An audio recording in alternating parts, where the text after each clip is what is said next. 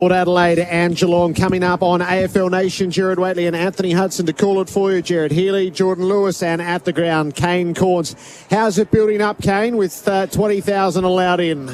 Lights are on. Geelong players out there doing their just shots for goal. Pretty relaxed sort of first warm-up. There's a staggered start, so when you get your tickets, you're told what time you're set to arrive. So I reckon there'd be about 3,000 in the house at the moment. The rest will arrive shortly in staggered intervals. Kane will build the atmosphere for us as we get closer to a start. We've got Chris Davies who's going to join us shortly from Port Adelaide. We'll scan to the other three finals shortly as well and set those up. But just before Chris Davies joins us, we're talking the awards of the week. The other one was the Coaches Award last night, which was just like the Brownlow is, entirely dominated by midfielders. So if we take our guide from the coaches as to who the most significant players are, who fulfil the brief week in, week out, who drive the result, then they are Oliver, Bontempelli, Wines, Steele, Miller, Walsh, Merritt, Petrarca and Parrish. And Laird is at 10, so you can debate how much midfield he is. And then Nat Nui's at 11 is the first sign of anything else. It makes a nonsense of the criticism of the Brownlow that it's a midfielder's medal. I mean, every medal is a midfielder's medal, and the people that criticise the Brownlow for it being a midfielder's medal aren't midfielders. Well, they're not, but when they give votes on Friday night and Saturday night, they give them to midfielders most of the time because it's a midfielder's game. Everybody's a midfielder, save for about 6 people on the ground. Yeah, sorry, you go, Kane. I do like the best and fairest. That's where, like, Dylan Grimes wins the best and fairest last night. So at least the coaches of their own teams are recognising. But you're right. You could go further, Jared. I think it was Ruckman before you got to anyone. There was about 2 non-midfielders, and they were Ruckman in the top 30 of the coaches' votes. It makes it tough. If you had to pick one defender, Kane, and they had the Danny Frawley medal for the best defender, who would you pick? Oh, that's a question without notice. May or Lever, I reckon, for me this year.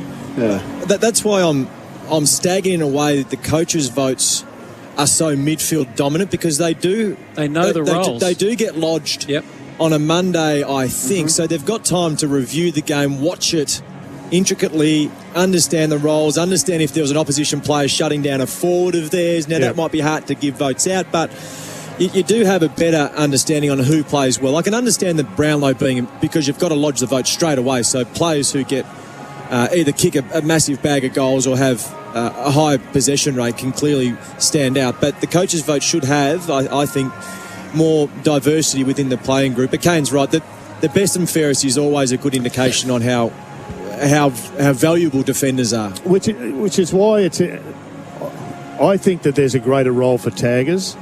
And if you compare 2 of the best midfielders, if Paddy Dangerfield gets 30 tonight and Travis Boak gets 30 and they're notionally against each other, they cancel each other out. Your great gets 30, our great gets 30. But if you've got a bloke who's incapable of getting 30 and he goes on to Dangerfield, like Mark O'Connor, let's say Mark O'Connor is incapable of getting 30 and he probably doesn't get a game unless he drags somebody back down to his level. Well, your average players dragged a great player down to an average level. That's a win. Yeah. And yet 30 v 30 is essentially just a neutral. So this is why I'm surprised that we don't see more people playing that role. And if you've got somebody like our co-host here tonight, Kane, who can get his 30 as well as being a tagger, I mean, then you're reversing the roles and you're getting a double win. Now, Drew, to me, is one of the Port Adelaide's most important players because he sucks the life out of one of the really gun midfielders. And I'd hate to be a midfielder tonight and Drew lines up on you. Yeah, I read the voting criteria for Richmond's best and fairest. So it's 0 to 5, and you're rewarded on your offensive pursuits, your defensive pursuits, and the critical contests in a game. I mean, all coaches reward it differently, but that's a pretty good summary, isn't it? So what have you done offensively? How's your defensive game? And what have you been like in the big moment when you got to win a footy, which is what finals footy is all about? So I do like their voting system, and it opens it up to everyone. Will we get to Brownlow night from here thinking that the winner comes from Oliver, Bontempelli, Wines? I'd be surprised if it's not one of those 3, Well, it shouldn't change from here, should it, Jared? It often does. That's right. Someone plays well in a final and they're dramatic shorteners and the like. Who's Melbourne's most important player, do you think? Most important for either them or for the opposition. If I was lining up against Melbourne, I'd be going to Oliver. Yeah, I think he's changed his game in terms of he's an inside player, but he's got that burst. He's always had that burst of speed, but now he's been able to use that and understanding how he uses that. So his burst from stoppages has been quite damaging this year. So he would be the number one. I think it's probably the forward line for me. I think every other line in the Melbourne side is well structured and consistently performing at a high level. But the one question mark will always be how the forward line operates. And I think Tom McDonald plays a big part in that. Getting back to your Brownlow, it'll be interesting. Bontempelli's votes in the back 6 to 8 weeks will be really interesting, won't they? He's going to have a big lead, isn't he? No, well, notionally, unless there's the odd year sometimes where you still grab a couple of votes somewhere that are completely unexpected, and that's enough. No such specialty as momentum, I think, with the Brownlow. If you can just snag the two when you've only had an average game, well, that's a winner. But Clayton Oliver, he had a quiet 4 or 5 week patch, as Melbourne did, but he's flown home. He's had a fantastic year. I'm interested in where you have Stephen May in your most important Melbourne players, because Oliver is one of half a dozen midfielders. He's clearly, to me, just a tick in front of Petrarca at the present time. I think we should see more as a mid forward. As a pure mid, Oliver's got him well and truly covered, but I think they'd find it more difficult to replace a Stephen May than just about anybody else on the deck. Yeah, I think Stephen May becomes really important if you're coming up against a Hawkins or a Dixon. I think when he was out of the side and Harrison Petty was able to take the second key defender, if you like, it wasn't too bad, but it comes more important when you play those two players. Even when I was going through our period, Brian Lake was that player, yet he wasn't the most important player throughout the home and away season, but certainly when it came to finals, he was the most important player because of Tom Hawkins. One of the all-time great Norm Smith medalists at 80-1 on the Thursday. Some things stick in the mind, don't they, Jared? It was a highlight. And do you reckon we weren't cheering him on for another intercept? So we're getting our first shots inside the rooms of the Cats and Port Adelaide as they're going to open this final series once more. The other the awards of the week was the Hall of Fame, where Debbie Lee became the first female to be inducted, and opens the way for another gender in the Hall of Fame, which has been ignored for too long. It was fantastic to listen to Debbie Lee's story. I've run into her a couple of times and had no idea just how much of a pioneer she was. So that was great to sit down and learn about her role in bringing this game to where it's at the present time. I was rapt to see Robbie Wiley get nominated because, people my age would remember Robbie Wiley as a two-time or as a couple of years at Richmond, won a flag, won a B&F. But he won 8 best and fairest. I think he won 6 in his first year, 6 in his first 6 years for Perth. He was a fantastic state of origin player. I think he kicked 10 goals 3 times in his first year. You interviewed him. I'm not sure if the story got fully elaborated on, but he was a fantastic player. And then Chris Judd. So reliving those highlights of how he was at the start for West Coast, that was the most gobsmacking moment, I thought. How electrifying that game in Brisbane. We see that once a round, I reckon, now. He was doing it 20 times a game. Did you ever play on him, Kane? Yeah, he was... He doesn't get enough... So you saw all that, Jared, and I said during the week, he doesn't get enough credit for how tough he was as well. He was a genuine... So he wins Clayton Oliver type contested footy as well, but then you get the outside brilliance. And have you ever seen anyone run at speed and be able to grab the ball below their knees like him? I don't think I can. I said, Gary Ablett and Chris Judd are the 2 most complete players I've played him, because you usually, if you come up against an opponent, they've got some sort of weakness. They're either not inside, they're all outside, or they don't have a massive tank, or they don't have speed. There's usually something you can pinpoint. I never could find anything with Judd or Ablett, because they were so aerobic, they were so fast and powerful. They could both go forward and hurt you on the scoreboard, Ablett more so than the rest. So they were just a nightmare to prepare for. Do you think we talk about Stringer and Petrarca and those striker type players? Was that Judd? He more kicked his goals from the midfield, and I think he was a bit more when I'm going to say honest, I don't know if it's the right word. He didn't necessarily. So I think Martin and Stringer and these players, they semi-sniff the ball, and they're given a bit of a license to do that. Judd didn't go until he knew his team had it. I think I'm just watching Stringer recently. He goes a couple of seconds before he's fully aware that his team is going to win it, and you got to cheat a little bit, and I think he's doing it really smartly. I think Judd was more honest than that, and he kicked his goals more so from the midfield. I reckon these guys, Martin and Stringer, are kicking their goals more so forward or resting forward.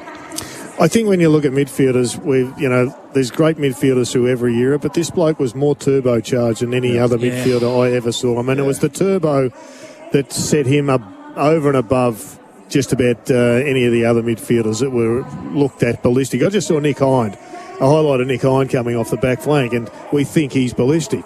But he's in third gear compared to Judd, and Judd had the ball 35 times, went forward, kicked goals.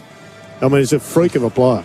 A shout out for Rainbird. They have Adelaide Oval in pristine condition for tonight's match. Rainbird, smarter irrigation, the intelligent use of water. And if you want your chance to win a product pack from Rainbird, head to their Instagram for details. Let's head to Adelaide Oval. Chris Davies is the Port Adelaide GM of footy. Chris, great to have you back on AFL Nation. No worries. Thanks, Jared. How big a night is it? So we're looking at it from afar. Chris, what's the build-up like for you? No, it's obviously significant. It's a fantastic opportunity for us to take another step within the competition. We thought we did pretty well throughout the minor round, but this is where it starts. How's Ken? Right from the start, he said we're aiming to win it. There was questions, and I think rightly there were questions. CD halfway through the year with your record against the top 8 sides. That's gone now. That's evaporated. You're as well set up as anyone. Does he get nervous, and how's the coach feeling? Oh, look, he can get nervous, Kane, as you well know, but he's a pretty cool customer. He's certainly felt like our group has been building to this moment. So I know he thinks that he's going to coach a team that has the capability to take some further steps within the competition. It's now up to the guys to get out there and get the job done. Midfield's going to be fascinating. We've spoken a lot about Geelong's forward line. I'm not sure you match up against them perfectly. Mackenzie will go to Hawkins. How confident are you that he'll get that job done? Oh, we're confident that all of those guys, as a back six, have got their work cut out for them, and we know that they're going to have to be good enough to get the job done. Obviously, we also think that pressure up the ground is going to be equally as important. I'm not sure that there's too many players in the competition who can cope with Geelong's forward line if the ball's coming in, to our defensive area one-on-one with our defensive group spread. So, that's going to be part of the challenge that we've got today. It's something that, on the most part, we think we've done well, for the majority of the year, but we certainly know that Geelong have some serious threats in their forward half. Chris, Georgiades is a terrific young player, a bit stiff not to get the Rising Star Award, but I've got a fascination with your tall forward versus the other options. If he had been available, would you have gone with the 4 at the expense of one of your smalls like a Fantasia or a Motlop or heaven help us Robbie Gray? No, I think he'd be in, but would you have gone tall or small?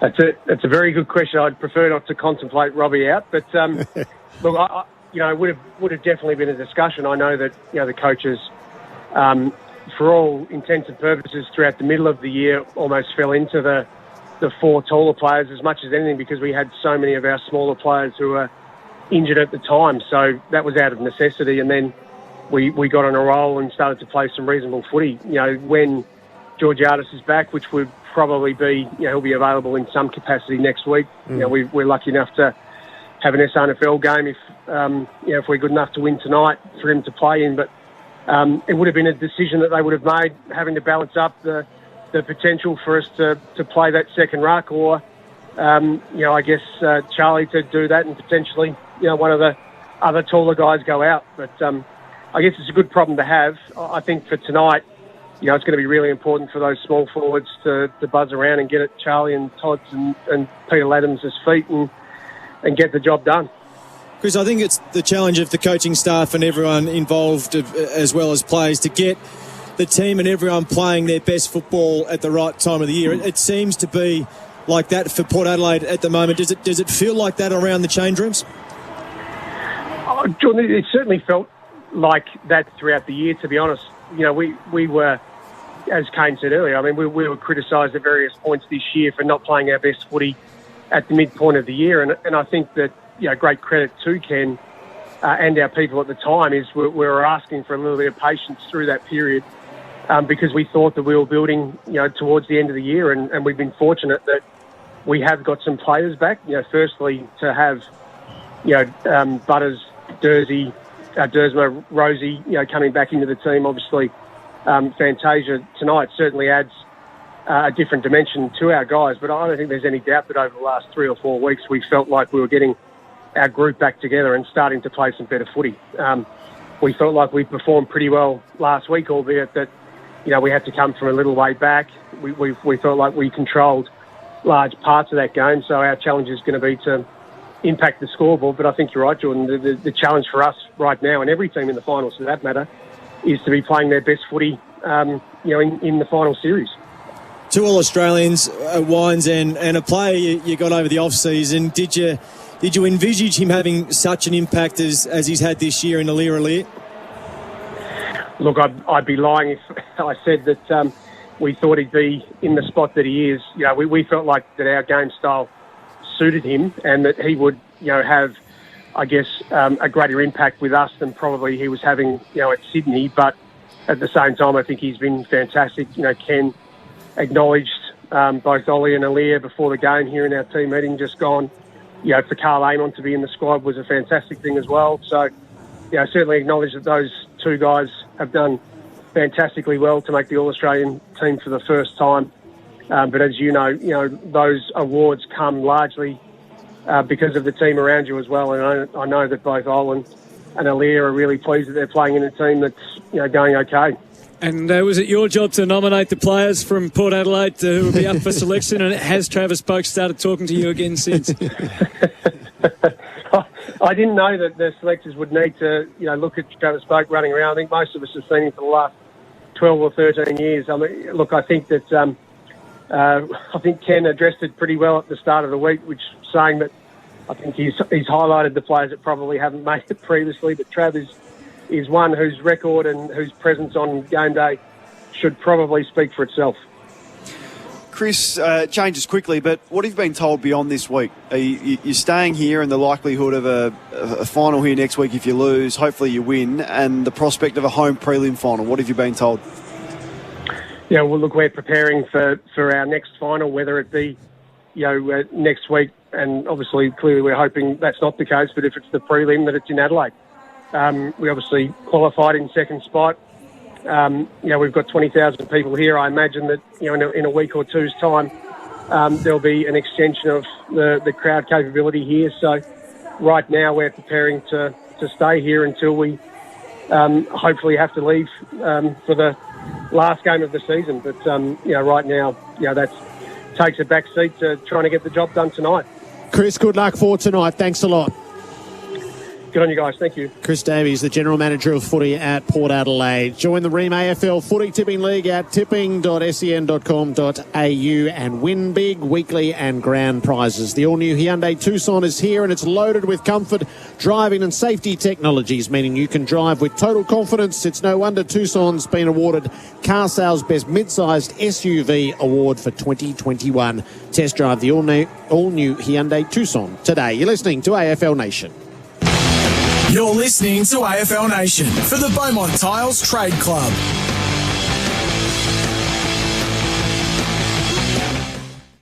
Sustained performance in footy is more than just one great game. It's about playing consistently, game after game, season after season. It's the same with your super. Because if you're with Host Plus, you're the super fund with a history of long-term top performance. Host Plus, we go with you. This is general advice only. Consider the relevant Host Plus PDS available at hostplus.com.au before deciding if Host Plus is appropriate for you. Past performance is not a reliable indicator of future performance.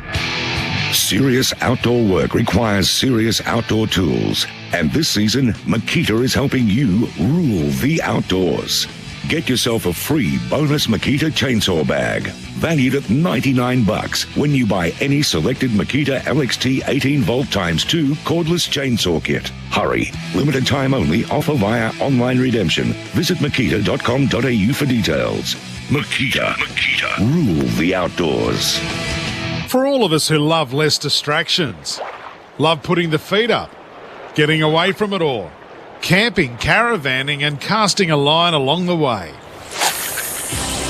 There's a lot to enjoy with Dometic, especially camp chair exercise, aka the act of reaching into your Dometic Patrol icebox and grabbing a cold one while sitting in your camp chair. Are you with me? Dometic, everything you need for adventures, big or small. When you're shivering in the winter chill, there's only one thing you need to remember. When the temperature hits you, just get a Fujitsu. And right now, when you buy a Fujitsu air conditioner, you'll receive a digital prepaid MasterCard worth up to $450. Buying new or upgrading, just get a Fujitsu. It's Australia's favourite air. Purchase eligible model by 31st August 21. Claim by 29th October 21. Prepaid gift card issued by EML Payment Solutions Limited, ABN 30131436532. T's and C's and exclusions apply. See website. The 2021 Toyota AFL Premiership season will arguably be the hardest fought in the history of our game. Our players, clubs, members and fans have united to overcome the uncertainty of another rollercoaster season. The harder the fight, the bigger the prize. I want you to make me the proudest coach in league history. This is the 2021 Toyota AFL Finals Series. This is the best of us. For all the latest info, go to finals.afl. State Transport. Our people are your solution. Albert here at State Transport and Warehousing. We have a huge fleet delivering locally and all around Australia. We are certified and quality assured. Try us to experience the difference. Our people really are the solution. State Transport. Our people are your solution. Head to statetransport.com.au. With destinations like the Great Ocean Road, your best adventures are right here in Victoria. Switch your electricity and gas to Red Energy on a Qantas Red Saver plan today and you'll get 15,000 bonus Qantas points plus 2 points per dollar on every energy bill you pay on time. Switch on to Red Energy now on 131806 so you can switch off on a Victorian holiday later. Residential customers only. Eligibility criteria and conditions apply. Energy fact sheets available at redenergy.com.au/EFS.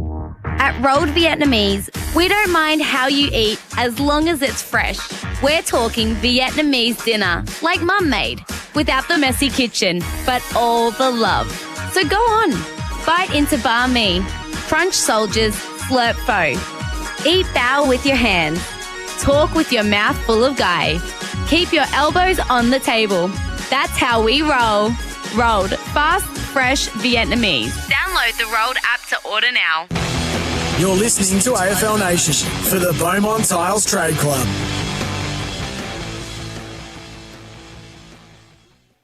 Time, the pre-game show for Beaumont Tiles, and the warm-ups are about to transpire for Rheem. Installer Rheem, Australia's favourite in hot water. Jared, you had a lengthy chat with Graham Wright from the Magpies last night. What do you make of Collingwood's scenario? Well, can I firstly say, what have I made of Graham Wright? And you just listen to Graham Wright, and people talk about getting all the pillars in place. Well, I think Collingwood have got a pillar in place. I mean, Graham Wright's got a great pedigree with Hawthorn, and I think just talking to him last night, I think you'd be really happy if Graham Wright turned up at your footy club as your footy manager. I think they're in no hurry to appoint a coach. I think they've got 2 or 3 others. Maybe they're waiting for the finals to wash out to just make sure that there's somebody doesn't get spat out of the finals. And I think that's a pretty smart way of going about it. I think they know pretty much that they're in for a fairly significant rebuild. And I felt, listening to Graham Wright, that the club is in good hands. I mean, there is this nonsense going on behind the scenes that needs to be sorted out. And the big heads at the top of the tree need to just put all their egos away and just get the thing done for the betterment of Collingwood, because I think under Graham Wright, and whoever the coach is, they've got a chance to rapidly go forward. They've got the next day costs that they've committed to, as we well knew. Is what do you think will happen with Mason Cox? I think Mason will end up somewhere else. I think Mason probably needs to get used to the idea he's not going to be on 500 or 600. It's probably going to be more like 200 plus incentives if he plays. But I still think as a second ruckman forward, there's an option if the ball comes in quickly. Would you put an All-Australian clause in his contract, Jared, or not? Squad? No, I'd go with an All-American. Very good. We will settle in for Port Adelaide and Geelong and give you a taster of the other three finals across this weekend. Coming up on AFL Nation, the all-new Hyundai Tucson is here and it's loaded with comfort, driving and safety technologies, meaning you can drive with total confidence. It's no wonder Tucson's been awarded Car Sales Best Mid-Sized SUV Award for 2021. Test drive the all-new Hyundai Tucson today. You're listening to AFL Nation for the Beaumont Tiles Trade Club.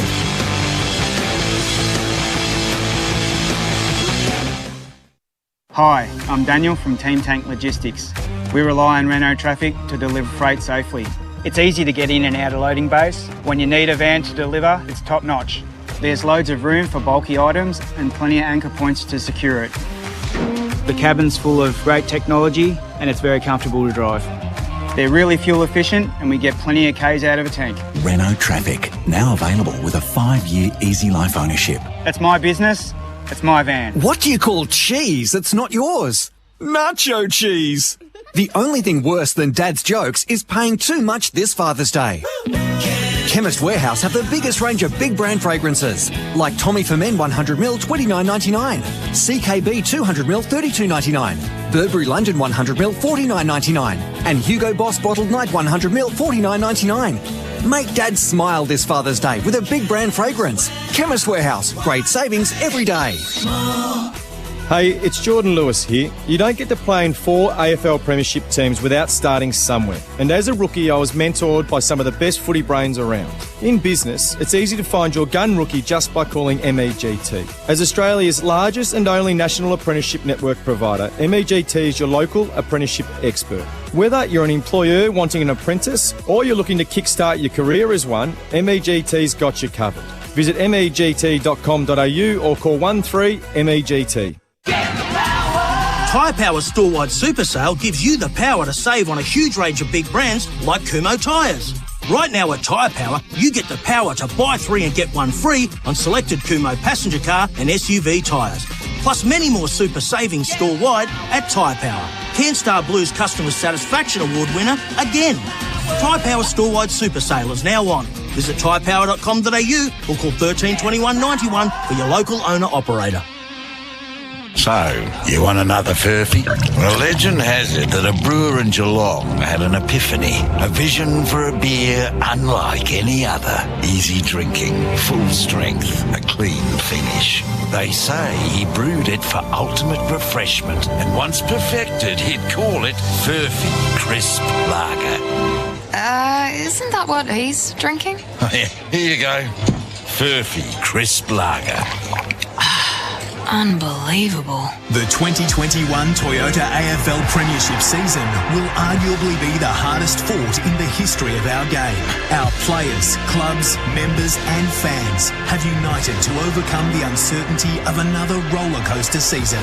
The harder the fight, the bigger the prize. I want you to make me the proudest coach in league history. This is the 2021 Toyota AFL Final Series. This is the best of us. For all the latest info, go to finals.afl. A beautiful home starts with a beautiful floor, and so does creating the ultimate bedroom. Creating a sense of style, comfort and warmth is easy with the latest Choices Flooring Inspiring Choices magazine, the Ultimate Bedroom Edition, featuring 68 pages of inspiring ideas and the latest trends in carpet, timber, luxury vinyl, laminate and window furnishings for the bedroom and the rest of your home. View online or pick up your free copy at your nearest Choices Flooring store. Okay guys, Father's Day is September 5th and all every dad wants this year is All Day Socks by Underworks. Available at alldaysocks.com and all leading supermarkets. Even after 50 years, we're still celebrating the classics at Macca's. So for our birthday, why not take our iconic taste to the next level? Party with a double quarter pounder, Filet-O-Fish, McChicken or Big Mac today. Available after 10:30 a.m. You're listening to AFL Nation for the Beaumont Tiles Trade Club.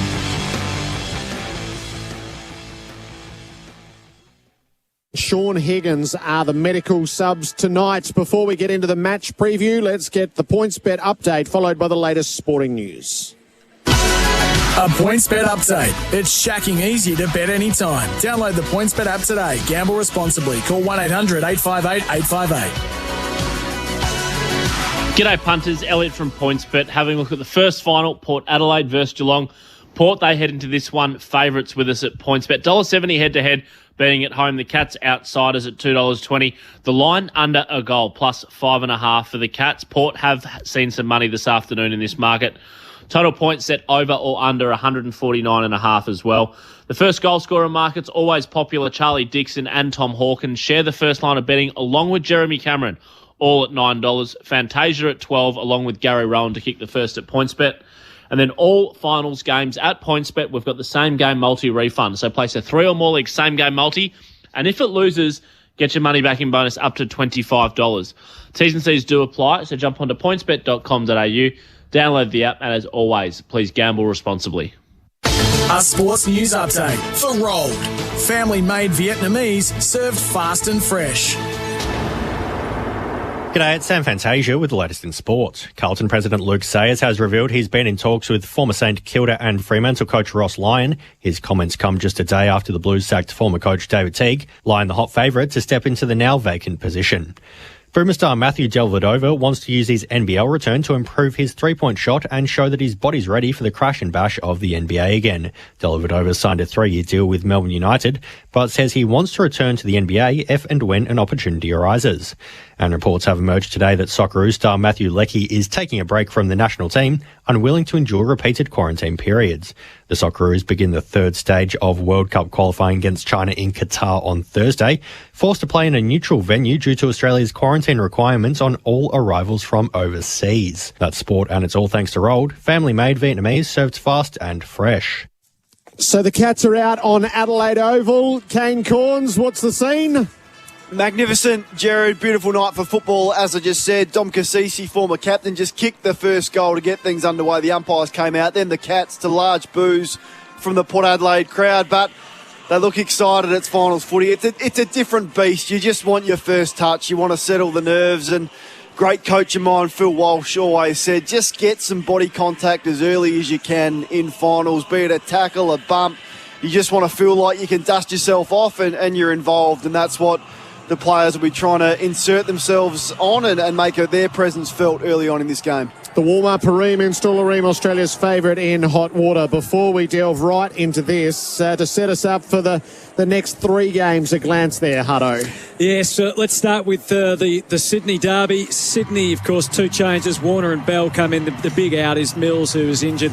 Campbell's been omitted.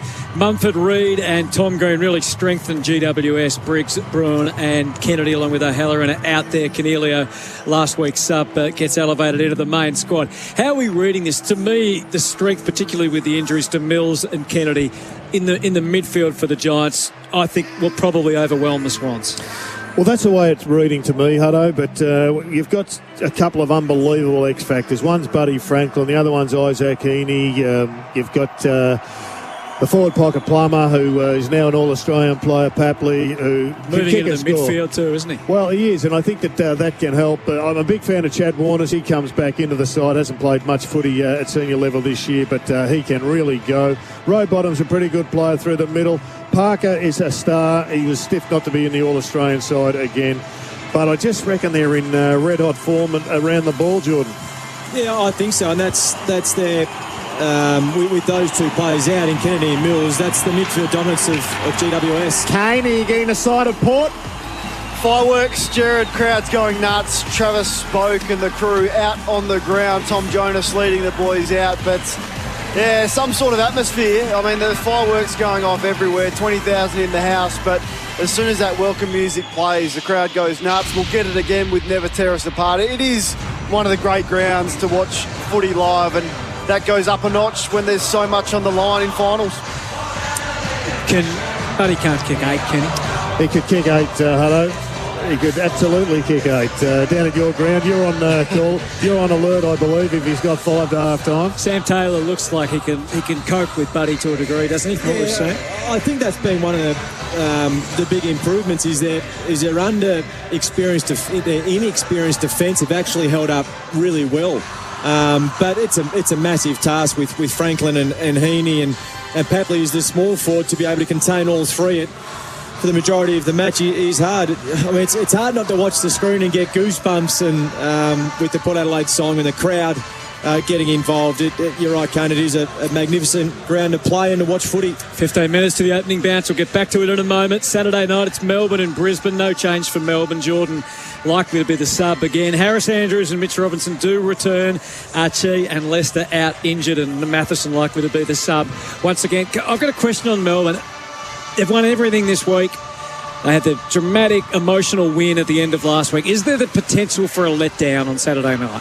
Well, I think they can't overplay the achievements of the week upon the final series. So it's like speaking to Chris Davies before. You've got to touch on it. You've got to recognise what they've been able to achieve throughout the year. But you've certainly got to put it to the back burner and say, hey, the individual awards are done and dusted. This is all about team success now. So well done, but there are bigger things. I reckon most of those guys got the belting over in the West. They, I think, have got that would be. I've still got scars. Yeah, I think they'd absolutely know where they're at. This game is all about the number 90, Hutto. Put that in the memory bank, the number 90. Brisbane have won one game only this year if they haven't scored 90 plus. And Melbourne have conceded 90 plus just once this season. Nice. So if it's 90, it's a draw. Are they a chance, Kane, Brisbane? Can you make a case for them? They were up at half-time pretty solidly when they met them last. They haven't really played any top 8 teams, basically, have they, for the last 6 or 8 weeks?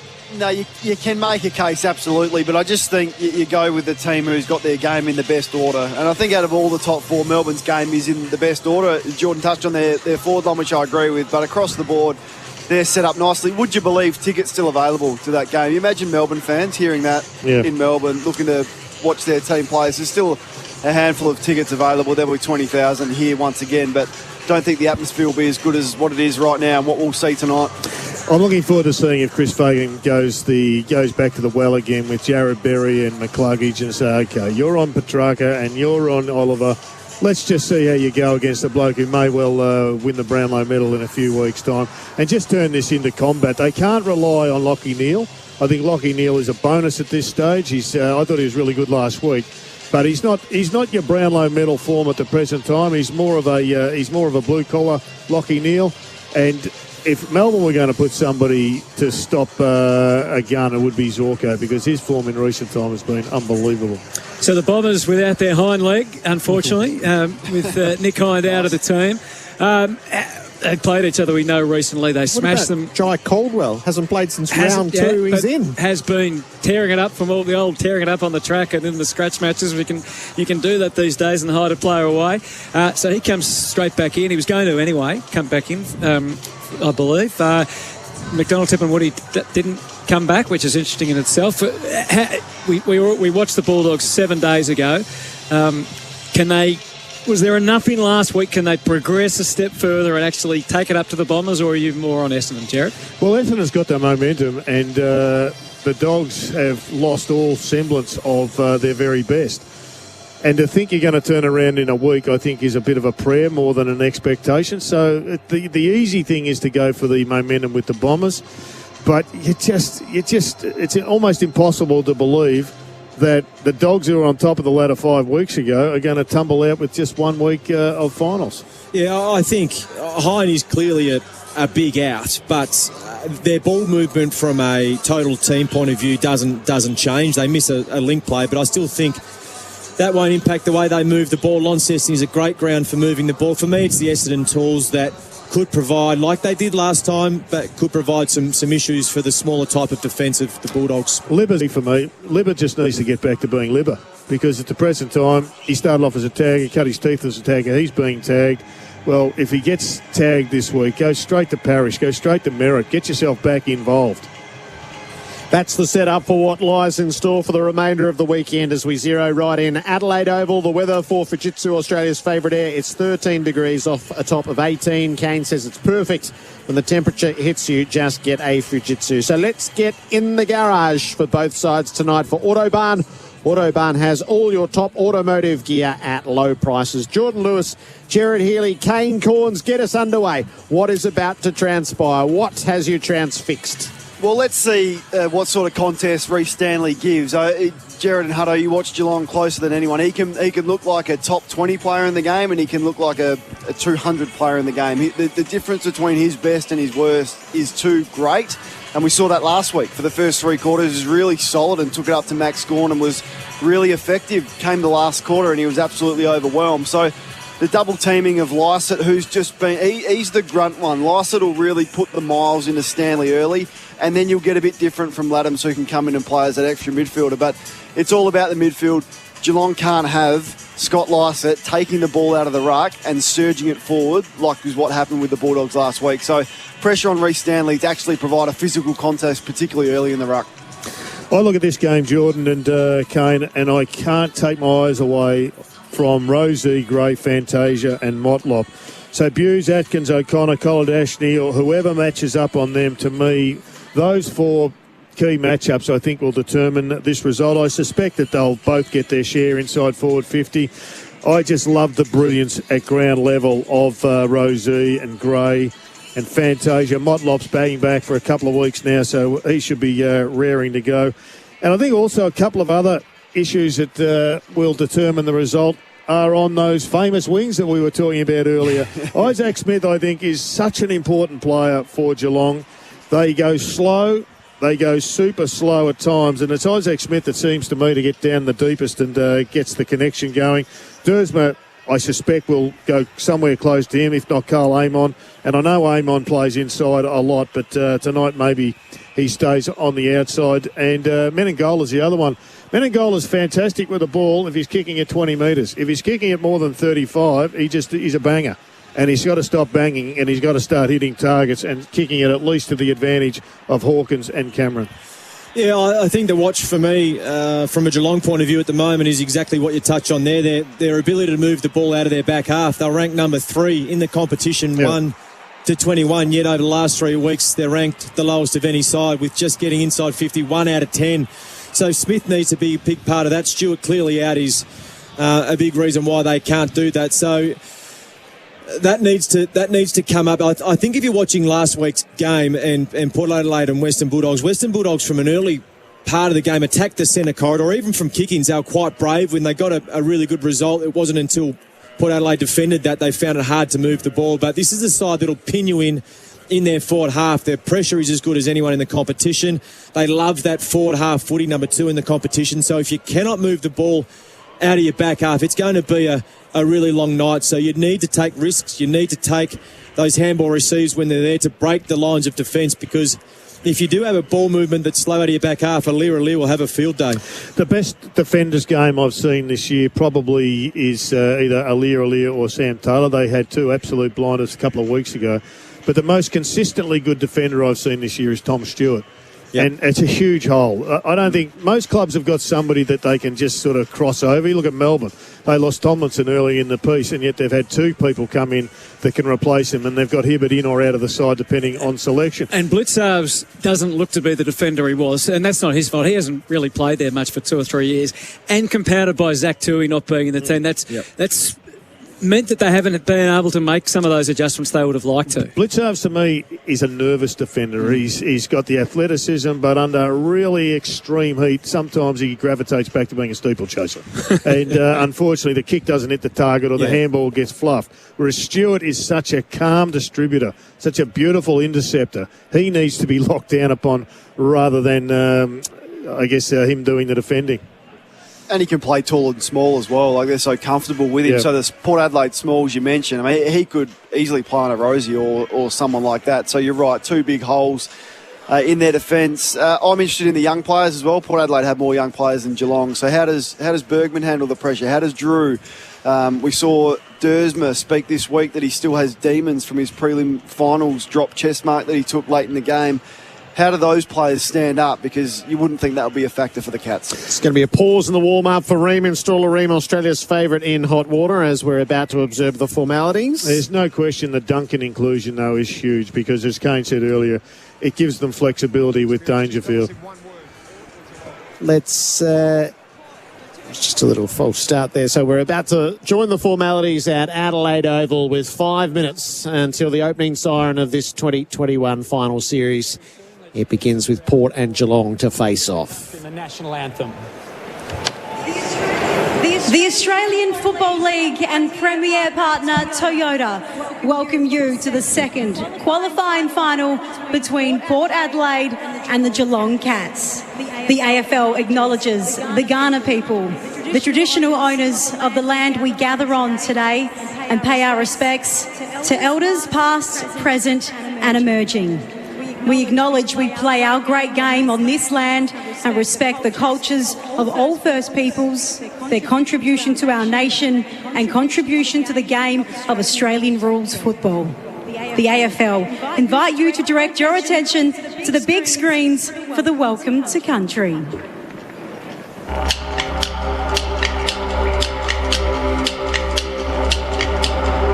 Namani, Ngangari Jakira Malawara Takatinyai. My name is Jakira, second-born girl. I'm from the Dry Forest Clan. Ninkawarni Nyadluyarta, Bukiana Merawanda Nyai Darkati. We live in our ancient land, where our ancestors still lay sleeping. Ngayachili, Ninkamarndi Kumuka, Imberandi, Taula, Mina, Yarta. My friends walk together with us and recognize our spirit, our people, our place. The circle is where our culture began and where this game begins. We greet you to the spirit of this place, our country, Tandanyanga, the dreaming place of the red kangaroo. We welcome you to the 2021 Toyota AFL Final Series, the second qualifying final between Port Adelaide and Geelong.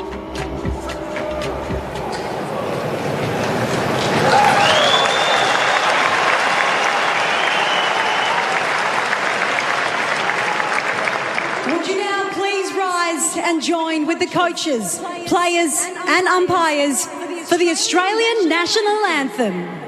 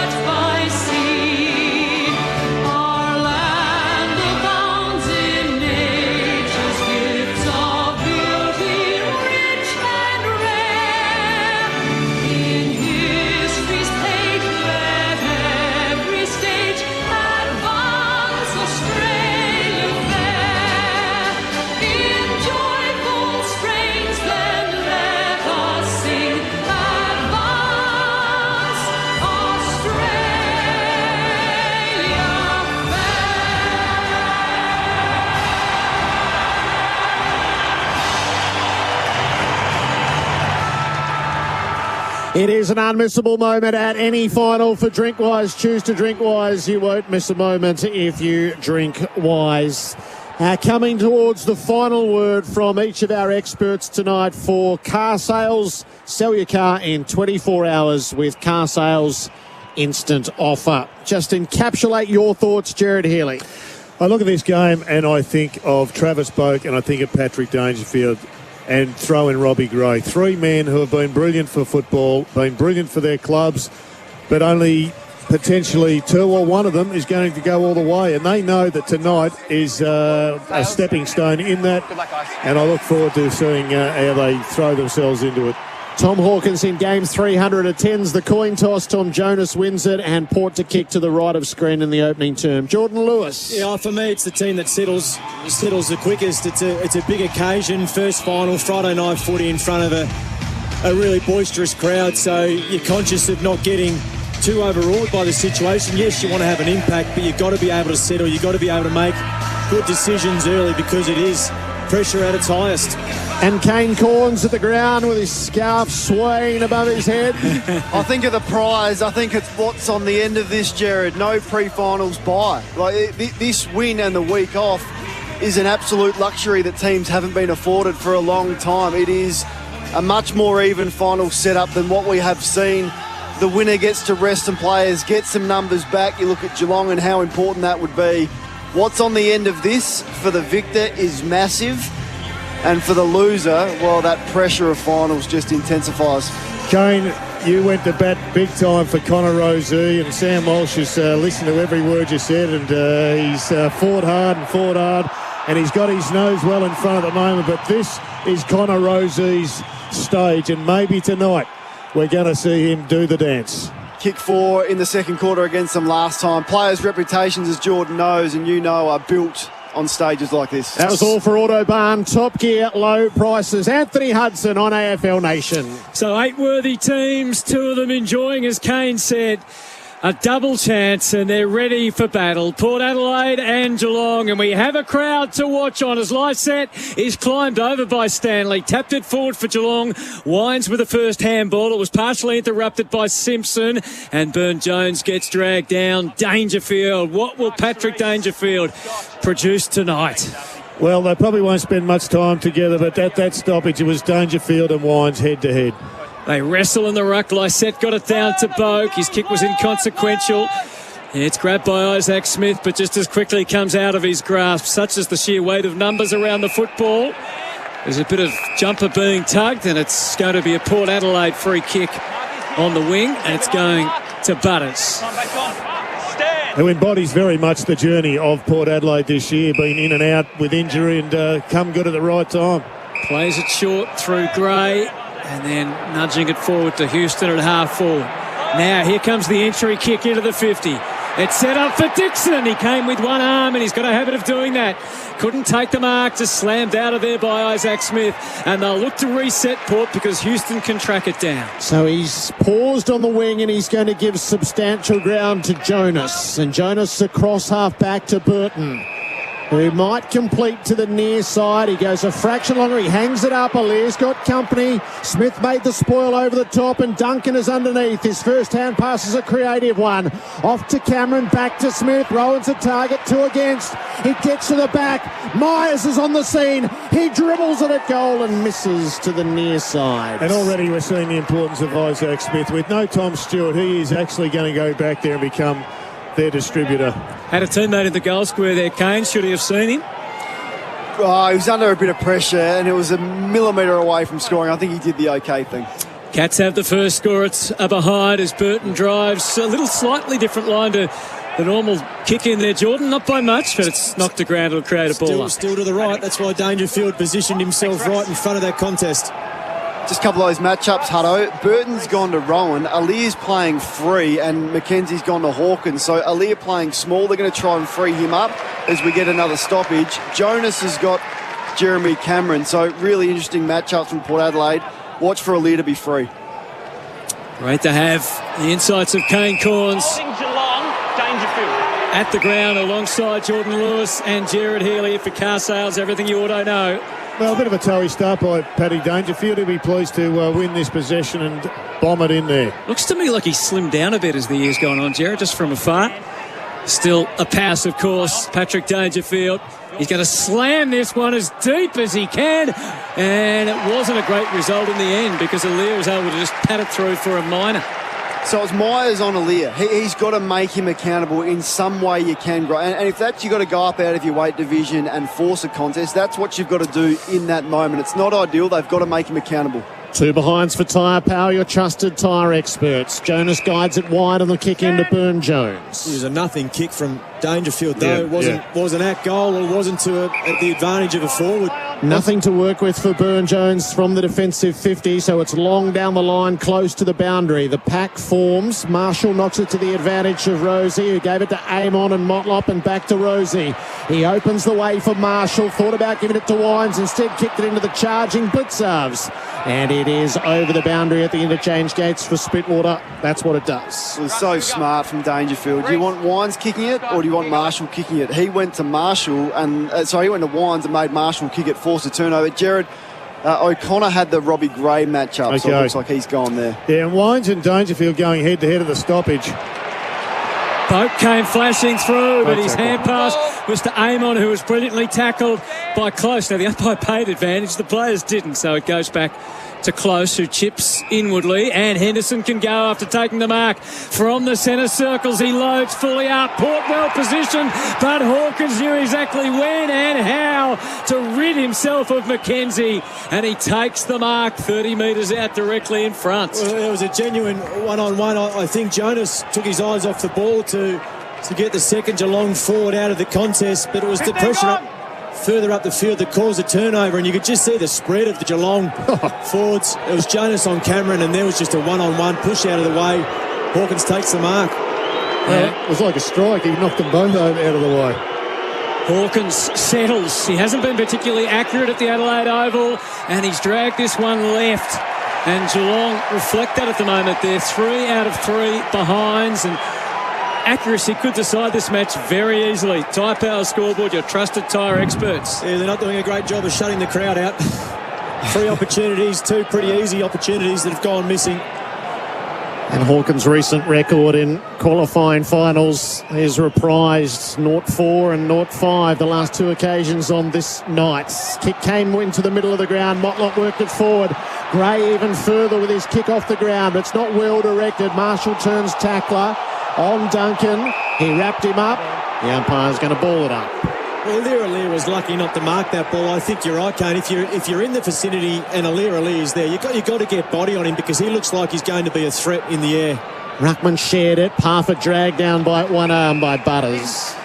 Yeah, so they're just really organising their matchups. For a moment, Aliir had Cameron. He doesn't want Cameron, so he's come across to Myers. Jonas has gone to Cameron. Stanley wrestles his way to the tap to Simpson, who got caught. Lovely tackle by Houston, who threw, and it was dropping the ball off to Amon. Port go forward, right to the hot spot.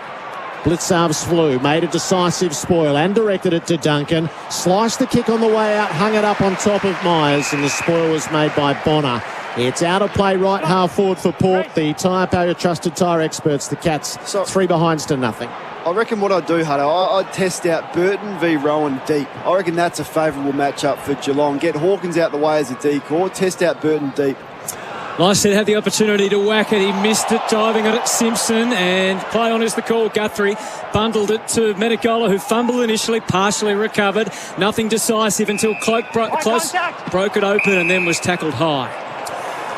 Well, it's pretty tough inside the clinches. There's a lot of fumbled handballs, etc. The umpire's letting it go at the present time. No prior opportunity. I think they're calling it well at the moment. So Close ponders. He's at left half back. The Cats with the only 3 behinds of the match so far. Drives it predictably down the line, and predictably Aliir is able to wriggle clear and take the full intercept mark. Simpson, he was opposed to that time, was a real mismatch. He plays it back to Jonas, though, and this is where Geelong have been structured well so far. Jonas goes short. We know Mackenzie's a longer kick. Can he find some sort of hole in the Geelong grid? No, he goes with more of the same. It's short to Amon, is also a beautiful kick. He chances his arm through the middle to good effect. Marked by Motlop. He waited. He had run coming from behind, and across the ground goes Bonner, so it's careful, but the advances have been pretty solid so far for Port. It's a long kick inside 50. It was in the grey direction, but the Cats had it well scouted, and Kolajasny takes the intercept mark. He'll bring it across the face of goal to Duncan. And now to the near side on the transfer to O'Connor. Close is busy beyond the defensive 50. That's where the kick goes, close to the boundary. Smith gets motoring up ahead. Close is going to give some ground and redirect play through Duncan and back across the face of goal. Guthrie has footy in hand. He kicked it back behind. Henderson took it on the bump. Couldn't get rid of Marshall. Stood. Coughed it up. Gray at the 50. Split them wide open. And Motlop will get the first for Port. He bedeviled Geelong this night a year ago. And Stevie Motlop bobs up on the defensive turnover from the Cats. 1 straight to 3 behinds on the Tyre Power kicking goals with 25% off on Kumho Tyre's scoreboard. They'll be absolutely thrilled with that, Port Adelaide. They would have gone in focusing on Geelong's slow ball movement coming out, trying to get Henderson to have the ball because he's as slow as treacle. He's fine when he marks it, but when the ball's on the deck, as we just saw there, he hasn't got a capacity to get away. There was no relieving handball. He tried to get away from Marshall. Marshall gobbled him up. That was a free kick as much as anything. Well, I think if you're looking to switch the ball, you can't make mistakes, because when you go to the open side, you go away from your numbers and you miss a kick, the pressure builds, and when it's in the forward half of the opposition, it is one kick over the top and it's a score. So at one end of the ground, we've had 3 misses. At the other end of the ground, they are buoyed by an intercept goal. Big early win for Port. Selwood comes charging off the line and wins a free kick. It was unbelievable. Contact. It was an unbelievable effort. He's just 35th final tonight. How many times has he done that when his team needed it? Eccles second. He kicks to about 40. Hawkins holds body. Rowan tried to get a run at it. Aaliyah had the big say. Knocked it to Marshall, who flicked it to Boak. Cats claim it was a throw. Play on the call, onto the trusty left goes Amon. It was a lot to ask of Dixon. He had obstacles in the road. Amon won it back and gave it to Boak. They might be able to leverage this through the middle. Goes Motlop. Poor kick towards Bergman, though, because Isaac Smith got a read on it. He's bundled over by Rose there. It's a push. And a free kick to the former Hawk triple premiership player now with the Cats. 20 finals he played with the Hawks, Isaac Smith. First trip back to this time of year since 2018. Sorry, Jared, I hope they don't pay them all night. This is finals footy we're talking about. Smith to Cameron in centre fields. Cameron slow with the play, fires to the hot spot now. A pack of players. Alir with a two-fisted spoil back outside the 50. Smith is there to gather though. Hand pass to Kolajasny, now to Menegola. Inserts it to Parfitt. Let the tacklers go past. Didn't get a lot on the kick though. Floats it out near Selwood, who waits underneath and marks. Alir's in their head already, isn't he? Trying to work out what the strategy is. So clearly they know they're kicking it to Alir. Maybe they're thinking we'll put a small on him, and Selwood waited, found the hole for Cameron, who leads up and marks. Well, maybe they're expecting the small that's on Alir to crumb the ball, because I'm not sure what other strategy you would have for that matchup. Well, I think Western Bulldogs gave you a bit of a blueprint last week. If you want to kick in his direction, the ball's got to be low, but the forward has to be on the move. Too often they've just kicked it in the air. Yeah. So the Cats have dominated the inside 50s for safety steel sheds. They had not had the true boot yet. Jeremy Cameron from 49 out lays into it at the right-hand post and feeds it in. The Cats land theirs. Jeremy Cameron on the boards in his first final in the hoops. 139 to 1 straight on the Tyre Power, your trusted tyre expert scoreboard. There's going to be so many clutch moments in September, and we'll focus on the ones late in games, we will, but that's such a clutch moment from a superstar player. But how Port Adelaide allowed that to happen. Joel Selwood marks it on 50. You know he's going to kick it 45. He had no other option but to find a short. So how Cameron, the most dangerous forward on the ground, was afforded that space for a little tick lead up and an easy goal back. But I think a couple of Geelong players have lifted. One of those was Selwood when they needed to, and the cool head of Cameron to go back and slot a difficult kick under the circumstances when you've had some early misses can't be understated. And I think that's the understanding. He would have seen the Dangerfield kick to the position where he kicked it close to goal. It was just a nothing kick, so he changes the momentum the inside 50. He's pumped up Jeremy Cameron after landing that blow. Stanley got the tap next time. Dangerfield, incorrect disposal, or has he got a free kick? Yeah, Drew just rode him into the back, and he gets the free kick, and that's the matchup. Dangerfield tried to break that by going to Wines early, but this is his opponent, you suspect, for the night. So he darts away using the stand rule to get a little clearer and goes long again. Can they match Alir? No! He outpoints Gary Rowan and takes another intercept mark. It's extraordinary. Danger hasn't learnt the lesson. The kick goes out wide to Rosie, and they try and get something going from half back. It's just no game feel from a senior player. You've got to understand that he has a big influence and already in this game. There wouldn't be a person in the crowd that wouldn't have known that either. Bonner kicks with length to half forward. Dangerfield got back, got a hand in, and got it away from Gray and Buse and over the line and out of bounds. It's the Cats 139. It's Port Adelaide 1 straight 6. Tyre Power kicking goals with 25% off on Kumo tyres. So whatever plan they've gone in with, that's not working, but certainly the kick out going inside forward 50 hasn't helped. So they've gone with Rowan, bigger opponent on him now.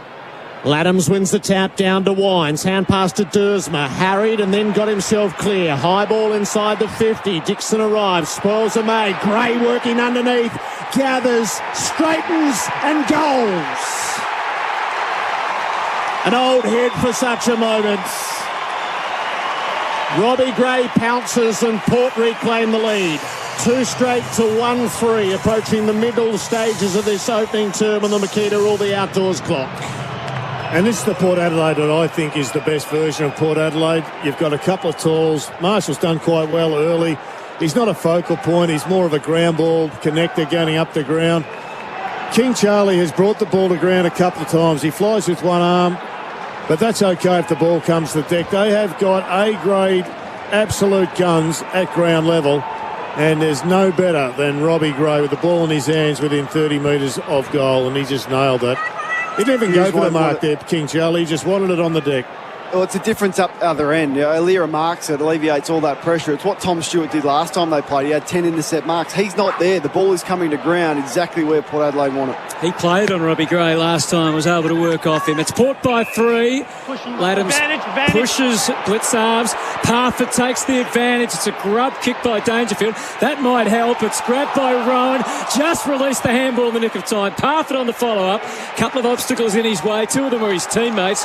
Dalhouse feels the heat from Willem Drew, and they're going to result in a ball up inside the forward 50. So the Cats are winning the territory game, but that's about it at the moment. Port lead by 3. Laddams engages and beats Hawkins, tapped it down the throat of Parfitt, who's had a swing and a miss. He's going to get the free kick, though, for a dangerous tackle against a perplexed and bewildered Carl Amon. Standing here. Let's go. Yeah, it's such a difficult position to be in when the player wants to continue on with the play in terms of Parfitt, wants to kick it. I mean, that's just not a free kick. We spoke about the Smith free kick before. It's finals. That is just over-umpiring. Pressure's on everyone, including the umpire. Parfitt goes out to the right, and he's missed another shot for goal. As good as directly in front.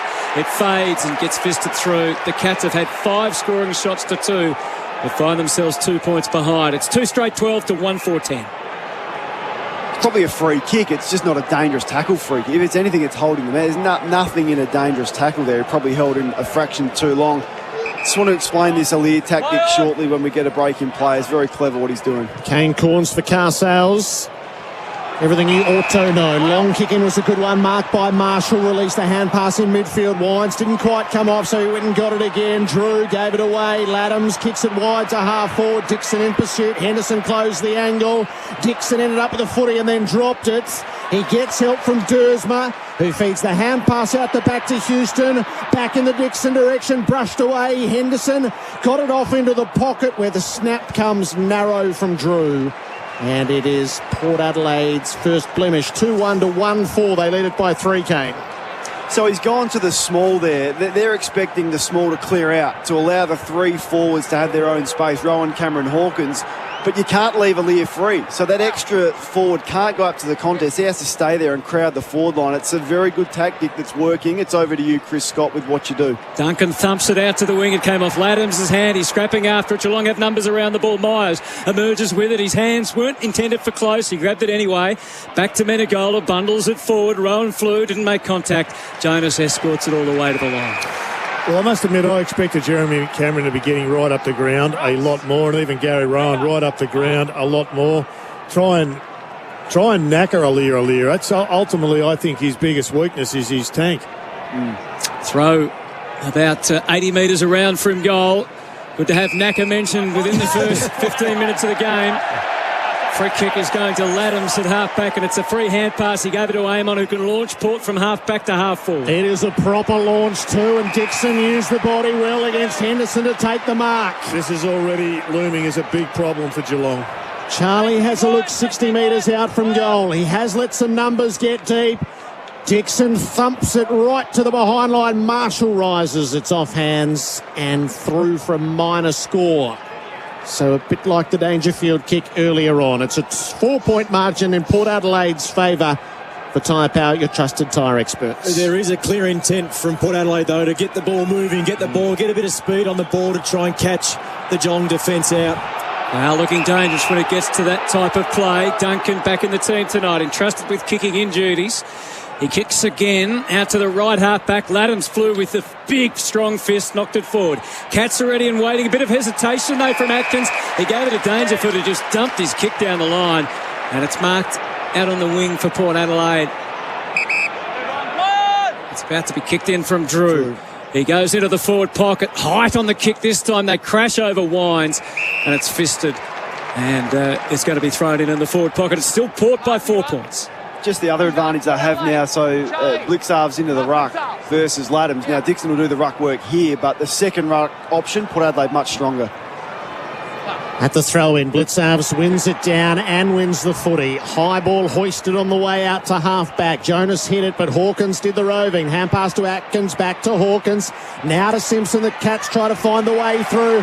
Great little spoil from Drew on a hand pass, forced the turnover. Wines got it to Dersmer, up to full forward. Hughes had first access, dropped the mark. Pressure comes from everywhere. Duncan got it away quickly. There's a high tackle. Oh, actually, it was in the back play as a bit too exuberant was Fantasia. And he took Duncan to ground. It was unnecessary. Menegola received the kick and up to Myers on the wing. Pulls it back inboard to Hawkins. A bump ball which is charged down by McKenzie, and Port had numbers. Laddams to Wines to Bonner. Let's see, the Cats are out of kilter. Bonner bought some time. Was about to be tackled. He strokes it to half forward. Henry playing in front of Fantasia. Cuts in, takes the mark. Brilliant mark by Henry. But Port Adelaide right now have got Geelong playing at a speed that they're not used to. Terrible kick. There was risk everywhere. It's marked by Dixon. He waits and then he decides to go short to Marshall. It's not far enough. Only a minor setback. Oh no, it was a major one because he took the shot even though there was time. He didn't get aligned. It's a behind to the right. So both sides, particularly Port of late, not making the most of their opportunities. It's 2-3-15 to 1-4-10, and the Cats defence being worked overtime at the moment. Duncan leaves to the left this time on the kick-in to Buse from the defensive 50. He has a long look down the line as he motors in that direction. Hand passes to O'Connor, got himself into a spotter bother and out of it to his credit. He kicks it sideways to Atkins. Duncan kicking in for me is an interesting one. I'll ask Kane, is he playing behind the ball as a genuine defender? Started on the wing, Geordie, and plays that sweeping role behind. Port Adelaide's tackling and their pressure has just been enormous. 13 tackles to 8, safety still sheds. Atkins to Simpson to Duncan, and an incisive kick to Henderson. Now up to half forward. The Cats slice through. Close gave it to Selwood. Up to full forward. Here's Aaliyah. Well, impossible. Exactly. They have not worked Aaliyah out. He's absolutely dominating this game. I think Duncan is just doing the Tom Stewart role. Somebody has to. It's either Smith or Duncan. It was a role I think they thought that Duncan would play this year at the start of the year, but they changed their plans for whatever reason. Burne-Jones kicks out to the wing, and that's a good imposing mark in the air for Laddams. But I love the fact that Port Adelaide have got Geelong revving too fast. They don't like playing this speed, and they're making mistakes. Tosses the kick up to the wing. Dixon is the focus again. He got buffeted out by O'Connor. Doesn't get the free. Instead, it's Duncan. He took the mark and identified the way forward. It was through the middle to Simpson. And now Isaac Smith through the middle. Channels it short. It was a little untidy to Myers, but he cleans it up and puts it on the chest of Hawkins, who simply must this time from 50 metres out. But I like their forward line when they're up the ground. This time it was Hawkins right up the ground. He comes back. He's not got 6 or 7 people around him. It was just a little chip kick. He should nail this one. 15 gone. So that little bit of history that we talked about in qualifying finals, and indeed Tom's record here at this ground, he'll be well aware of it. In his 300th game, can he step forward late in the first quarter to give the Cats the lead again? He can. He punches it through from 48 metres, and with mouth wide open he celebrates. Here's Kane Corns for car sales, everything you ought to know. Yeah, well, Geordie, forward half turnover game, isn't it? Port Adelaide have looked their most dangerous when they've turned the footy over in their forward half. They've got a goal out of that, and on that occasion, Geelong turning the footy over off a bad skill error from Port Adelaide in their front half. You just can't defend it. That's modern footy. And I think you speak about, trends of the game, and it mostly falls on the senior players to understand what the vibe is out there. And Isaac Smith is usually a long kick. We see every time he gets the ball, he wants to take territory. He would have understood that Aaliyah is having a big say in this first half. So it was a short, sharp ball movement off the turnover that actually got Tom Hawkins the mark inside forward 50, and then the set shot. Blitzarves was down there in that play too. Kane, I don't know if he was just running forward from the ruck, but that's interesting. Studying the replays for Self-Wealth. Trade shares smarter. Cats by a point. Blitzarves and Lysette. Lysette wins the footy. Blitzarves wraps him up. I think that's the positive. I mean, the pressure from Port Adelaide has been so immense, yet they're a point behind, so they haven't been able to capitalise on that momentum and pressure. Blitzarves down to Parfitt. Kick smothered by Boak, who's quick to gather and pop it inside 50. Henry just a bit too sharp as he doubled back against Laddams to take the mark. Has gone to half-back, Duncan. Started on the wing, as you called, Geordie. There's been a change with Aaliyah. Gary Rowan is trying to almost tag Aaliyah. Kick came to Duncan. That's a sharp ball to set a half-back and a good one to Kolodjasny. Probably couldn't take as much advantage as they would have hoped. So Kolodjasny, you hear him getting told to get going. He'll play it to the interchange side of the ground and set it up. Aaliyah just too strong. Too strong for Rowan. He takes the intercept mark and he sets Port away. Kicks it inboard to Wines. He hangs it up and out comes Laddams to take the mark. They run to him, so that he's got 4 or 5 teammates just running to him, and Burton and Aaliyah are now in discussion because Burton's confused. He's got the Rowan matchup. Rowan's going to him. So what does he do? Does he try and fight it, or does he go to Aaliyah's man? It didn't matter on that occasion. He was just too good. Port leading the inside 50s 11-10 for safety steel sheds. Peter Laddams with footy in hand. Not much of an angle. It'll be a couple of steps inside the 50. The test of accuracy turns to Peter Laddams, and he will meet it. He splits the middle. Goal for goal at Adelaide Oval. Port again by 5 for tyre power, kicking goals with 25% off on Kumo tyres.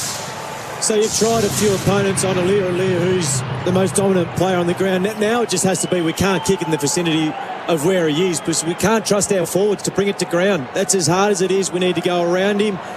We see him there on the wing. We see one of our forwards there that we want to kick it to, but we can't. No one has been able to match up on him, so you've got to go around him. You've got to find other avenues towards goal because he's just far too strong in the air. Simpson was the first one. He couldn't get it done. Then it went to Myers. He couldn't get it done. And then it fought on Gary Rowan. He couldn't get it done. So if you're Geelong now, you've got to find different avenues because you have to bypass Aaliyah. That's your only way to goal at the moment. But on the back of that, the quick turnover from Port Adelaide to get space forward of the ball. Port back up by 5. Another slightly skew bounce, and Lysette had under his control.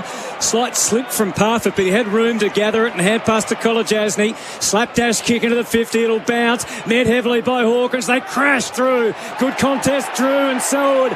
It's like the same player 15 years on in their endeavour for the footy. And it's a neutral result. It's a ball up on the Cats' 50. Drew wearing him closely underneath as Stanley's getting really tight in with Lysette on those throw-ups around the ground, not giving Lysette any room to manoeuvre. It goes underneath them and it's another ball up. Yeah, hasn't had a possession yet, Lysette. They're doing well on him. They look to engage again. And Lysette, again, it falls at the feet. He does get a possession now, although he's claimed he dropped it. Play on, Simpson to Dalhouse off the edge of the boot. This time McKenzie had a better position to spoil Hawkins. And the spillage went to Boak, who slipped the handball to the outside to Jonas, who spun through the Cameron tackle a little easily. Wobbles one back to the wing, and Henderson might get a free kick here playing in front of Dixon, even if he's not aware of it himself. Port Adelaide fans won't like the replay for Self-Wealth. Trade shares smarter. Henderson footy in hand. There's 2 minutes to play in the opening term on the Makita All Outdoors clock. Henderson long to half forward. Hawkins has 2 against him. He brings it to ground. Parfitt does the roving. Squeezed a kick, but not very far. In fact, it was partially smothered. Burton works the intercept. His is a high ball back down the wing, and Duncan, who's had a terrific return in this opening term. 13th disposal coming up, Jared. Absolutely flying. It's Duncan, but he's running hot for Ream in Stolareem. He's kicked it into the man on the mark. Guthrie tidies up, gives it back to him. So Duncan up to Buse. Sidestep, 2 tackles, forged to path, unloads to goal. It's going to come up a fraction short. And Lysette smashes it through for a rush behind. It's Port by 4. Well, Geelong's ball movement, their decision-making is about D level at this stage. I'm not sure whether it's a combination of the pressure of Port Adelaide, or just their own internal pressure. It's really average at the moment. So it's Port by 4 as Bonner favours that outer side again. The leap, and Laddams juggled it, not paid the mark. He had a mind to move it quickly anyway, which he does to Boak and into Motlop. This is where they look dangerous. Butters, though, was hunted down. Great tackle by Myers, and now Kolajasny can look to access at least centre-half back. Not quite the corridor as those quick exits and openings are closed. Dalhouse calling for it about 40 metres on. He doesn't quite trust that as a legitimate target. He plays it wide away towards Blitzarves, who had the right match-up against Marshall, but Marshall did well. Stuck to the task, and Burton fires it up to the wing, and Atkins pops up at the right time as Henry was squirming at ground level. So there's 45 seconds. Can the Cats avoid a Lear on the way forward this time? Atkins with footy in hand. He'll sag his kick short to Blitzarves, who's going to switch to the far side with an expansive kick. It takes a long time to get to Simpson. Burne-Jones arrived, but Simpson kept his feet. Gathers the footy at the back. Kicks Geelong to half forward. Lear. He couldn't have picked him out better if he was wearing the hoops. And he breaks quickly through the middle to Amon. Port with 20 seconds to work. Amon pumps it in deep. 4 against 4. It comes to ground. It's gathered and bounced home by Rosie. By Fantasia. Orazio gets them underfoot. And Port strike with seconds left in the opening term. 4-3-27 to Geelong 2-5-17 on the Tyre Power Trusted Tyre Expert scoreboard. He's so clean, Orazio Fantasia. He only needs 6 or 7 touches. He'll make you pay. But let's take it back to where it started from. Rowan and the Geelong forwards got to change your mindset. So Gary Rowan was on a Lear, had starting position, had the defensive mindset, then left him and led back towards the goal. There is no defensive accountability. You've got to shift. You are no longer a forward. You are a defender, and you are trying to stop the most dangerous and influential player on the ground. They're not doing that. They still want to get on the end of an easy one out the back, and Lear just reads it so well. Gary Rowan slipped over, turnover in the last 10 seconds of the game, bang, there's a goal, and a player that you don't want to get up and going, and that's Orazio Fantasia. If they'd got to quarter time and it was less than a goal, then they could have tried to rework it with the coaches, but that's a big goal from Fantasia. It gives them a 10-point advantage and a reflection of the influence of Lear. False start, and the seconds will expire, so we're going to get to quarter time. Port Adelaide leading 4-3-27 to 2-5-17. There's a little bit of a scuffle in the post of the ball up. Reece Stanley asking for a 50-metre penalty, which would have, after he got a free kick, would have put him within range. Single goal kickers only in this game so far. Motlop, Gray, Fantasia and Laddams, and then for the Cats, it's Hawkins and Cameron. But it's Port Adelaide 4-3-27, leading Geelong 2-5-17. An interesting sight on the bench. Patrick Dangerfield's got the fourth and fifth fingers of his right hand strapped together down on the bench, suggesting that he is carrying an injury into the game. For Spitwater, that's what it does. Full thoughts coming up. Kane Corns at the ground. Jared Healy and Jordan Lewis in a moment on AFL Nation.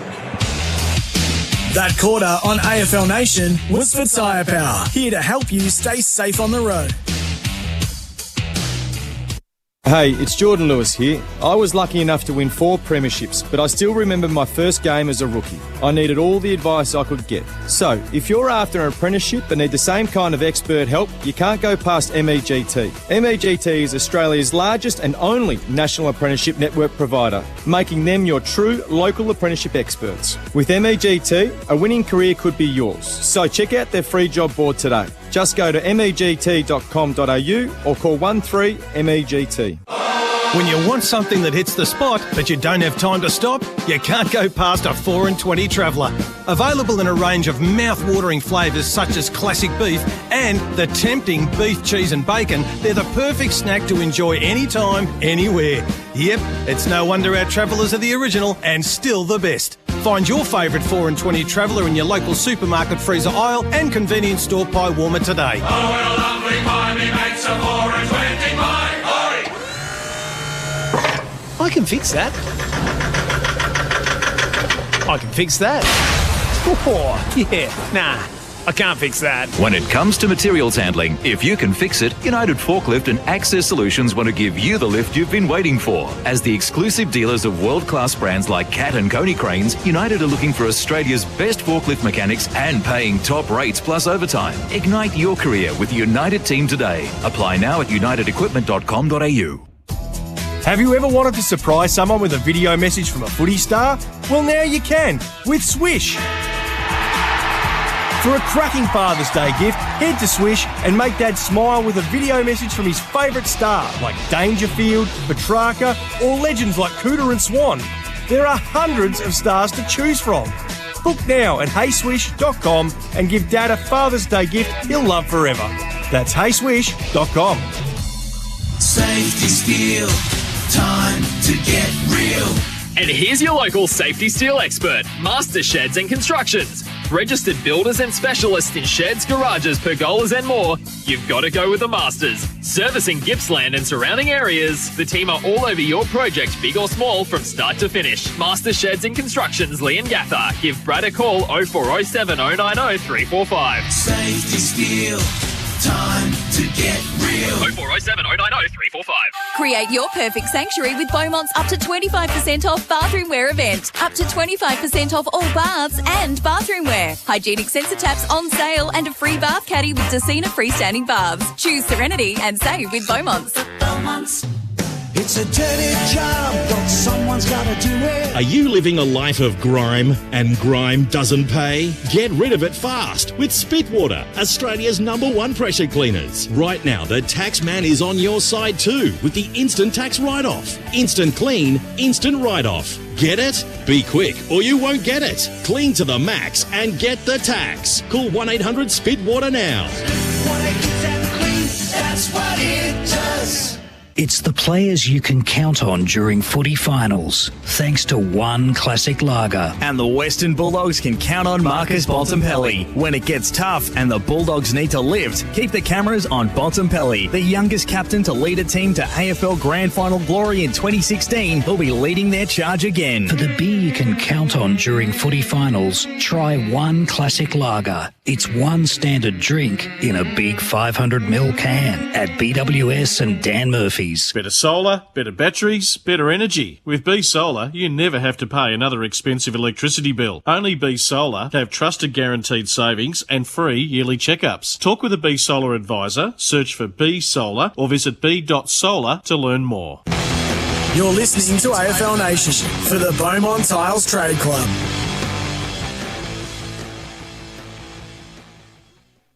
To Double Burgers today. Port Adelaide and Geelong, and we have a crowd to watch on. Gray at the 50, split them wide open, and Motlop will get the first for Port. He bedevilled Geelong this night a year ago, and Stevie Motlop bobs up. Jeremy Cameron from 49 out, lays into it at the right-hand post and feeds it in. In his 300th game, can he step forward late in the first quarter to give the Cats the lead again? He can. Dixon arrives, spoils are made. Gray working underneath, gathers, straightens and goals. The highlights for McDonald's Taste Macca's iconic classic double burgers today. Port Adelaide 4-3-27, Geelong 2-5-17, and no question who's running hot for Ream over 80 years manufacturing in Australia. Aliir owned the quarter. Jared Healy, Jordan Lewis, Kane Corns. Kane. Well, it was one of the best 5-possession quarters you've ever seen from a defender. He took 3 contested marks. He had 5 intercepts. Now, Geelong's forwards were really in deep discussion, as you can imagine, at quarter time. What do they do with him? I would love to have had a microphone inside that room. Essentially, you've got to change your mindset, as I said. You need to turn yourself into the defender, because if you can cut out his influence, then you can get the game back on your terms. But right now, Ken Hinkley will be really comfortable with where the game's at. It's interesting, Kane, because you and Jordan have the same view. It's a forward issue. I think it's a midfield issue. I think the mids just have got to stop kicking it to Aliir and start kicking it to forwards. And if they're all congregating around Aliir, okay, it's not the midfield's problem, but get on your bike, give some options and just kick it short. Cody Wakeman gave options last week and was able to make Aliir neutralised. Opening bounce to the second turn for Tyre Power, awarded Canstar's Blues most satisfied customers again. They toil for it in the middle. Stanley prominent to it. Knocked it away to Selwood. Hand pass near Simpson. He had company and Wines outworked him. Guthrie, though, pulls the turnover away. Hand pass to Dangerfield and Selwood. It's a scrappy clearance, though. A high ball. Cameron arrived and pummeled into Duursma.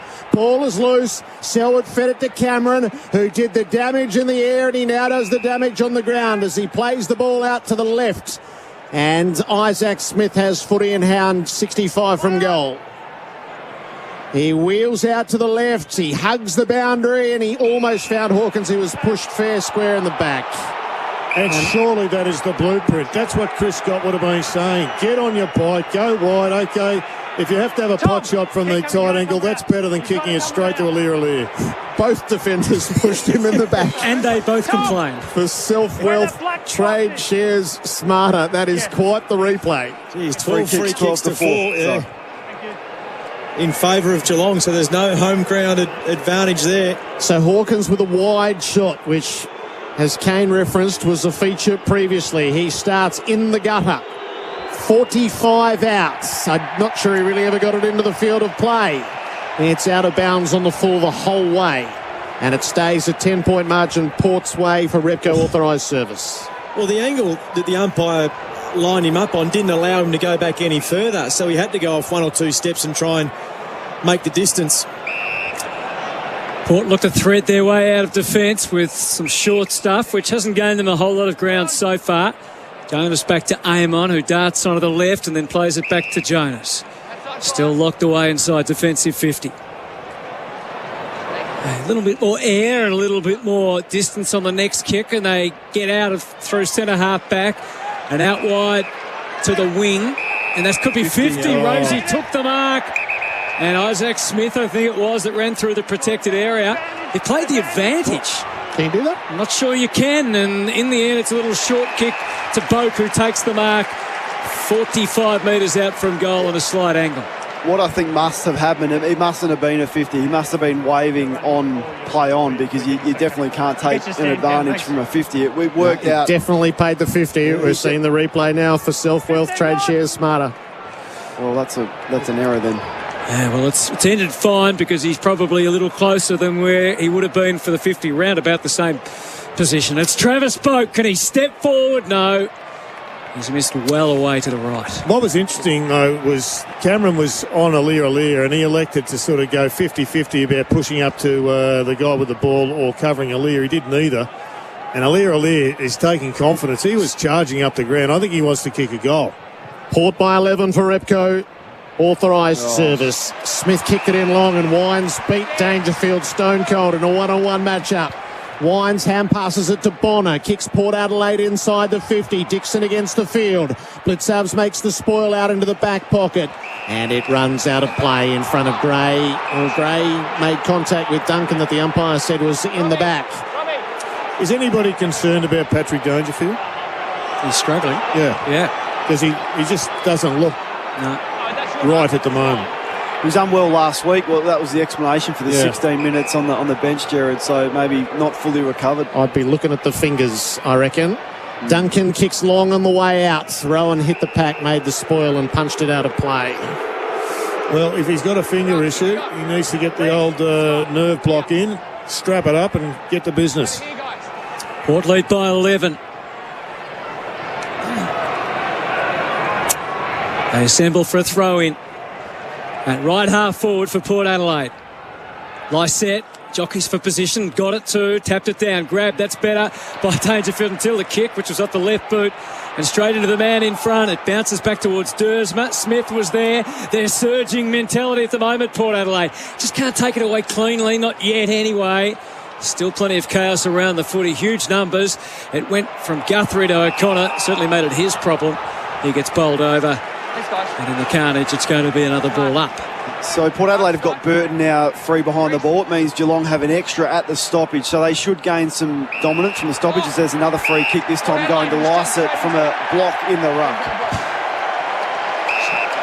So Lysette to take it. Does he fully load or does he soften the kick? He goes for the latter option. They lead. Dixon looks hard at the footy and he takes the mark. The Cats have got no answer at either end of the ground at the moment.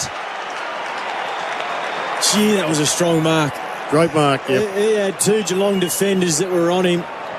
As we get a look at the free kick back in the ruck. It was a really dangerous kick, though. The Port Adelaide forwards left that area free for someone to lead into. And that someone was Charlie Dixon, who now has to convert from 30 metres out. Shouldn't be a problem, but it is. We've seen players from both sides just sort of too hard at the ball. It's been off direction, immediately off their boot through this game. Is there wind to that side? I mean, Hawkins missed one in the early part of the first quarter as well. There was a bit breezy this morning, but that's what you get. It doesn't usually favour any one end. It couldn't be a reason tonight, but he just tried to smash that. As Hutto said, he tried to kick it too hard. Dangerfield gets involved now. Port by 12. Dangerfield took the mark from a long Duncan kick in. Out at left half back, he wheels inboard. Oh, that's a dangerous kick across the defensive 50. Henderson drops the mark. Dixon pinched the footy, gave it to Motlop, who snapped it through for a goal. Calamitous defensive turnover again. And Motlop has his second. Port break it out to an 18-point lead. 5-5 to 2-5 on the Repco authorised service scoreboard. Well, it may come as some surprise to Geelong, but I reckon Ken Hinkley's spent a bit of time looking at the way they crossed the ball. And everybody was ready for it. Paddy Dangerfield. But how obvious was it? It was so obvious. I mean, this is what's so surprising. Geelong look like they're an average side right now, and they're getting towed up in every element of the game. He may as well have held a sign up to say I'm switching the ball. That was the only position he was looking. And then he took off to the open side, and it was lucky that O'Connor didn't give away a free kick in the first instance. Well, there's two mistakes, wasn't there? The kick was dropped poor. a chest mark, Jared. And in the end, Henderson's dropped a chest mark. Yeah, so he's had a bad night so far. Good hands from Dixon to set it up. But Charlie still got there, and that's the issue. It's like too telegraphed. Stanley the tap. Guthrie had to fight hard to win it. He flicked it out to Menegola, who pounces, gave it a path. There's no clear path for Geelong out of the middle. It's a rush kick forward. Burn-Jones first onto it, put it on the boot, sends it out to the wing. They all stand off. A fist from Henry, a gather from Boak. Stripped of it, a good tackle. Cats can win it back. Parfitt surging forward. A hand pass to Guthrie, places it in the air. Bonner too strong, not played the mark. Or free kick. Thought he should have got the free. And now it's going to be a ball up instead. 35 Port Adelaide, 17 Geelong on the Repco authorised service scoreboard. Centre half forward for the Cats. Tossed up. Stanley wins a tap down to Guthrie. Prodded it out the side. Not really to any great effect. Bergman first to arrive. Taken to grounds. They squabble for the ball. Myers threatens to come clear. Houston stopped him in his tracks. Ball loose. It came the way of Lysette, who gave it to Boak, who cleared the area. Up to the next contest. Henry flew, dropped the mark. Fantasia underfoot. Opens it up to Wines. The forward line's wide open. Motlop has it again. He pauses. He kicks, and Rosie met front on. No whistle on the play. Henry in underneath, tackled to a standstill by Laddams. Wow. Oh, we need to see a replay for Self-Wealth Trade Shares Smarter. Don't think you need to see a replay, it was do you? a mistake. 100% a free kick. Any contact front on, doesn't matter how little or how severe, is a free kick. There was definitely contact made. And that's one of Geelong's problems. Rosie's only had 4 touches, Butters 4, and Robbie Gray 4. Despite Robbie Gray impacting on the scoreboard with a goal. A one-on-one contest. It's unforgivable not blowing the whistle in that moment. Ken Hinkley wants to get a phone call straight to the umpiring department. From the throw-in, Stanley knocked it down. Boak tried to keep it in. He ran the boundary line, gave it to Wines, and there was no angle for him to find. Jarred it through for another behind, a lot of heads shaking. The Adelaide Oval. Cats barely in the game, but they still are at the moment as they plot a path out. Smith with the run and the handball to Henry. Frozen for a moment, each possession making it more difficult for the next. Smith basically threw it to the ground, then had to pick it up. He gave it to Henry, who's had enough. Slaps it out reluctantly in the direction of Aaliyah, who gathers the first ball, and then he's tackled and dragged to the ground holding the ball. Because the pressure's been so immense from Port Adelaide, Geelong are just making it up. They've got no idea how they can move the ball out of their back half. They're trying to use handball, but it's putting the extra pressure on the defence. Yeah, they've got no way out. They're throwing at the edges. The kick goes along the wing. Alair thrust forward, no free kick. Nifty play by Hawkins, but Drew was able to read the play. Win it back for Port and give it to Bonner, and then off to Rosie or Amon, and they can set up. He too is prepared to switch. It was a safer kick than what Geelong had tried. And Bergman marks it left half back. Bergman measures the pass up the field. Laddams takes the juggling mark. And he's able to bite off the 15-metre pass to Burne-Jones. He can do the same as he floats the ball to Motlop, who's been influential against his old side again. He's in front of the interchange gates for Spitwater. That's what it does. He pumps Port Adelaide up inside the 50. Dixon again draws a crowd, and it's knocked away and out of play by Kolajasny. They're working so hard. So that's why they're not getting locked in their defensive half, because they're moving the ball faster, but they're being provided with so many options. The midfielders, the wingmen, the defenders are providing and running so hard and covering the ground much stronger than what Geelong are. Port in attack. The boundary throw went most of the way back to the boundary. Parfitt tackled and dispossessed. Bergman to Rosie in close. To Gray, to Drew. Clever kick to the side for Bonner. Can he find the pass inside 50? No, he probably can't. Although Henderson went to spoil and he left it there for Fantasia, who embarrassed him. Fantasia kicked his second, and that Geelong defence looks as rickety as could be. 6-6-42 Port. 2-5-17 Geelong on the Repco authorised service scoreboard. For expert car service you can rely on, visit repcoservice.com. Well, I reckon, Kane, what we're seeing is what I expected to see from Port Adelaide, but I cannot recognise the game that Geelong are playing. They are trying to handball out of defence. They normally kick. They are trying to long bomb the ball. They normally have lots of short kicks and a high number of marks. And they are just not coping with the pressure at all. This is sit-back time for Port Adelaide and enjoy the show. They're getting embarrassed, aren't they? Henderson's last two efforts that have cost Geelong goals. He drops a chest mark, looks like a complete rabbit in the headlights, going one-handed for an easy intercept mark. The work in tight from Gray to Drew. Big moments. Port Adelaide have absolutely laid the smackdown on Geelong. This is at risk of getting really ugly. Laddams got the tap. They're hungry for more, but an excellent tackle put paid to Amon, who was about to escape. And it's Parfitt's ball in the middle for the Cats. Quick assessment. Goes longer than he might have. He runs off, kicked under pressure, out wide. There's no direction or real aim on the kick. It slipped through to McKenzie. He wobbles one back to the wing. It's contained beautifully by Rosie. He pounces, butters, I should say. Turns, goes short, then to Amon, back through the middle, accesses Wines, flicks the handball to Dersma, and there's a loose man everywhere as Rosie takes the mark. That should just about be 50. It's not. Gee. Even their missed kicks are hitting the target. Yep. But they've challenged Geelong through the middle of the ground, and Geelong have been able to not stop it, haven't been able to stop it. So once they get that ball in the middle of the ground, and Kane's right, the midfielders and the half-backs and the wings are just working far too hard to get to the next contest and provide options. 6-6 as it stands to 2-5. Rosie, his kick was smothered from 45 metres out. Grabbed by Kolajasny. He's got issues as to where to next. They buffeted each other and they couldn't look any more unconvincing, but somehow the Cats' defence get it out over the line and out of the bounds. The big question at the moment is, how is it only 42-17? Well, Dixon missed that simple one. Big mistake there from Rosie. I mean, an AFL footballer kicking it into the man on the mark from 40, so huge let-offs. Port running hot in Stolareem, Australia's favourite in hot water at the throw-in. Atkins working hard over the footy. He's got plenty of company, though. Amon's threatening and gathering, and then he ran into a dead end and got dispossessed. Wines has to go against Atkins, popped it out. Duncan is able to intercept. He kicks out the far side. It starts to track toward the boundary. If it gets there, it'll be blown up. But Isaac Smith arrives simultaneously. It'll be a throw-in.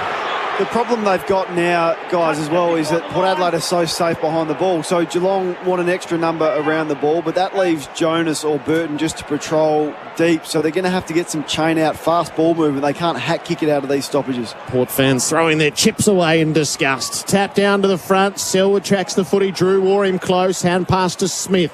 High ball down the outer wing, which will pitch and bounce up on the spot.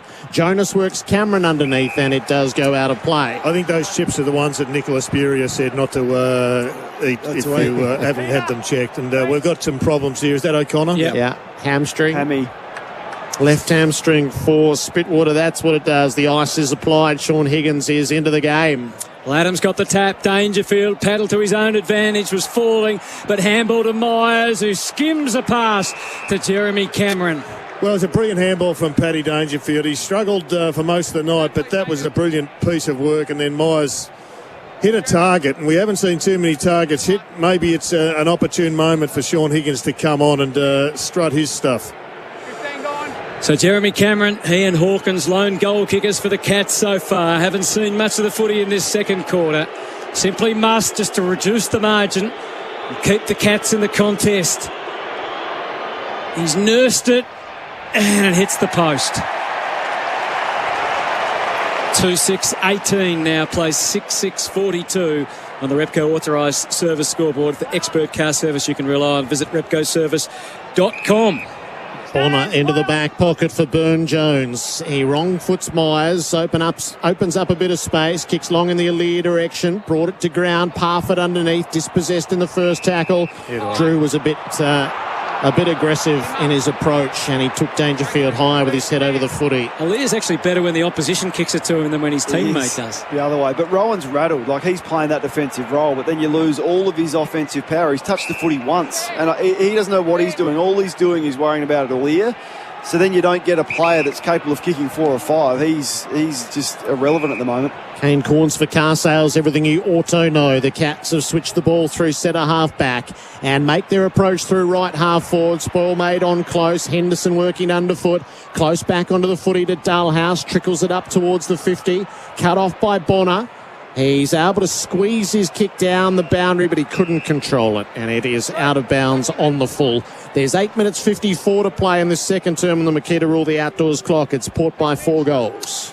And they're totally dominating time in forward half, which is the best way of protecting Tom Hawkins from kicking 6 goals. Don't let it near him. Speaking of which, he leads to the Duncan kick from the out on the full and takes the mark, but he's 2 kicks away from goal.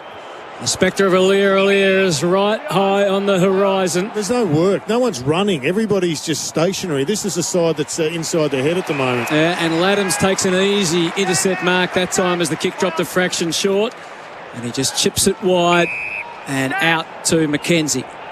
Left half back, still 6-6-42 to 2-6-18 on the Repco authorised service scoreboard. Mackenzie from the stand start almost. Kicks to the wing. Dixon was there. Got through his fingertips. Out the back. Drew threatened. Boak took it cleanly. Walked through the Henderson tackle. He's having a horror night. Gray back to Boak. He winds his way through. They are mesmerised by Port Adelaide.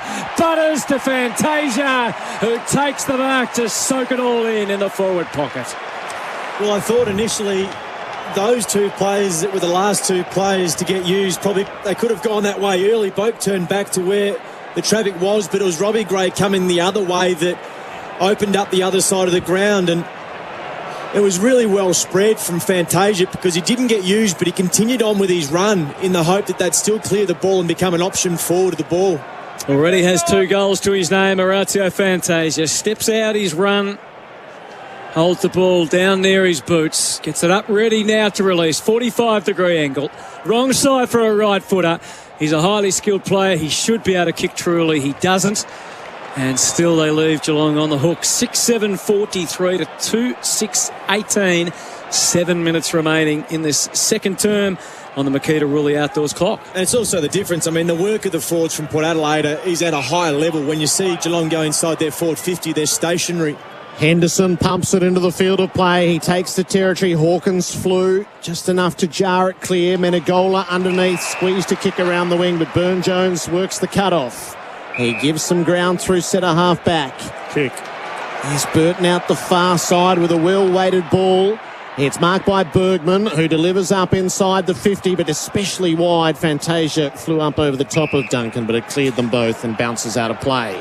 They're putting so much work into them as well physically. Like, nothing worse as Jordan will attest to, is chasing. When you are chasing the opposition, trying to shut down options, trying to stand the mark, it takes a lot out of you. And for a group that is as old as Geelong, that's going to come back to hurt them late in this game. Blitzarves and Laddams. Blitzarves got rid of Laddams, and then Drew dispossessed him. It's allowed to play on. Henderson to Selwood to Atkins. The Cats try to bring it through the midfield. Close is able to jar it away from Houston, and Menegola on the follow-up opens the play up for Buse. He's on the wing. He's got eyes inside 50. He's got his sights on Jeremy Cameron, who can't hang on to the mark under pressure from Lysette, but he can get away, and he can bounce it at the goal front. Bono, though, arrives to rush it through for a behind. Margin is 24. I think Lysette would be pretty happy that he got away with that one. He had all the logistics right on the kick, Jeremy Cameron, didn't he? Just didn't kick it hard enough. Well, he lost a shoe in the process. Yep. Lost a lot more than that tonight to their reputation so far, the Cats. Still, it's a 4-goal ball game at this stage. 6-7-43 plays 2-7-19. Dersma had the footy, popped it over to Houston, who kicks it beyond the wing. Dixon should have marked, really did all the hard work. It went at the back of the pack. Close has been one of the Cats' best so far. His hand pass was good until Duncan had the terrible hands. He fumbled it badly. Poor handball from Lysette opened the door for the Cats, but Boak stepped in instead to steady the ship. Just a hand pass from Bonner, barely scraped through. Burn-Jones had the shorts tagged. The kick still went forward, gathered by Boak. He barrels on through. Handball to Wines. He pauses and his kick was smothered.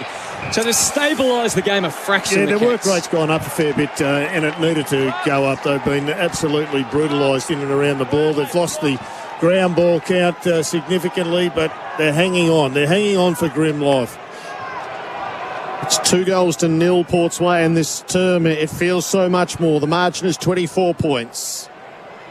Left half forward for Port. Lysette down to Wines. Got his kick up inside the 50. He was met by Kolajasny and then fumbled, and Wines on the follow-up. Sharp hand pass to Motlop, knocked out of his grasp by Rowan. Blitzarves gathers in defence. He pulls the kick to the near side wing. Oh, Close and Myers collided with each other, but Close is able to hang on to the mark. He's near their best at the moment, Close. He will use Myers 20 metres further afield. But she's pretty static up ahead. Yeah, no, everyone's just on the skinny side of the ground, so where the ball is, there's no ability to move it to the open side and challenge Port Adelaide defensively. Long down the line, and it looked out on the full. Yeah. It is out on the full. So they ran right out of space, as Jordan Lewis said, for car sales, everything you ought to know. They're just going into another gear here, Port Adelaide, just happy to take with the last 5 minutes, just a bit of pace out of the game. A really commanding lead. Driving kick, McKenzie at the back. Ladders had almost got through to him. Rowan changed his mind midstream twice. Eventually identified Close on the outside, who got crashed to the ground as he kicked it forward, which was a little lucky for the Cats because it was coming back other way. It's played forward by Parfitt to Selwood. It took every second available, and then he was dumped as he kicked it. So the Cats are going to be gifted a shot for goal here from 25 to 30 metres out directly in front. And Ken Hinkley is furious, because this game should be just about dead and buried, but somehow it's not. Let's see if it should have been a downfield free. What do you reckon? I think they were both there, both free kicks. I mean, the free kick count is 18-5, but for me on that play, those two free kicks were there. It's going to be Sam Simpson. Can he kick it 45 metres and do what some of his teammates haven't? Yes, he can. He's shown that ability in the past to step up, and he's at the start of something for the Cats. They haven't offered much in this game so far, but they are 18 points behind on the back of Sam Simpson's first goal. 6-7-43 plays 3-7-25. It's the Cats' first goal of the second term. It's hard to believe it's 2-1 for the quarter. Completely against the run of play, wasn't it? I mean, Port Adelaide long down the line, win that one-on-one at the fall of the ball, which Rowan did for only his second possession. It wasn't convincing. They've gone wide all night. You get Selwood with the down the field, you get another one. I mean, it's, as you mentioned, the free kick count. They were both undisciplined. Amon just did not need to do that at this stage of the game, and Bonner was trying. I've got a bit more sympathy for him. But this is where Geelong have been strong from centre bounce, 6-1 centre bounce, and that's where you can get some even numbers in front of the ball when you make Aaliyah irrelevant, because he's playing a little bit higher on the small down there. So can they get some centre bounce dominance, and can that continue? 3:43 to go in the term. Stanley wins the tap. Gray is in the middle, towed away from him. Selwood's in pursuit. Release the hand pass to Stanley. Works it up over the top for Parfitt. He's got the little one over the top to Close, and the same for Simpson, who sweeps it inboard to Stanley, who gives it on to Myers. He doesn't get enough on the kick. It's to the square. Hawkins brings it to ground. Paddled it for Close. Gave it to Smith. From the pocket, he flopped it to the square, where Jonas reached up and tipped it through for the fifth rushed behind the Cats' way. 3-8, they trail Port Adelaide 6-7. Sorry, Jared, the Simpson one needed to be a kick, didn't it? It couldn't be another handball and build the pressure. He needed to find an option inside forward 50. 3 minutes 14 remaining on the Makita clock. Wobbly kick in from Jonas is gathered well, though, by Burne-Jones. Down the line, Aaliyah is the target. Blitzarves knew it was coming. Put a fist into it. Wines sharked the pack.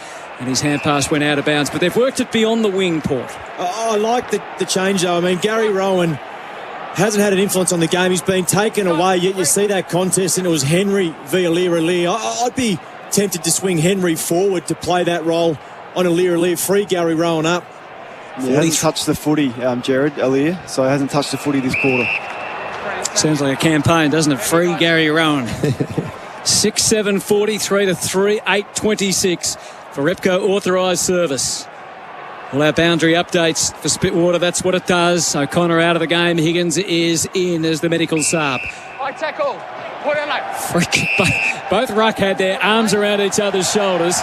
And the free kick is going to Lysette. There's a Port player that looks a bit sore, but he gets up. I think it's Travis Boak. He's fine. Lysette takes the free hand pass, released it to Houston. They edge a little closer. It's Wines to take the choice kick into the 50. It's not particularly well directed at the back. Marshall! An open goal, Beckham, and he nailed it. Port needed that. They deserved that. And Marshall puts it through. 7-7, 49 to 3, 8-26. The Cats' defence still in total disarray. Well, Marshall's been quite a good contributor, and that one was a bit of a snap, instinctive kick, and he nailed it. And once again, the Tools of Geelong just seem in disarray when the ball comes in there. They're very focused on King Charlie, and they left Marshall just sitting there at the back of the pack. And another goal just at the wrong time. And I think further up the field, there was a decision made by Joel Selwood to go and put frontal pressure on. He just needed to hang back so they couldn't get that overlap handball to Ollie Wines, which gave them the deeper inside 50 entry. Pretty good finish by a big fella, though. It was actually Rowan who had the direct matchup. I'm not sure what he was doing down there, but just showed he's got no feel for being a defender. If you go, you go. You punch that ball over the boundary line. Yeah, I mean, what a freakish goal, but really ordinary defending once again. Port by 23, 2.5 minutes to play in the term. Stanley wins the tap. Gray came at the footy. Higgins wrapped him up and probably wins holding the ball. Higgins, he's come into the game in the first half as the medical sub. He wheels out onto the right boot and lands it in the hot spot. Aaliyah rises, didn't take the mark this time. Underfoot, it was Houston who hand passed out the back. Port have blundered that, though, as Burne-Jones kicks it out on the full. That's Blitzarves with footy in hand as he concedes some ground to Kolajasny. It might be Higgins, in fact, who has ball in hand, and he sets it up inside the 50. Hawkins got it to the back for Cameron, who's in the tackles. Yeah, he just let that disposal. one go. Yes, he did. He took the tackle, didn't get his hand free. Robbie Gray still working out why he didn't get a free kick back in the centre. Burton sizes the kick up to set a half back for Rosie. He gives the hand pass on the wrap around to Burton, who followed up, running right through the middle of Adelaide Oval. He goes to an open set up front. It'll work. It'll work. Butters takes the mark. His marksman, Kolajasny, simply fell over and conceded the contest. That quicksand down there is playing havoc for the Cats' defence.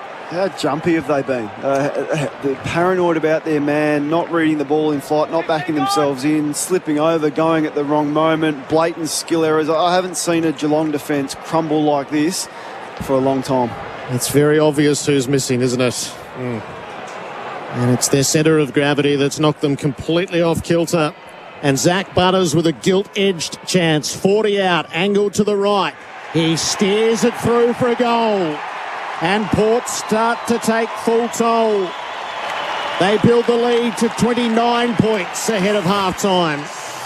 with now 4-1 term. 8-7-55 to the Cats, 3-8-26 on the Repco authorised service scoreboard. Now, don't overplay this, but Burton took the ball outside the centre square. Now, the centre square happens to be 50 metres long. Now, if you run from the outside of the centre square and you kick it at the middle of the centre square, last time I looked, that was 25 metres, Hutto. Now, I'm not sure what that mathematics, why that can't go through the umpire's head, but my God, they miss it every time. Good goal to Port, but get the fat Max out, you blokes. Yeah, a different point, but I think when you're as shaky as the Geelong defence, you need midfield pressure. That was just not there. The ability for Burton to transition the ball out of defensive 50 was far too easy. They're chanting like it's the last 50 seconds of a game, and they're about to head into the preliminary final already. There's another half to go, but it all seems academic right now. 8-7-55 to 3-8-26. 43 seconds. Can the Cats get it forward? Well, Wines to slip the hand pass. Duncan was onto it that. Gave it a Menegola, placed it back to Stanley. An advantage paid. Interesting call. It was just blasted forward, so where was the advantage? Hawkins trying to stretch out and grab it. It came to Parfitt. He's engulfed in a tackle, and he dropped the ball.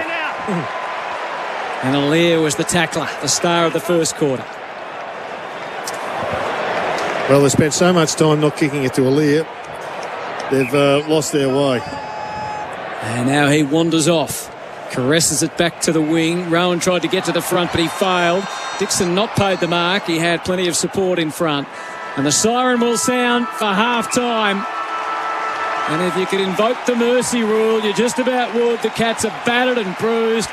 Hughes is also having his hamstring taped up now. If that's a direct injury or is it an actual hamstring, could be a cork, I guess.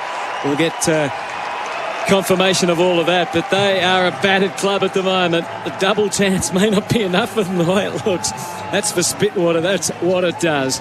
It's 8-7-55 to 3-8-26 at the half. Goal kickers, 2 for Motlop and Fantasia, with singles to Marshall, Gray, Butters and Laddams. Well, for the Cats, 1 each to Cameron, Hawkins and Simpson. Jordan Lewis, just give us a quick snapshot of your thoughts, and then we'll get the full thoughts of Kane Corns and Jared Healy shortly. Well, it's been immense pressure from Port Adelaide. Their shape around their contest, their ability to get from the inside to the outside has been far too easy. If I'm Geelong, I'm throwing the magnets around. I'm putting Henry forward because I need some sort of X factor up there because their key forwards aren't doing the job.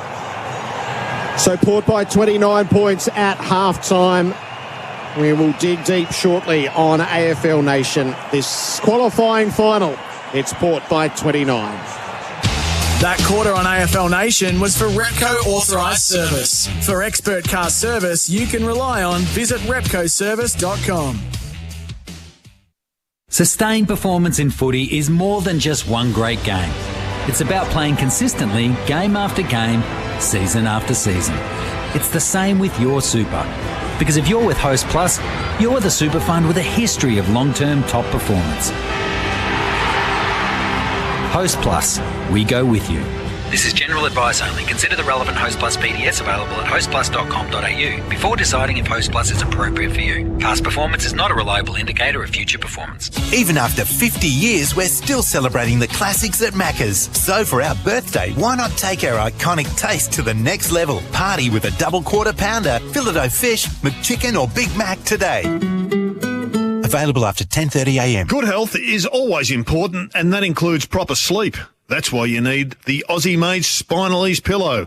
It supports the muscles and joints in the neck, guaranteed to give you a better night's sleep. They're perfect for those who suffer asthma, allergies or snore.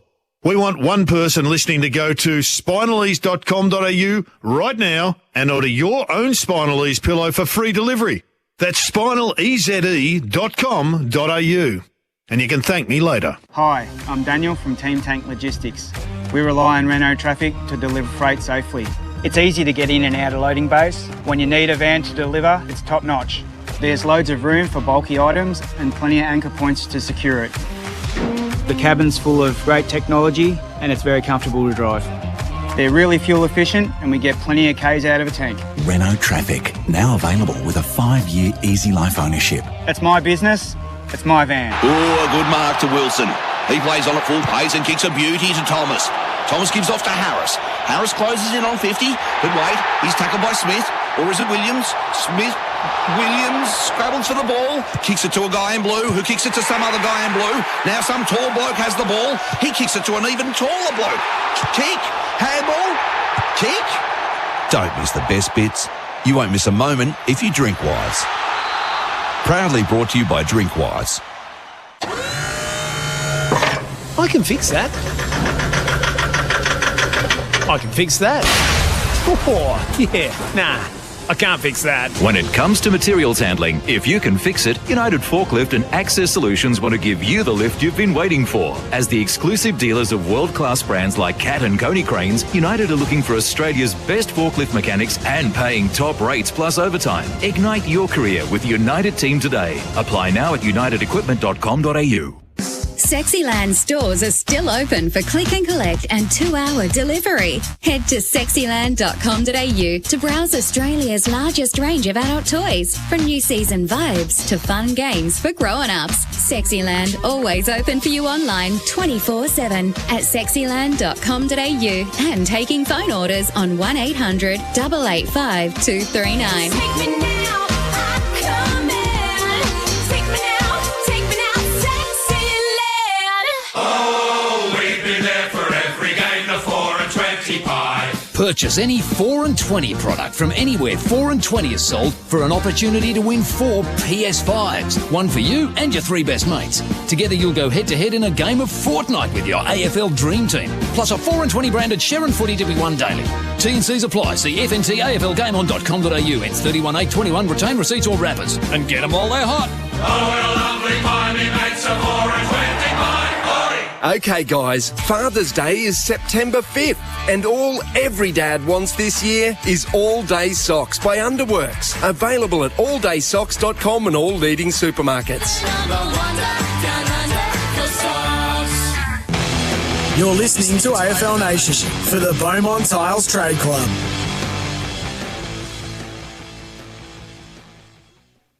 Iconic classic double burgers today. Henderson drops the mark. Dixon pinched the footy, gave it to Motlop, who snapped it through for a goal. Calamitous defensive turnover again. Can he find the pass inside 50? No, he probably can't. Although Henderson went to spoil it, he left it there for Fantasia, who embarrassed him. Fantasia kicked his second, and that Geelong defence looks as rickety as could be. He kick it 45 metres and do what some of his teammates haven't. Yes, he can. He's shown that ability in the past to step up. And is that the start of something for the Cats? The edge a little closer. It's Wines to take the choice kick into the 50. It's not particularly well directed at the back. Marshall! An open goal back, and then he nailed it. Port needed that. They deserved that. And Marshall puts it through. The highlights for McDonald's Taste Macca's iconic classic double burgers today. It's Port Adelaide by 29 points at halftime. 8-7-55 to Geelong 3-8-26. It's the halftime floor show for the Choices Flooring Ultimate Bedroom Style Guide, out now. The Choices Flooring halftime floor show. Check out Choices Flooring's Room View program. Let's kick it around before we get into our categories. The Choices Flooring, well, they're giving away the ultimate VIP Grand Final experience. You and a mate could experience all the hype of Grand Final week firsthand, then be at the big match itself, the 2021 Toyota AFL Grand Final. Head to iconwin.com.au to enter. Jordan Lewis, Jared Healy, Kane Corns, you go first. Well, Port Adelaide have completely got the game on their terms for a number of reasons. Namely, for me, they're winning the contest. They're far more cleaner, and in the big moments, you know, we sort of glossed over Dersma running back with the flight of the ball because the ball was in play and we didn't get a break to address that. Travis spoke and how clean he has been, how good they've been in and around the footy, and then how deadly they've been forward. They've been able to completely shut Geelong down on defence as well. The Cats average 105 marks for the year. They've taken 40 to half-time. So they have had nothing in offence because Port Adelaide have defended and pressured the ground so well. And then you've got the issue with just some Geelong players looking like B-grade footballers and C-grade footballers at the moment with the mistakes that they're making. They are completely not coping with the pressure of finals football.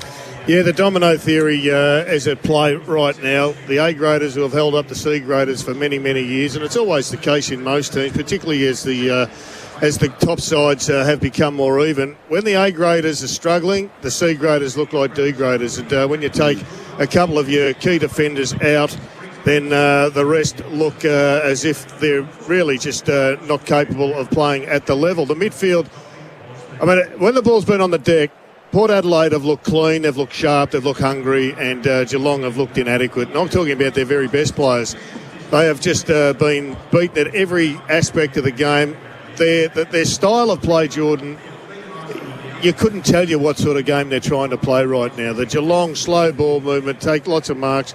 It's just not evident at the present time. The midfielders in the first quarter kicked the ball straight to Alir, and now their confidence is shot and they've got a couple of injuries. This could well be a 10-goal belting, and question marks surrounding Geelong and how long this reign at the top will start to, I think, eventuate. Yeah, I think we spoke pre-game about any final that you play, and it's how quickly you settle. Geelong still haven't settled. They haven't been allowed to settle because the pressure has been so immense. They just haven't been able to have cool heads. The crowd's been involved. They've had decisions not go their way. They were inaccurate early, which adds to the pressure also. So there's been things going wrong. They've had their opportunities, though. They're only one inside 50 down. They've dominated the centre clearances, yet without any real authority to get it inside forward 50. They're going well at stoppages, but the pressure has been so immense. They haven't been able to get clear. So it's a big second half for them. But, I mean, if you Port Adelaide, you go in there, you rest up, you just bring exactly the same pressure. I know it's hard, but as Kane said, that week off next week is the carrot to continue on in the second half. Forward half turnovers. Port Adelaide 3 goals, 1. Geelong a miserly 1 point. Their pressure game is really non-existent at the present time. And I mean, Port Adelaide could well be 8 goals in front, let's be honest. They're that far in front of this game. It's ridiculous that Geelong is still a chance. Well, stats wrap for safety steel sheds designed to save, built to last, as Jordan mentioned. So the head-out's 18 to 15 Geelong's way. The clearance is 20 to 11 Geelong's way. The centre clearance is 10 to 0 Geelong's way. The inside 50s Port's way 25 to 24. The margin is 29 points. Who's running hot for Ream? Ask your plumber to install a Ream steady, hot and strong. Kane? Yeah, well, Alir was early, wasn't he? But they did a good job of quelling his influence. And then in the second quarter, I thought Port Adelaide's midfield came in. So I thought Boak was enormous in that second quarter, as was Wines. He's up to 19. And Boak's had 15. And then you compare Geelong's key players. So Selwood, 10. I mean, Guthrie averages 30 for the year. He's had 10. Jared's spoken at length about Dangerfield. He's had 9. Rowan's had 2. Hawkins has hardly been cited. So the A graders, as we've mentioned, for Port Adelaide, chalk and cheese from what Geelong have delivered. Who's got an Australian-made smart play? It's important to buy Australian right now. Well, I think it's been on repeat once Port go inside their forward 50, and it's Charlie Dixon competing against effectively 3 key tools of Geelong. Once he brought the ball to ground to allow Robbie Gray to kick that goal. The next one, it went over the head to allow Marshall to kick the goal. So for me, he's just playing his role. It looks quite simple, but it actually takes a lot to put it into practice. Support Aussie-made products. The big moments of the first half for Bendix Brakes. Put your foot down with confidence. Bendix Brakes. One of the biggest moments for me was Charlie Dixon just taking that big mark in front of 2 or 3 Geelong key defenders. A couple of other big moments have just been balls fluffed by Geelong, and really it just has sapped them of confidence. Yeah, the early misses. I mean, 2 goals, 5 in the first quarter. When that's the most important moment to really take out the crowd and get some reward for effort. Yet you go 2 goals, 5. Your confidence is shot. Player power ratings for Red Energy. Red Energy, 100% Australian owned. So in terms of fantasy points, Duncan. And then Wines, Motlop, Close and Parfitt for the Cats, Butters, Laddams and Burton across half-back for Port. Just a question on Duncan. I know he's given a role distributing across the back line. Maybe they need his role distributing inside the forward 50. Yeah, I thought that with the middle part of the quarter when the stats say that the Geelong are on top in the game in that part of the ground, but I don't think it looks like that. It certainly looks like once Port Adelaide get their hands on the ball, they're able to exit stoppages far easier than what Geelong are. Unmissable moments for Drink Wise. You won't miss a moment if you drink wise. Kane, what's been unmissable for you? Well, I just think the finishing ability of a couple of Port Adelaide's forwards. I mean, Motlop finished nicely, didn't he? Fantasia, just a couple of half opportunities. Todd Marshall, a half opportunity and finished so cleverly. So, I mean, Jared spoke about that length pre-game. Port Adelaide's forward mix. It was a blessing for them, as hard as this sounds that Georgiades hurt that hammy. Their mix looks so much better with 3 talls and those smalls rather than 4, which they've gone with for the majority of the year. Hallelujah, Kane. Turns out you know a little something, Jared, after all these years. Wow. Seen a bit, know a bit. I just love look, I reckon this is a ground ball game. I'm not talking about this game. I think AFL is a ground ball game. We get clouded by our focus on the key tools, but when the ball's on the deck most of the time, and Port Adelaide's forward ground ball players, they are deluxe. They are A-grade, and they can take them all the way to the flag. For Drinkwise, choose to drink wise. MEGT Rookie of the Day, MEGT, your local apprenticeship experts, call 13 MEGT today. It's not really that time of year for these two teams. The only eligible player is Bergman. Yep, no, he's only had the 3 disposals, and we spoke briefly about pre-game how he will cope with the pressure. So he hasn't had a huge say on the game, hasn't needed to, but good experience for the young fella. MEGT, your local apprenticeship experts. And around the grounds for Chemist Warehouse, great savings every day. Nick Hind is unable to make the trip to Tasmania, having visited a site which subsequently has been registered as Tier 2, so out of the Essendon lineup, which is a tremendous pity after the season that he has had. Half-time at Adelaide Oval in the qualifying final. Port by 29 points over Geelong. That was the half-time floor show, thanks to Choices Flooring. You're listening to AFL Nation for the Beaumont Tiles Trade Club.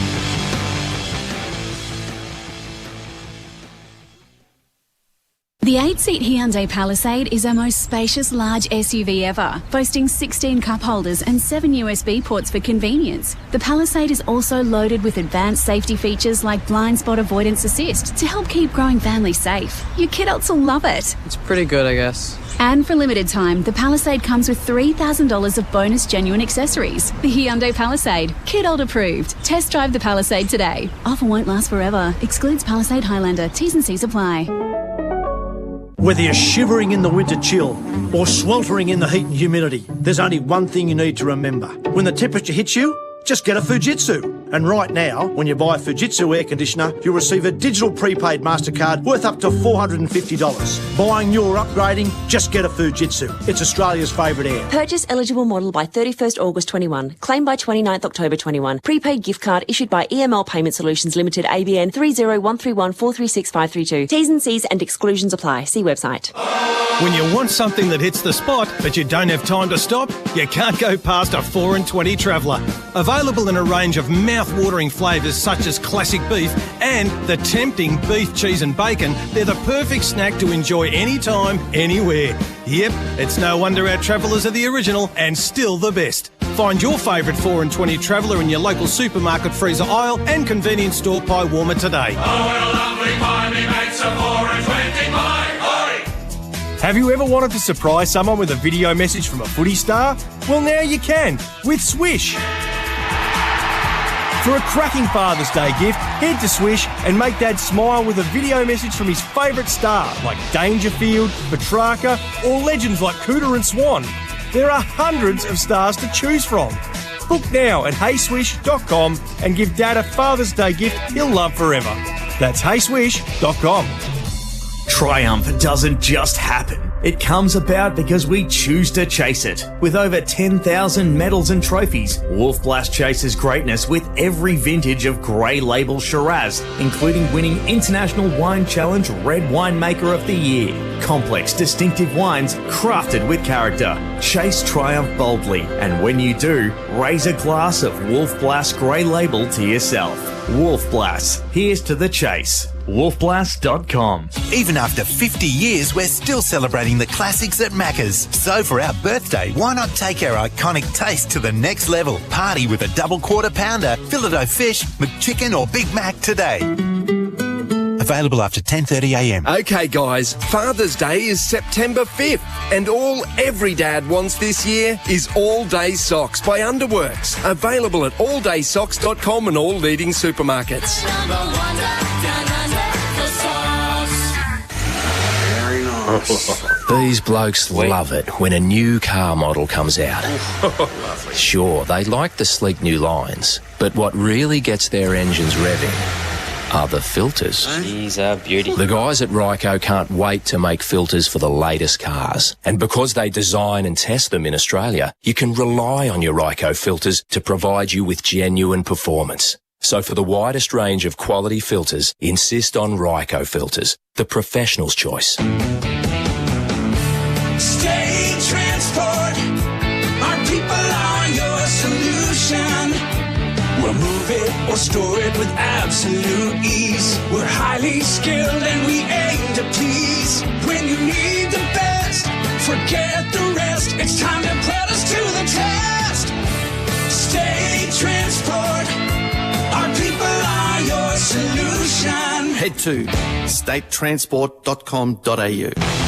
You're listening to AFL Nation for the Beaumont Tiles Trade Club.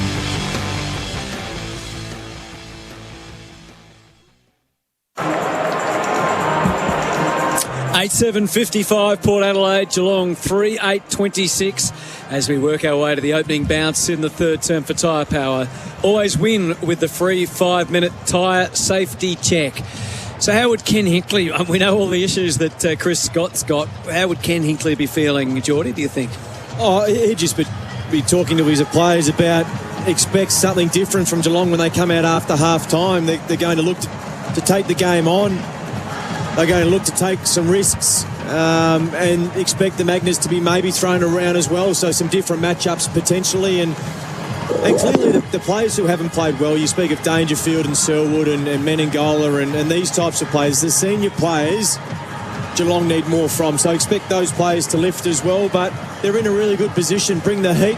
We saw what that did to Geelong in the first half. Does it almost get to a stage for Geelong if nothing changes that the results input, they start thinking about next week and their mindset, or is it just... I mean, I would still look at that deficit and go, hey, we're still an absolute chance. Yep. Let's just gradually peg back that lead. All right, let's get into it. The third term begins. Lysette tapped it down. Boak got a kick. It went just as high as it did long. Bergman crashed the pack. Selwood wore the contact but released the hands. Out to Dangerfield. It's a blast. It's a deep kick. It pitches on its end away from Aaliyah. It's tracked all the way. In fact, it stayed in at the last moment. Close. Working his way out was Dalhouse. He gave it a Menengola. He was just about to be gobbled up. Somehow got it to Guthrie, but then the circle closes. And it's going to inevitably result in a ball up. It's still 55-26. Start of the third term. Celebrate 50 years of backers. I'm loving it. Well, once again, their forward kicks have been under the pump, long bombs. And they need to somehow get some more connection with the handball to be able to spot it up. Stanley knocked it to the boundary. It never went out. Dangerfield gathered and sliced his kick inside to Dalhouse. Are you giving him the benefit, Jared? Yes. Very generous mode. Very generous. Very generous. Willem Drew went to Joel Selwood at that stoppage. That is a mistake from me. I mean, if you're going to go to anyone, you go to Dangerfield. It was Boak v Dangerfield, and clearly Boak is more offensively minded than Drew, so I'll be making that switch pretty quickly. Willem Drew did a good job in the first half. Can he make the distance? Luke Dalhouse, set shot kicking hasn't been his strong suit this year, and neither is this. He looped out to the right to make the distance and banged it near side through for a behind. He leaves the Cats down by 28. Celebrate 50 years of Maccas. I'm loving it. Yeah, the overcorrection. You go right out to the right and then you hook it to the left. Plays the kick in to Houston, who bombs to the wing. Henry in the air. Didn't really make the conclusive spoil. Underneath Butters. Was able to wipe the tackle away, and now they can progress with intent. Aaliyah, the hands are fed to Boak and then to Rosie. Suddenly they're at half forward. It got stopped by a ruckman. It was a downfield free as Laddams fumbled the receipt of the handball. Yeah, it was a costly fumble too. Yeah, Rosie got cleaned up. You'll see it here. So he loops out. Laddams sets up for the lead of Dixon. It arrived on the bounce. Henderson followed him, coming through Fantasia. Lost the run of the ball. Cats have numbers. Henderson gave it to Rowan. He's still located in defence. He wasn't on the same wavelength as the players ahead. And Mackenzie knew where to go, and that was the boundary line. So I think they were toying with Gary Rowan being the replacement for Stewart. And then they wisely went the other way. But he has pushed deep into defence. If he can pick it up, Kane, whether or not he's playing there permanently. He's playing on. He's got the Orazio Fantasia matchup. Okay. Lysette got it to the back on the throw in. Smith got under the kick, and it is marked adjacent to the centre square by Houston. So Port with a chance to build off left half back. Thought about the hand pass to Dersma, didn't give it. So instead it's a kick from half back to half forward to a 2-on-2 contest. Dixon brought it to ground. Rowan is there to gather. Hand pass to Dangerfield. Kicks the Cats beyond halfway. And Hawkins, strong use of the body to clear the way, dropped the mark. Menegola fed it to him, though. He kicks in the Cameron direction, didn't favour him in flight. Jonas made the spoil. Aliir drew some company. Jonas with a clever hand pass to Houston to Burne-Jones. And Port walk it out of their defence to Drew. He played on when he didn't mean to. He was able to recover, fed it back to Jonas, who goes short to Burne-Jones. So it's slower on the way out than they intended, but no damage done. 8-7-55 to 3-9-27. Short down the line to Rosie, who arrives. Thought about rolling straight away, but playing the slow game. They ponder the switch here, but down the line. The Cats that need to take the initiative. He kicked to where the numbers were gathering. Fumble from Dangerfield. He spilt the mark. Gray was onto it. Gave it to Fantasia. A 55-metre pump, and he got it there on the full and kicked his third goal, and it's glorious. And this is an embarrassment for the Cats. 9-7-61 Port Adelaide. 3-9-27 Geelong. Well, they've just made Geelong all throughout the first half and even the early part of this third quarter. They've made them pay for their mistakes. I mean, that was a stock standard mark by Dangerfield. You've just got to be able to take it when you get two hands to the ball, yet it slips through the back, and they were just sweating on the turnover. So you get a miss in front of goal by Delhouse. That builds pressure. A simple mark by Dangerfield. Robbie Gray just thought and read the ball beautifully over the back.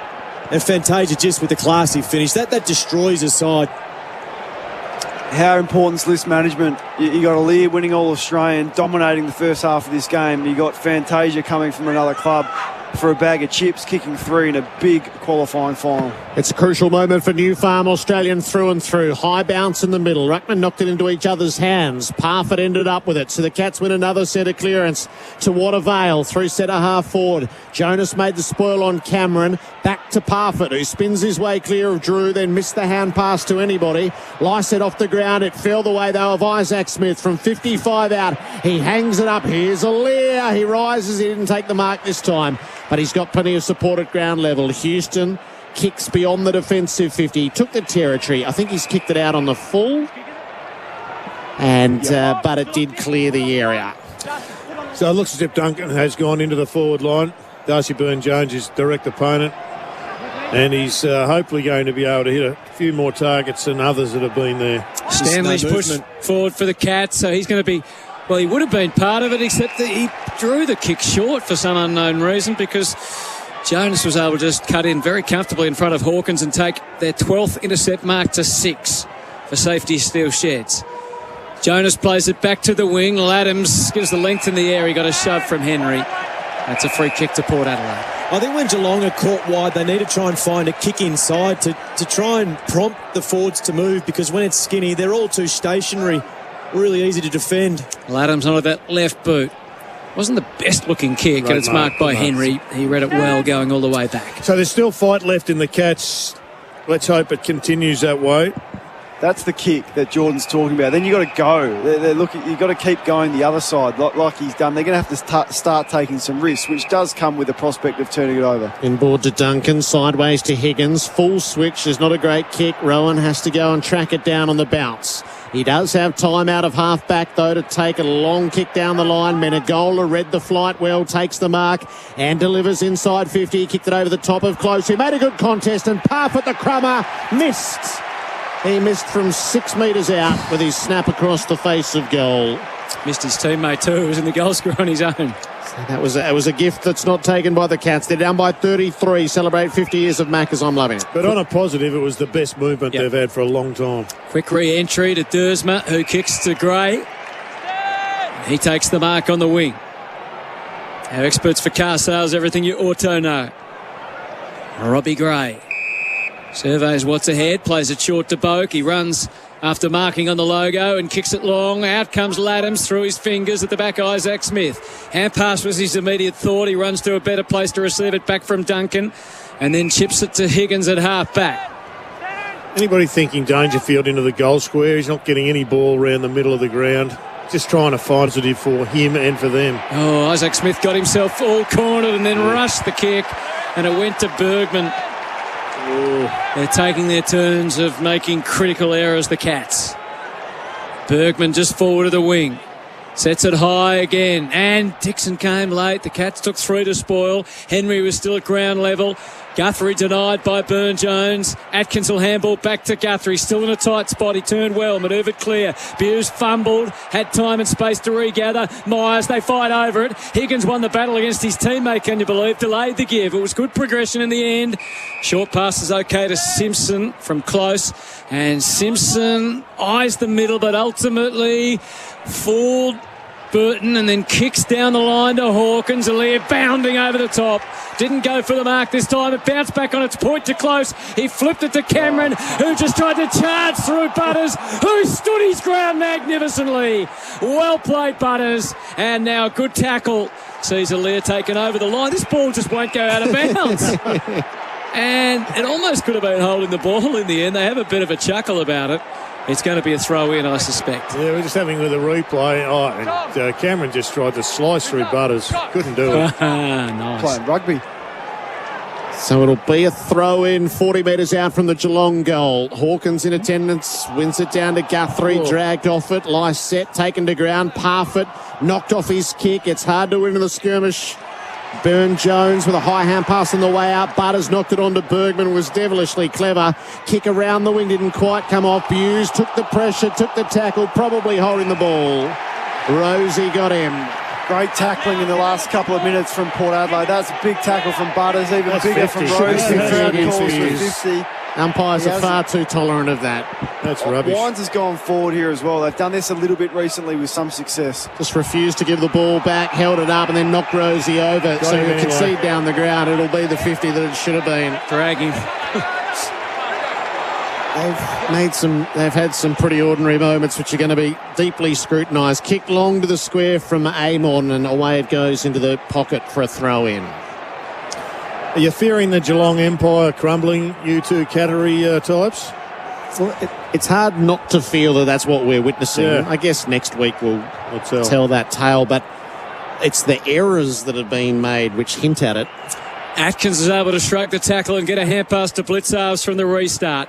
Back to the wing, the kick. Menegola was able to just knock it out of Laddams' hand. It may have had claims on a free kick. The ball goes out and the Port fans are loving this. They're standing to a man and woman at the moment out there where the footy is. And I think he was standing for a moment in the box, I'm not sure. May have been. Throw in on the wing. He should have a grin because they're playing outstanding footy. Tap from Blitzarves. The Cats are trying to dig in here, but to no avail so far. Guthrie back to Atkins. Another smother. They're doing not just the big things, but the little, and they're being roundly applauded. It was Amon that time, and what a player he's become. 9-7-61 plays 3-10-28, and that's to celebrate 50 years of Macca's. I'm loving it.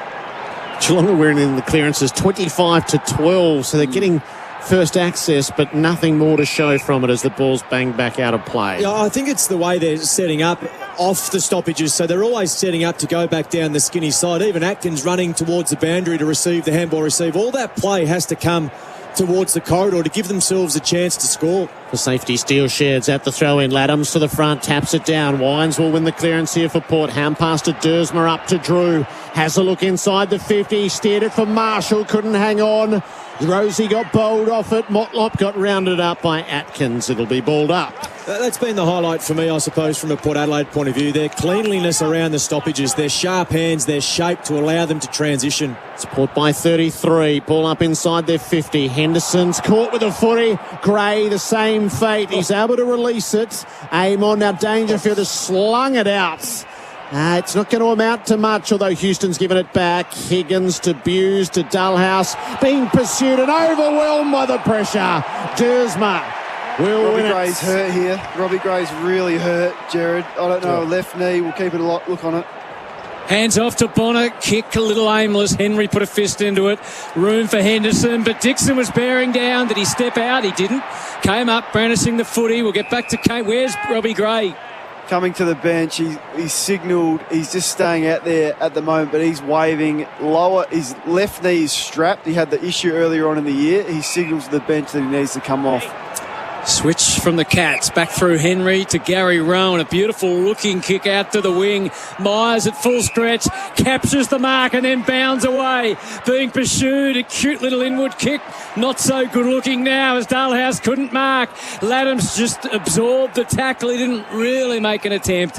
He's played it pretty smartly as College has, and he couldn't get it out. And we'll have a ball up with the Cats at half forward. For the moment, staying out there, but he looks awful.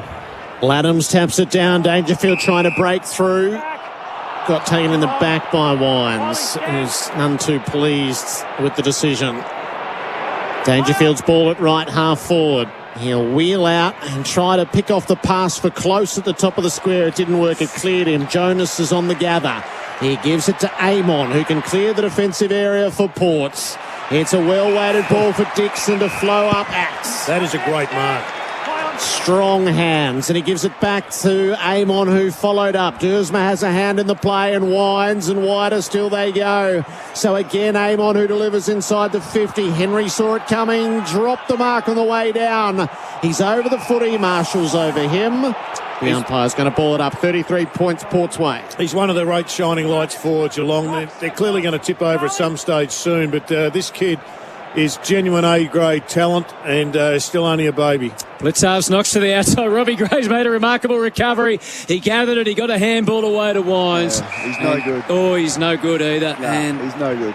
Surely he's got to get off, doesn't he? Well, I think with a medical sub, you've got to be realistic and understand the position that they're in. You don't want to do any more damage to it already. He's trying to deny it, isn't he, I think, to himself. Maybe it's just a flesh wound. Got to get the boy off. Yeah, get him off. Thanks, Slug, from the throw in. Blitzarves cleared the path for Isaac Smith. He slapped it on the boot. Lear, imposing as ever, takes the mark in front of Meta Goal this time. 9 minutes on the Makita clock in the third term. Cats making no ground. Short to Bonner. He can spear it inside 50. And again, the Cats are reading the inward bound ball. But again, Henderson is having a mare. And he drops the chest mark and follows it up and involuntarily knocks it out of bounds. Yeah, he's warming up, Power Pepper. Sorry, Power Pepper has started his warm-up now. As Jacket's still on, but yeah, you'd expect him, if there's any doubt, get him off. No point being further injured when things are so heavily in your favour. Blitzarves wins the tap. Rosie got hold of the footy. Hand pass to Aaliyah. Kicks inside the 50. Henry takes a terrific intercept mark for the Cats. Well, intercept marks are 14-7. Aaliyah's had 12. Only joking, but he's had plenty. Henry out to Buse. Loses 40 from defensive goal. As the clock ticks to 8:15 left in the third term. The Makita rule the outdoors clock. Buse unloads down the line. They don't have anyone representing, though, the Cats. And Jonas is able to win it pretty easily back. So the skipper for Port. Footy in hand. Up at the wing. Chances his arm inside the 50 again. They went for Marshall, and again it's been picked off. There's a bit of kick-to-kick about this as Rowan takes the mark this time. It's just a holding pattern, isn't it, with the way they're set up? So unless the Cats can find some sort of path forward, the kick goes to Blitzarves as Lysette was taken out fairly. The umpire said Blitzarves played on off one step. His kick was smothered. Pouncing on a Motlop. He'll line up the goals from 50. He probably should have passed. But he was playing against his old team, and he figures we're just about into the preliminary final already. I could be a hero again, and I've kicked it out of the full. Robbie Gray still out there, Kane. Yeah, so Dr. Fisher went out to him and he put the fist up, which means he's okay. So maybe I'm thinking Corky here, man. Clearly it's not as serious as what it first looked. Well, he is one of the toughest players in the game for Hardyacker, for a new breed of legends. The ball is out of play, 30 metres around from Port Adelaide's goal fronts. After Geelong were able to make nothing of the kick in. Knocked down the way of Parfitt. Trickles it beyond the defensive 50. Bergman had his kick partially smothered by Parfitt. It lands in an awkward spot. Wines takes possession to Drew. Sharp hands to Marshall. Took a bit of gathering. And then away to Amon. Up and down the mine shaft. It keeps floating. It lands to turf. Duursma and Smith had to backtrack for it. Drew got involved, so too Amon. He coughed it up in the end. Myers to Selwood. Barely away out of half-back, though. Hand pass near Henderson, who can't get out of his own way.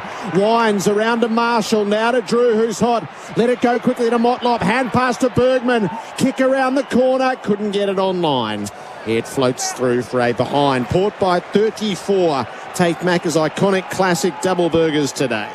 Now, given that Port Adelaide go on and win this one and win it well, I reckon the biggest talking point in Adelaide for the next 2 weeks will be, does Georgiades come back in or do we stay with the 3? Kane, I'll give you some time to ponder it. I don't need any time. I don't know. You couldn't make a change to this side unless there was an injury to Marshall or Laddams or Dixon. You couldn't make a case for him as brutal as that is.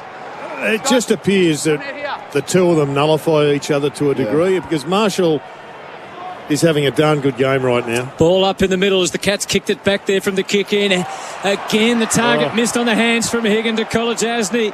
And instead it's Port attacking to the left. Laddams, Henderson's all at sea again. He had a little win and he got a hand pass away, but Parfitt then fell over.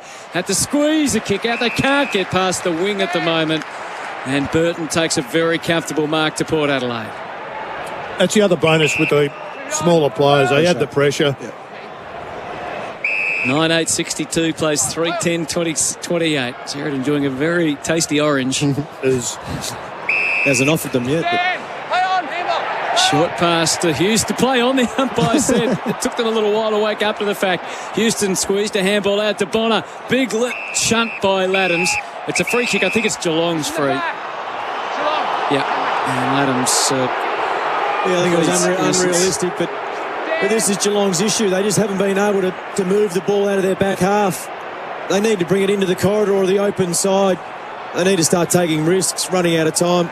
Henry kicks it long down the line, so he's hung it there. Dangerfield worked underneath it, but he's fighting on for the footy. Gathers it, he's in the tackle. It looked like illegal disposal. It won't matter. Wines wins it away, gave it to Houston, who worked around to Bergman, nearly missed his fist with the hand pass, allowed Buse in to Blitzers. Bergman lays the tackle with some help from Burton.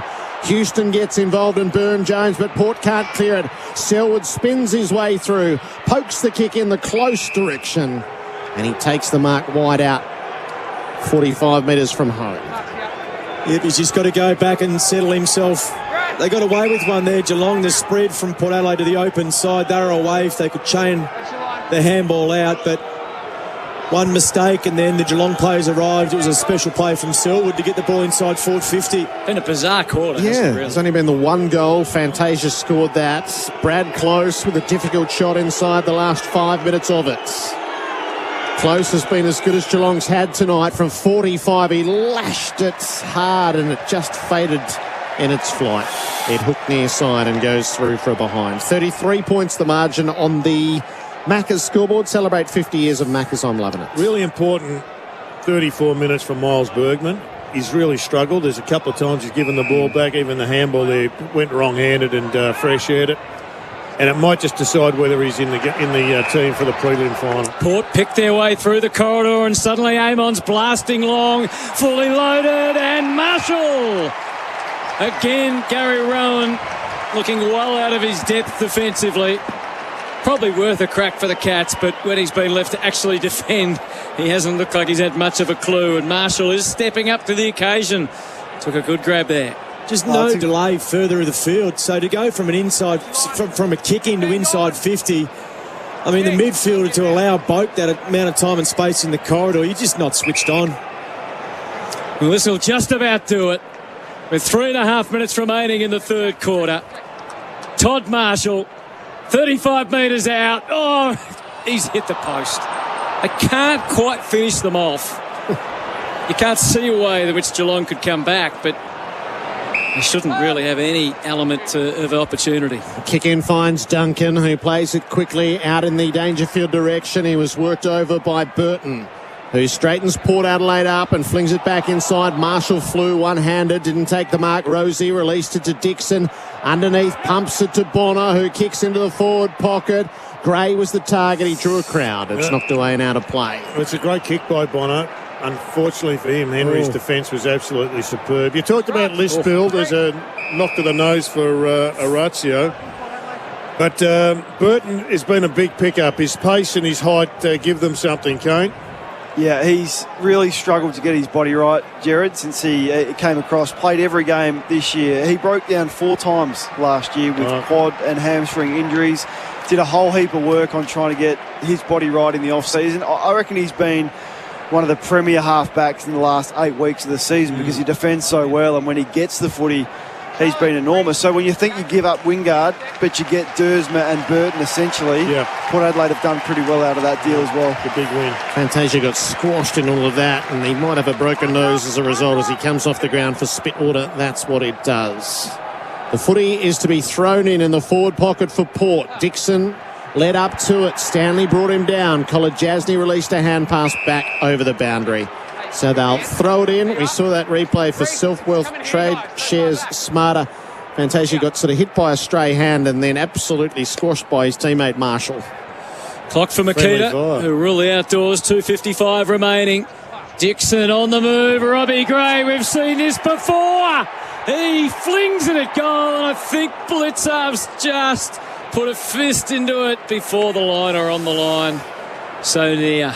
She's horrible defence around a forward 50 stoppage. I mean, Robbie Gray, it's a fair chance Robbie Gray is going to be a hit-2 target.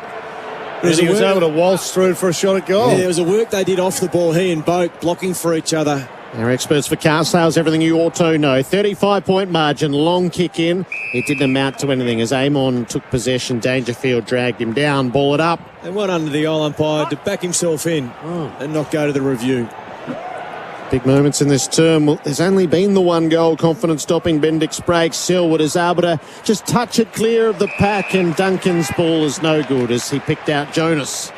Straight turnover. Jonas to Burn Jones at halfback. He'll switch all the way across the field for Dersma. And Dersma can set Port Adelaide down the near wing as he hangs it up for the mark to be taken by Rosie. Rosie kicks it sideways to Aaliyah. He pauses and gets clarification of where the mark was. 2 minutes remaining for Makita. He goes super short to Burton. 64 plays 29. 9-10 to 3-11 on the Celebrate 50 Years of Macca's I'm Loving It scoreboard. Burton fires his best shot down the line. Big fly from Stanley. Perfectly positioned Robbie Gray. Stayed afloat. Played it to Boak. Lost his balance. Clever. Recovered partially. And kicked it out on the full. They just can't quite get that knockout blow, but kind of doesn't seem to matter, does it really? Robbie Gray had them bamboozled. He did. He just said, come on, come into my parlour. 90 seconds to go in the third term on the Makita rule the outdoors clock. Guthrie short to Duncan. It's Port by 35 points. Duncan clears the defensive 50. Close was his target. Hawkins tried to rove at the back. He couldn't reach it. It's out of bounds. As we said at half-time, Geelong average marks 105 for the year, just 58 to 81. So Port Adelaide have just transitioned the ball so easily. A lot of it's been work rate. It's been a determination to be a bit more aggressive with their ball movement. And conversely, Port Adelaide have just shut the Cats down. Now the throw in, Lysette wins it down. Dangerfield ended up with it. Dersma brought him to ground. Menegola on the tight out to Stanley. Run down by Boak. Menegola has another go. Duncan gives it to Dangerfield. The Cats, that's hard work to get out of half-back. And it's just coming straight back because Burton stands his ground against Dalhouse and takes the intercept mark. They've done that well.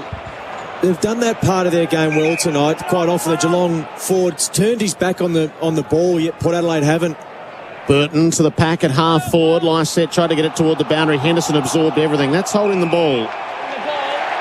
Dixon laid the tackle. I'm not quite sure what Henderson was doing, as if he just went to ground with the footy, as that might be enough to earn a ball up. But I think he was searching for the boundary line. He was searching for help.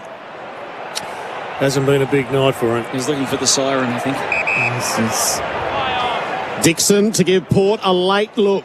He'll set it up near the teeth of goal. Cats have got the flyers. Rowan made the spoil. Port have had the crummers all night. Bodywork done by Butters to clear the way. Dersma kicks to the hot spot. Henry's had a good term. And he repels. Rosie's the one that's gone a little bit quiet. Henry got himself into a tight spot, then out of it. He kicks it wide, and the ball does go out of play. Right on the three-quarter time siren.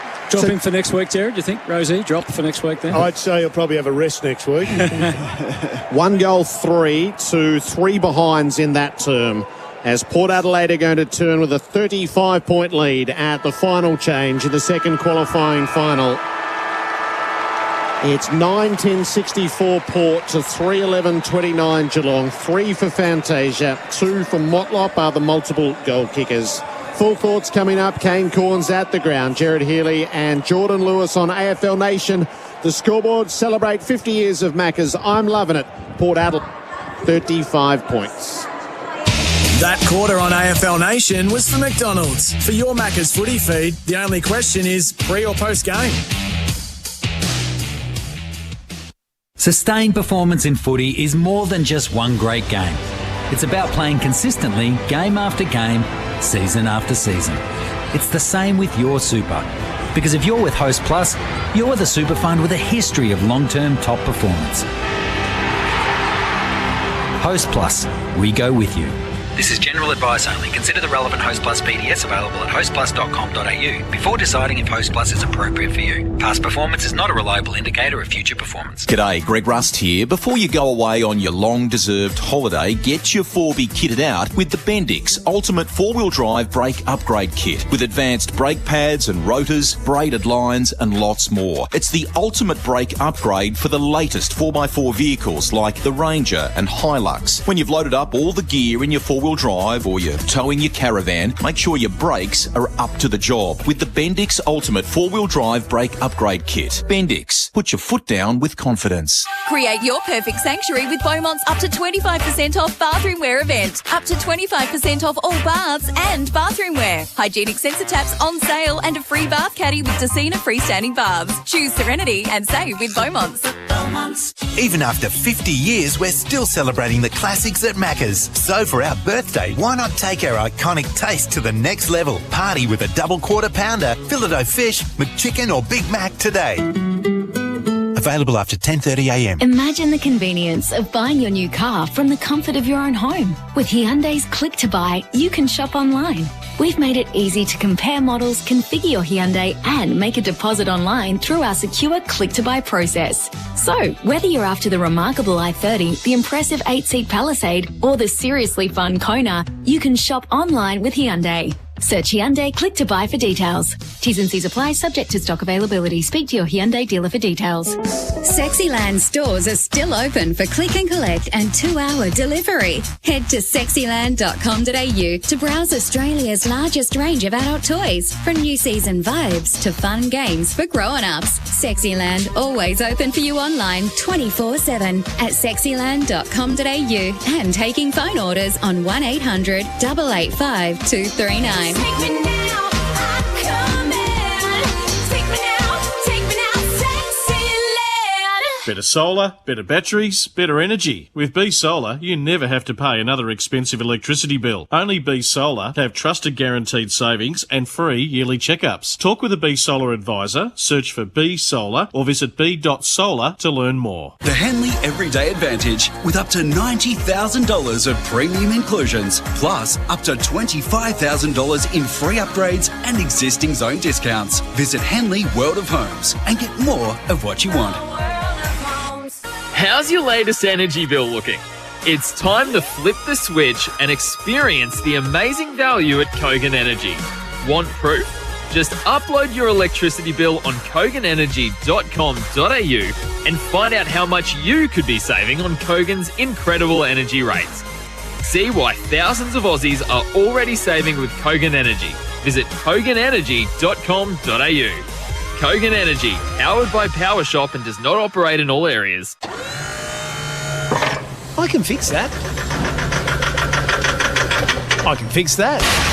Oh, yeah, nah. I can't fix that. When it comes to materials handling, if you can fix it, United Forklift and Access Solutions want to give you the lift you've been waiting for. As the exclusive dealers of world-class brands like Cat and Coney Cranes, United are looking for Australia's best forklift mechanics and paying top rates plus overtime. Ignite your career with the United team today. Apply now at unitedequipment.com.au. You're listening to AFL Nation for the Beaumont Tiles Trade Club.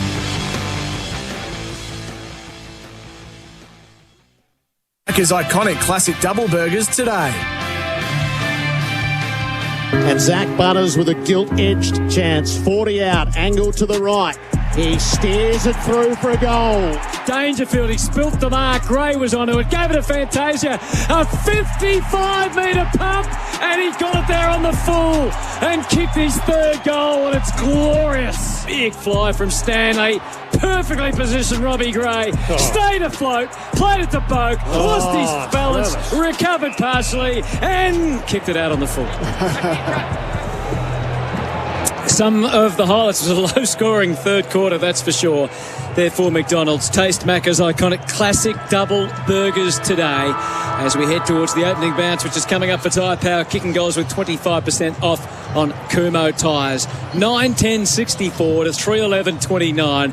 Port Adelaide have a foot and a half into the preliminary final. What are we expecting here, gents, in the last? Well, I think it's all about, for Geelong, momentum to go into next week. How do they get parts of their game going again? And one is ball movement. Two, the clearances have been good, but they haven't been able to exit.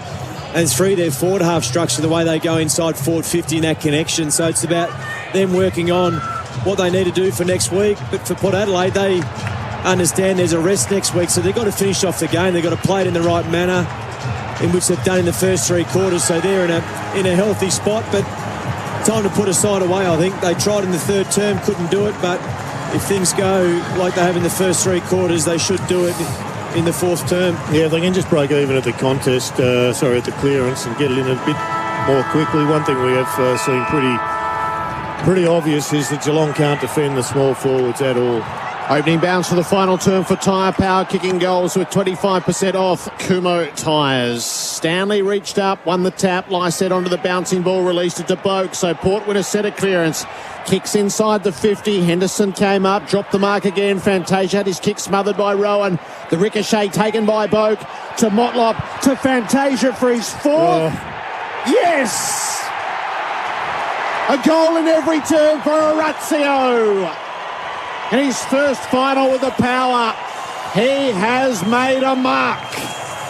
Port Adelaide 10-10-70 to Geelong 3-11-29. Opening seconds of the final term for Mate, Australia's most satisfied internet customers. Well, I think first time, Geordie, that Port Adelaide have got some centre bounce dominance. I mean, that's an area that they can work on. But once again, Henderson does the right thing, leaves his opponent, drops a simple mark and gives the Port Adelaide forwards an opportunity, and he hasn't needed much room tonight. He's been amazing, his finishing ability, Fantasia. Yeah, I think if you haven't watched any of the game and you watch that piece of play there, that is Port Adelaide in a nutshell, and it's also Geelong. So the drop mark, but the ability to work over Boak and the other midfielders, and then the sharpness around the contest through hands, that's been their game all night. It's been really clinical. So we're right back in the middle, and Lysette got the tap, spinning through impressively. Dangerfield got to his feet. Long left foot kick, McKenzie and Hawkins. McKenzie did well, had two goes at it with his left paw, got it to the front. Aaliyah dumped it off to Burne-Jones. Hurried kick out of there. Duncan handballs to Cameron, an instant left foot kick. Back to the top of the square, and flashing in is Selwood, who takes the chest mark and is roundly booed. Yeah, smart kick from Cameron. He understood he didn't have much time. I thought the handball from Duncan put him under pressure, but the 1-2 step to put it back into a really dangerous position in the ground, just like his Selwood was there. That could be the first high ball that's into a Geelong forward line that Geelong's marked. Be a hollow feeling for the Cats skipper in his great mate's 300th game, and he's able to thread it through for a goal which probably won't mean much, but at least it's a goal. 4-11-35 to 10-10-70, and we are back where we were at three-quarter time, and only a minute 20 have elapsed. Hardly a big moment, but when they come there for Bendix breaks, confidence stopping. Yeah, centre bounce clearance to Port Adelaide, goal. Then you go down and centre bounce clearance to Geelong, goal. So it's an important part of the ground to win. Geelong have been dominant all night in that part of the ground, but they haven't been able to get any score ascendancy from that. Port Adelaide have done quite well to defend. Cats to play Sydney or the Giants next week. Yep, they'd want to improve a lot from this game tonight, but the credit must go to Port Adelaide. Their pressure right from the start, the way they set up the ground and played, they just didn't have any answers. Everything was going for them, Port Adelaide. It'll be an interesting day at the office if Jeremy Cameron is playing the Giants. Yes, it will. Experts for car sales, everything you ought to know. Slapped into the turf in the middle. Tap came the way of Wines. His hand pass didn't find Boak. Dangerfield threw it. He can't do that. And the Cats played it on with a kick going forward from Silwood. So you mentioned his fingers, Jared. He has had a very fumbly night. You just wonder whether the two aren't connected. Boak with the ball in centre field. He went for Motlop, who was stationary. Blitzov's reach around made the spoil. Houston gathered. He was gathered up. His first possession, well, his first potential possession was a drop mark tonight, Danger. Had two hands on it. He's done it a couple of times tonight. Still in the centre square. Port Adelaide free kick. Bit of ruck lotto. Lysets ball, and he's going to release it quickly to Wines. Flowing through the middle. Spreads his kick out to half forward. Laddams led up. Couldn't mark, but does gather the footy rather nimbly. Hand pass to Burne-Jones. Unimpeded run. He sets them deep. Dixon grapples, wrestles. Henderson had him in a half Nelson. No free kick. Gray's met by Atkins. They fight for it close to the boundary. Balling up. Well, I think we'll get another look at this one, Jordan. We'll get watch your decision shortly. It was a bear hug. Yeah, it looked at the free kick, didn't it? We might not get that look because it's ball up. It's knocked down to Boak. Surely not. No. Didn't think so. From the boundary line. 10-11-71 to 4-11-35. The damage could be significantly greater than it is on the Mate scoreboard. Australia's most satisfied internet customers. Isaac Smith brings it in, has a bounce, kicks to the outer wing. Dangerfield has a fly and he takes a double grabber. He rises and gets motoring inboard, takes the territory. It was touched here, the umpire says, so they fight for a ground ball up at half forward. Laddams and Hawkins. Houston ended up settling it to aim on to Jonas and now to Wines, who stands and finds the target on the way out. It's Boak who delivers up inside the 50 as Dixon out to take the mark. So he's right on the extremes. He won't chance his arm. Instead, he'll lay it inboard to Gray. He just needs to go back and have... they're so well set up on the turnover, Port Adelaide, and just that important kick out of the back half to relieve the pressure. It gives the player that marks the ball the opportunity to go if he wants to or to slow it down. They sought to go quickly then, and Robbie Gay gets it in a very familiar part of the ground. Yes, he has kicked this once before, Ardo, hasn't he? He won't waste this one. The game's not on the line. He knows he's only got a few left in him. From the boundary, 45 metres out from goal, Robbie Gray. Oh, he's tuning up for another day, perhaps. No, it's touched on the line by Henry. And it makes it a 37-point margin on the Mate scoreboard. Australia's most satisfied internet customers. He's been robbed of a couple of big goals from touched on the line. Quick re-entry is marked by Rowan. Got very close to the man on the mark, and an ill-directed kick is gobbled up by Bergman. Got hit a target here, Ralphie's boy. And Niles Bergman standing. Now that's away. Kicks it as long as he can. Cats had three defenders. They fought each other. Laddams unusually did the roving there, skirting the pack. It was Fantasia who loaded it up. Bonner's kick is smothered. It's grabbed by Rowan. He knew it was coming, and they did come for him in multiple numbers. They tumbled and fight and scrap, and the footy's in there somewhere. Ball up. They've been really tough in and around the ball, Port Adelaide. They have just maintained the pressure on Geelong right from the first minute. Where he started, it come out to Bergman. He squeezed a little kick out of there. It was the old-fashioned woomer banger. It went left and then right and then ended up with Buse, who gave it off to Dangerfield, who collects and targets Cameron on the left boot. He takes the mark. He's a long way from home. He kicks down to Stanley, who marks at half forward. Had a little bit of space. He kicks it high. Dalhouse, an unlikely target. Alias smashed it to ground. Higgins wore the contact. Gave it to Myers. A hand pass. Here's a little gift for Hawkins in his 300th. He stumbles in and kicks the goal. It's his second. He kicked one in the first. And it doesn't raise much hope for the Cats, but at least it's another. It's 10-12-72 to 5-11-41. And that is on the Mate Internet scoreboard. Australia's most satisfied internet customers, Kane Courts. Well, it was the first time they've had a real transition goal, haven't they? I mean, Cameron worked high up the ground to get his possession. Then Stanley worked as hard as I've seen any Geelong player to get free. He sprinted 80 metres to get on the end of that. He took a good mark and rolled. He didn't get the exact entry that he would have liked. He would have loved that to have been a bit deeper. But then critical contest, which is what Port Adelaide have won all night. Selwood won a big one up against Riley Bonner. That was a courageous effort. He's done that so many times, and they get the walk-in goal, but too little too late. We just haven't seen enough of that ball movement from the Cats tonight. And funnily enough, that ball movement was helped by Port Adelaide kicking the ball across the face of goal, which gave them the access to the open side. Toughest player for Hardiaka for a new breed of legends. 31 points, Port Adelaide's lead. Stanley wins the tap in the middle.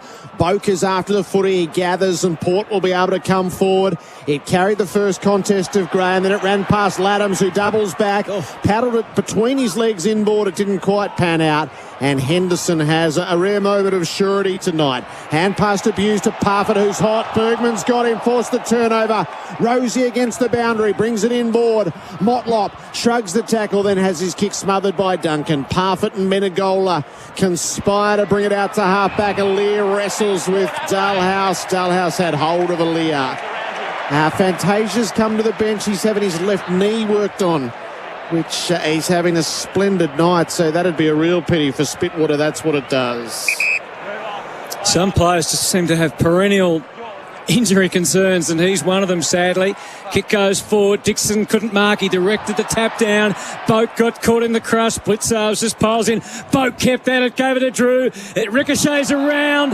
A flashy handball from Eamon fell into the lap of Parfitt, who just tried to clear the immediate danger. We're back entwined with Aaliyah and Dalhouse this time. He doesn't give away the free, and it's gone out of bounds.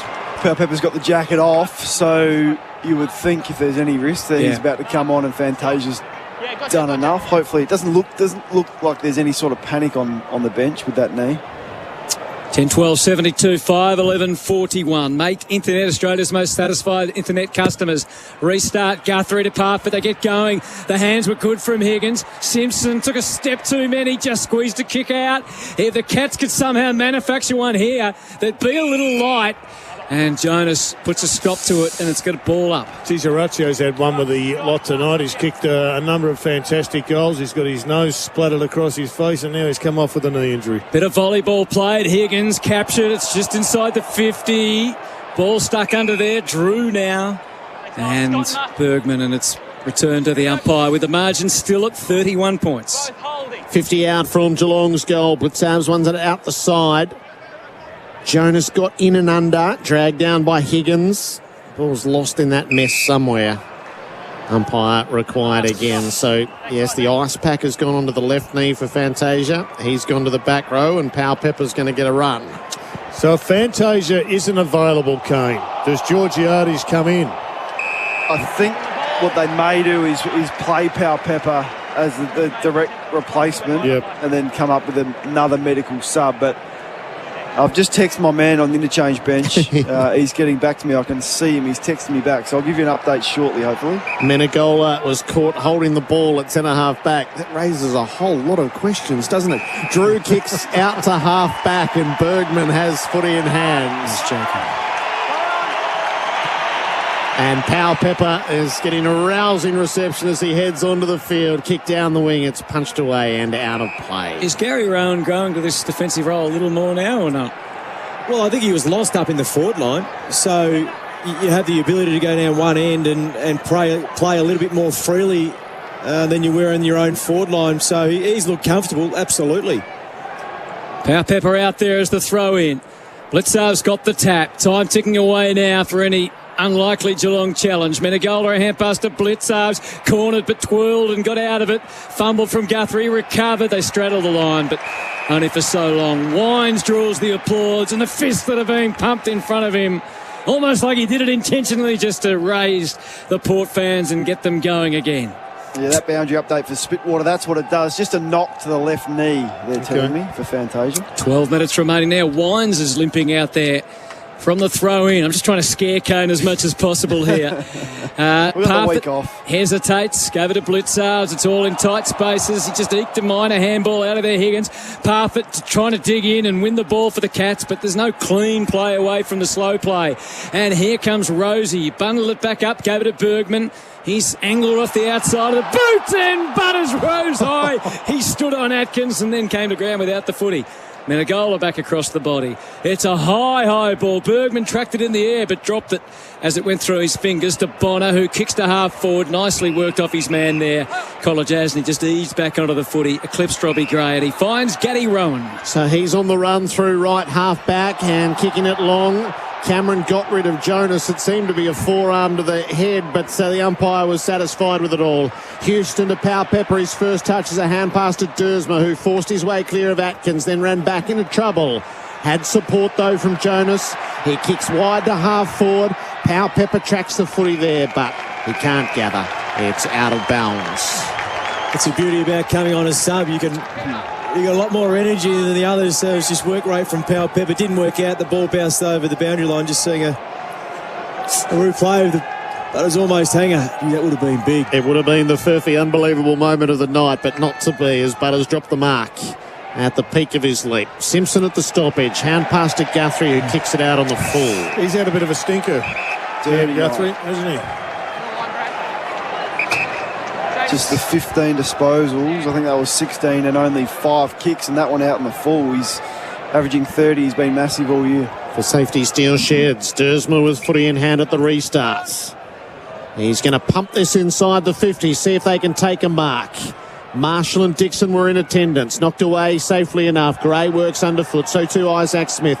Brushed his way clear. Hand pass to Kolajasny. Gave it to Selwood. Kick into centre field. Jonas controls the airwaves on this occasion and paddled it at the back to Aaliyah, who sets Port Adelaide forward to Wines. Wines has a look at the deep targets and sets it up. Henderson met hard by Dixon, who made the spoil. Boak underneath. I'm not sure he ever had the footy. Menegola's under pressure. He's dropped it. Rosie got him. Holding the ball. Great tackle from Rosie, but I've loved King Charlie's game. He has just presented. He's smashed into packs. He's taken a couple of good kick marks. Missed a goal here. Has he kicked one tonight? Nope. No. He's got a behind. But he certainly generated so much for these small forwards. Second half free kicks 11-2 in Port Adelaide's favour. It's funny how it gets there in the end, doesn't it? It's 22-19 in Geelong's favour. Connor Rosie, angle to the right. Couple of steps inside the 50. Rosie's pushed it across the face of goal. It's a marking contest. Dangerfield knocked it toward the boundary. And over she goes. 9:37 left in the game on the Makita Rule the Outdoors clock. It's Port by 31. Just to add to your point, Jared, Charlie Dixon's had the 8 score involvements, the most of any player on the field. Goal of the game tonight for instant windscreens. 1-3-2, 4-4. Could still be to come. From the throw in the forward pocket. Blitzards beat Dixon to the drop of it. Tapped it down. Now Robbie Gray in, out. Powell Pepper! Around the body and it tails off. It's hard to believe they're not leading by. You've had a few almost calls tonight. Thank you, Jordan. Your special comments have been a little bit that way too. Rowan has kick-in duties. He's whacked it in right to the middle of the field. Dalhouse got hold of it, hand pass to Close, broke through the line to Smith, who kicks to full forward. Hawkins one-on-one with McKenzie. He dropped the mark, a tomahawk, after doing all the hard work, paddled it back. Cameron rifled it through for a behind. Well, and Tom Jonas Hawkins is grabbing the back of his head. He'd normally swallow that. Big torpedo from Gary Rowan. He's absolutely nailed it. Landed right in the centre circle, so it's a hell of a kick. Margin is 31. Tom Hawkins very rarely drops those, so he's looking at the finishing post too. Yes, he had McKenzie where he wanted, didn't he? But didn't finish it. Burton, a more conservative play out to the wing. Rowan again in the fly, doesn't take the mark. Dalehouse basically threw it out the back.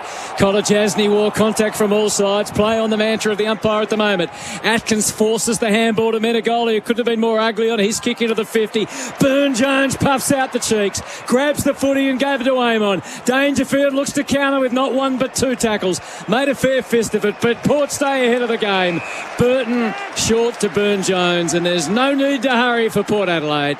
Just lap it up and enjoy what your fans are going to give you through this last 15 minutes. It's a commanding lead. It could be bigger. It should be bigger.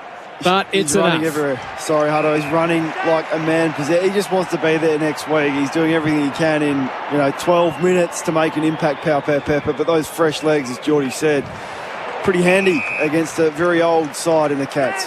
Power Pepper kicked it up to Drew, who took the mark. Attacking side of the middle for Ports. He plays to half forward. Jack Henry, Geelong. It's Henry's free kick just in the back play before that marking contest really formed. Yeah, I was the first sub for Hawthorn. I came on at three-quarter time. I was running past people. The only time in my career was an amazing feeling. Henry Menegola and Isaac Smith. I think the story with the making of Farlap, I think, is they had 6 Farlaps and they kept running the field around, and then the fresh Farlap would chime in and go straight past them. They do another lap and the fresh Farlap would chime in and go straight past them. Port have won the ball back in centre field. Butters sets them toward the 50. No mark for Dixon. It's out of play. Evidently the producer saw Geordie when he was on the bench. Got the idea. It's Port by 31 with 7 minutes and 11 seconds to go. Well, it's been a really impressive effort, this by Port Adelaide. They've been the big question mark all year. They've just got better and better the last 6 weeks, and they find themselves now in a home prelim final. Bergman and Butters and Burne-Jones combine. Back in the Dixon direction. He flies, come down without it. Henry toils away underneath. Boak drags him to ground. And without getting you too excited, Kane, if the numbers continue to rise in Perth, it may well be a home grand final. And you know what Kane's thinking too, presenting the flat. Usually they get someone who's a games record holder to present the cup. I think he's starting to think about it as the ball is played to 30 metres out from goal. Here's Pepper, a handball to Drew. Motlop, it's not the best of kicks, it lags short. And Henderson takes the mark at the top of the defensive goal square and goes short to Simpson, who eyes off an aggressive line back through the middle. Jeremy Cameron led up, did everything except take the mark. It came off his hands to Burton, who splayed the kick rather wide and untidily over the line and out of bounds. And we'll have a throw in down in front of Kane. 10-13, 73 to 5-12, 42 on the Mate Internet scoreboard. Australia's most satisfied internet customers. I'm a little bit nervous because the truck drivers that test positive in WA have actually come through South Australia as well. So I just hope they haven't stopped. Tasmania suddenly. Wines tracks the ball from the throw in. Dangerfield ended up with it. He was dragged to ground by Dersma. Laddams with a hand pass to Drew, who shuttles it around, and Wines has it again. This time it's a kick, and it does find the target that he was looking for. Dersma used Bonner, and now Boak. Hand pass inside the 50 for Motlop. Back to Boak. He's had a couple of looks. He hasn't hit the target yet, and it's a third behind for him to go with an out of bounds on the full.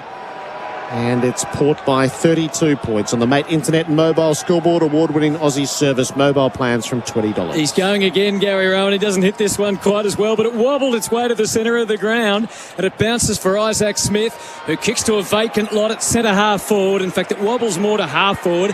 Aaliyah has the legs pumping. He's going to get there first and curl the left foot kick around the corner to Dersma, which gets roundly applauded for the touch of Aaliyah. Dersma takes the mark with 5 minutes 20 on the Makita Rulli Outdoors clock. An update around the grounds for Chemist Warehouse. Great savings every day from the test as the kick is fisted back over the line and out of bounds at Leeds and Headingley. It's 1 for 34 India. In their second innings, they've just lost their first wicket. England lead by 320 runs overall. Boundary throw in between the wing and left half forward for Port. Lysette and Blitzhouse essentially both missed it. Hughes got taken to ground. And Bergman is central to that. tossed up again. Boak takes it at the stoppage. Back to Bergman. Kicks up to the 50. It landed with Rosie, who gave it away to Pal Pepper. Yes! It's what the crowd wanted at the end. Sam Pal Pepper with a long goal as he stakes his claim for a place in the team come preliminary final nights. Port now by 38. It's a game-high lead. 11-14-80 to Geelong 5-12-42. That is a Furphy, unbelievable moment, Kane. Yeah, he's been so determined. He's had a difficult year. He's an important player for them because he brings the effort and the pressure. He had some issues throughout the early stages of this year where he went away from the side and, by his teammates' admission, needed to win the respect back of the group. He did that. He hasn't put a foot wrong since he's come back. But he's not the most polished. There's areas of his game that he would love to be cleaner with, but you can tell how popular he is amongst the group, and he's the ideal medical sub because he'll give complete effort, he'll give you speed, he'll give you a bit of power, and he can play multiple positions. Thump, the ball goes down. There's 4 minutes 42 remaining. Dangerfield has the energy to lunge a handball forward. It didn't have any sort of directional, though. Parfitt wins it off Bonner. The Cats fight amongst themselves. Higgins in the scrap with Parfitt. Can you believe they didn't really work out who was going to take the footy and who was going to clear a path forward? It ended up in a ball up. 55 metres from goal. Lysette taps it down. Higgins took the footy. Got a little clip across the ear. And the umpire saw it that way. Travis got him with the arm. Yeah. Willem Drew was trying to explain how he had given the perfect tackle, and the umpire didn't disagree that it was Boak who was the secondary tackler. A little handoff to Menegola from Higgins. It's a low bullet inside, again without any thought whatsoever, and Dersma takes the intercept mark down low. You just got to go back with a little bit of patience and deliver it inside forward 50. I think that at times haven't got back off the mark, Geelong, which has just invited the pressure from the man on the mark. That was certainly another occasion. Kick came the way of Houston, who delivers out the back pockets. Dixon made the spoil on Menegola and then towed it forward of the play, so it's to be dealt with. Atkins does sufficiently for the Cats. Hand passes it to Henry, who guides the ball into centre fields. Atkins to Menegola, broke through a tackle, flopped the kick inside the 50. Hawkins brought it to ground. Parfitt laid a bump to keep it in dispute. Amon, though, was able to gather and hand it off to Jonas. He kicks into the middle. He was hoping for Pal Pepper. Henry's taken a very fine one-handed grab. Right arm outstretched at the top and brought it all the way down and gathered just above the turf. His short kick, though, is interrupted back in turn by Rosie, who escapes and kicks the half forward. They're ready to load up and applaud for Travis Boak. Oh, Pal Pepper's... Oh, he's going to be interrupted. No! He stood his ground at the top of the square and took a little juggler. And now he's going to go back and take the set shot and just lap it all up, Kane. Yep, he will, and they love him. Look, it's the ideal contribution. I mean, you can't do much more than this in, as I said, 12 minutes of footy. He had that look in his eye. Ken Hinckley's up, he's standing, he's clapping. Put your mask back on, Kenny. I don't want you getting in trouble.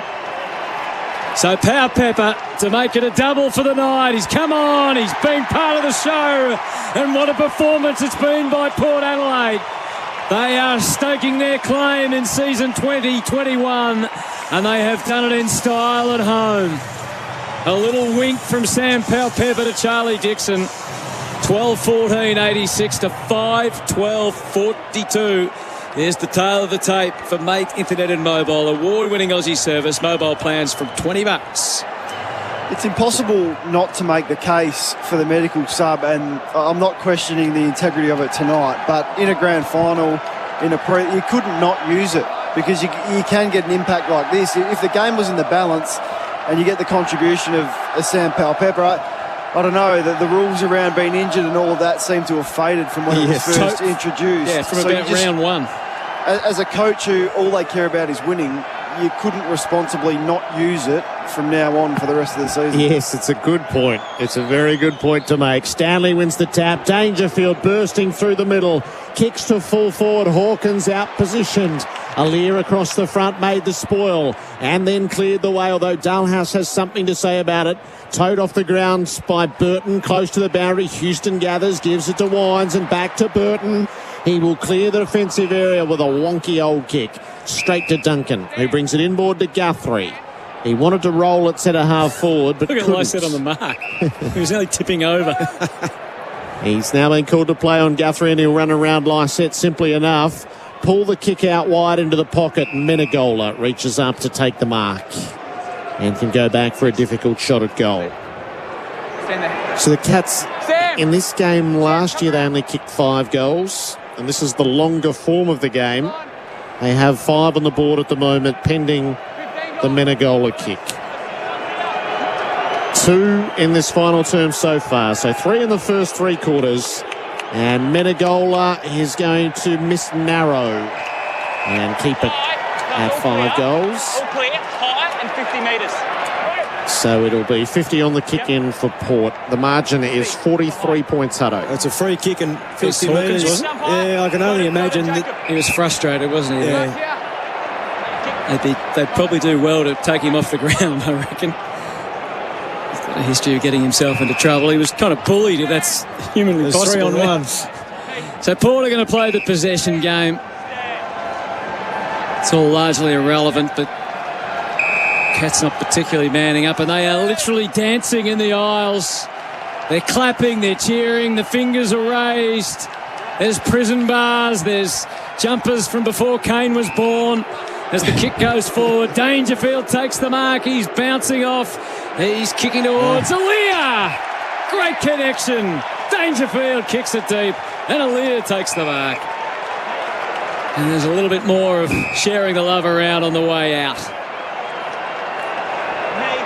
Crowd are just lapping all of this up as well. They're beautifully spaced around the Adelaide Oval. Oh, the demand will be strong for preliminary final tickets. Kane will be able to use his allotment, make a good profit on them potentially. The kick goes up to the wing. All that's left is for the siren to sound around the Adelaide Oval as the Port fans rise as one and contemplate what is ahead. A preliminary final awaits after they conquered the Cats in emphatic style on a Friday night to remember.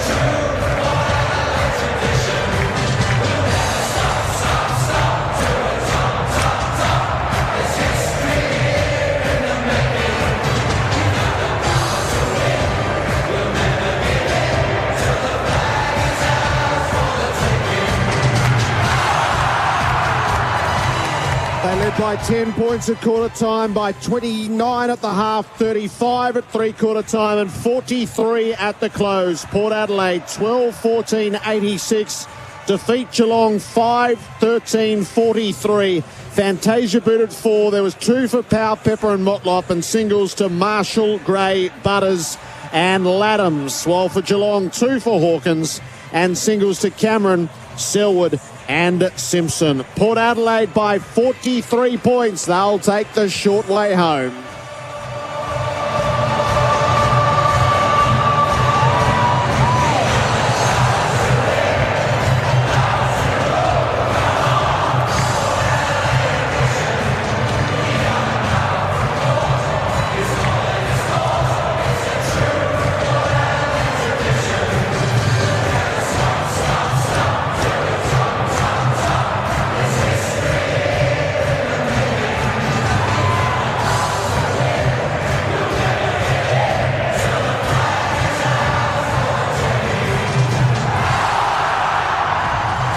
Jubilant scenes in the stands. It's interesting, Kane, the corresponding scenes a year ago, that they've taken it much more in their stride. This is the journey of a team. Bitter disappointment in a preliminary final. You set yourself you're a bit better the next time around. They come, they expect to win tonight. They do it ruthlessly, and they go back to the moment that cruelly eluded them a year ago. It's a really good observation, Jared. And then you add some pieces that perhaps you missed. You add a big key defender to the back half they didn't have last year. He was a difference early. You get 4 goals out of another small forward that you've got. You've got another pre-season into Dersma, who's not as shaky in the big moments, and Butters and Rosie. So Ken Hinkley went to the prelim final in 2014. He lost by 3. Jared, he went to the prelim final in 2020. He lost by 6. He goes to the prelim final again, destined to at least go one better, which would have been the pass mark for him at the start of the year. They're so well set up. It's unfolded for them. They've got key miles into the legs of the players that had interrupted seasons. They're progressing at the right time as the Port Adelaide and Geelong players line up for Tom Hawkins in game number 300. They're in a terrific spot, and that has been amplified by the week off that wasn't there last week. Yeah, and they get reward for effort tonight. I'm a big believer. I don't like the pre-bye. Coming into finals, you do the hard work throughout the season, then you come up against another top 4 side and you win, as we see the scenes of Tom Hawkins getting carried off, and they've fully earned their right next week to have a break. It will help Orazio Fantasia, it might help Robbie Gray, so you earn the right to have a break, and they've certainly done that. And just seeing Tom Hawkins carried off, what an unbelievable player he's been for such a long period for the Geelong Footy Club. It didn't work for him tonight or the team, but it's 3 surviving Cats of the 2011 Premiership with Duncan and Selwood as the lifters. Yep, so we haven't seen the milestones go too well this year. Tom Hawkins is added to the list, but he's been a terrific player. And you can just see the scenes. I mean, the crowd, the players out on the field, the joy that they're getting, knowing that they've got a home prelim. That's exactly what you want. You set out all year to make the top 4, to give yourself a chance and to win the first final, to get the next final at home in front of a big crowd. Even the PA announcer who was at the interview got a big hug from Scotty Lysette. And the 2 weeks at home as well. So if Melbourne is to win tomorrow night, that they'll get the break, but they'll be overdoing quarantine in Perth during that 2 weeks. So this is the advantage that is on offer for Port, and they have claimed it tonight. You look at Aaliyah, he's just overjoyed. It's fantastic scenes. But I think if you look at this side and you look at the way finals he's played, they just played it perfectly. Their pressure that they're able to give all over the ground, whether it be in their forward half, their defensive half, to allow the other parts to work. So to allow Aaliyah to intercept mark and to be that key player behind the ball, to allow Charlie Dixon to compete forward of the ball and bring in those smaller type of forwards in Fantasia and Gray and Powell Pepper late. It was just a really good performance from the coaching staff and the players. There was contributors all over the field. The other side of the coin, so for Geelong, this is now, they've played 7 qualifying finals in 9 years and they've lost 6 of them. So they've lost 6 of 7 qualifying finals. This is the game where they have not been able to stack up. And Kane, they looked old tonight. And the mistakes is, you could put together the clips of 20 mistakes and you'd go, well, this is where they've come to. Yeah, I admire them so much because every year you think they're going to drop off and every year they're around the mark. But the language coming out of Geelong this year has been concerning. And from the start of the year it was, we don't want the games extended. We want the games we don't want the interchange slashed.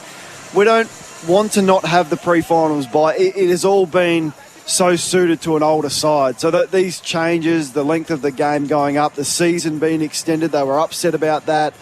The pre-finals bye being scrapped, them having to travel away, just didn't suit them. And there's been a lot of complaining and questioning from them. And they make some good points in the end. But yeah, you could tell that there's some real concerns about the age of this group. It was the last throw at the stumps, wasn't it? The Jeremy Cameron one. And if it doesn't come off, they're left with a bit of a mess. But now we speak about Port Adelaide, and you said you're home now, you sleep in your own bed, you prepare for a home prelim final. What about Geelong? You jump on a plane to Perth, I think that's tomorrow or the next day, and front up again. So it doesn't get any easier for them with a banged up group. I saw Tom Stewart hobble across the Adelaide Oval. He's still on a walking frame, so they're not getting him back anytime soon. And that was the most obvious. It's just a ruse, Kane. It's just a ruse. He'd been their best player this year, and without him tonight, is with Henderson having to do some of that, and he had a terrible night. We're with Port Adelaide as they head into their rooms. Great scenes. Great scenes. Yeah. Into a home preliminary final, so let's soak it all up with Port.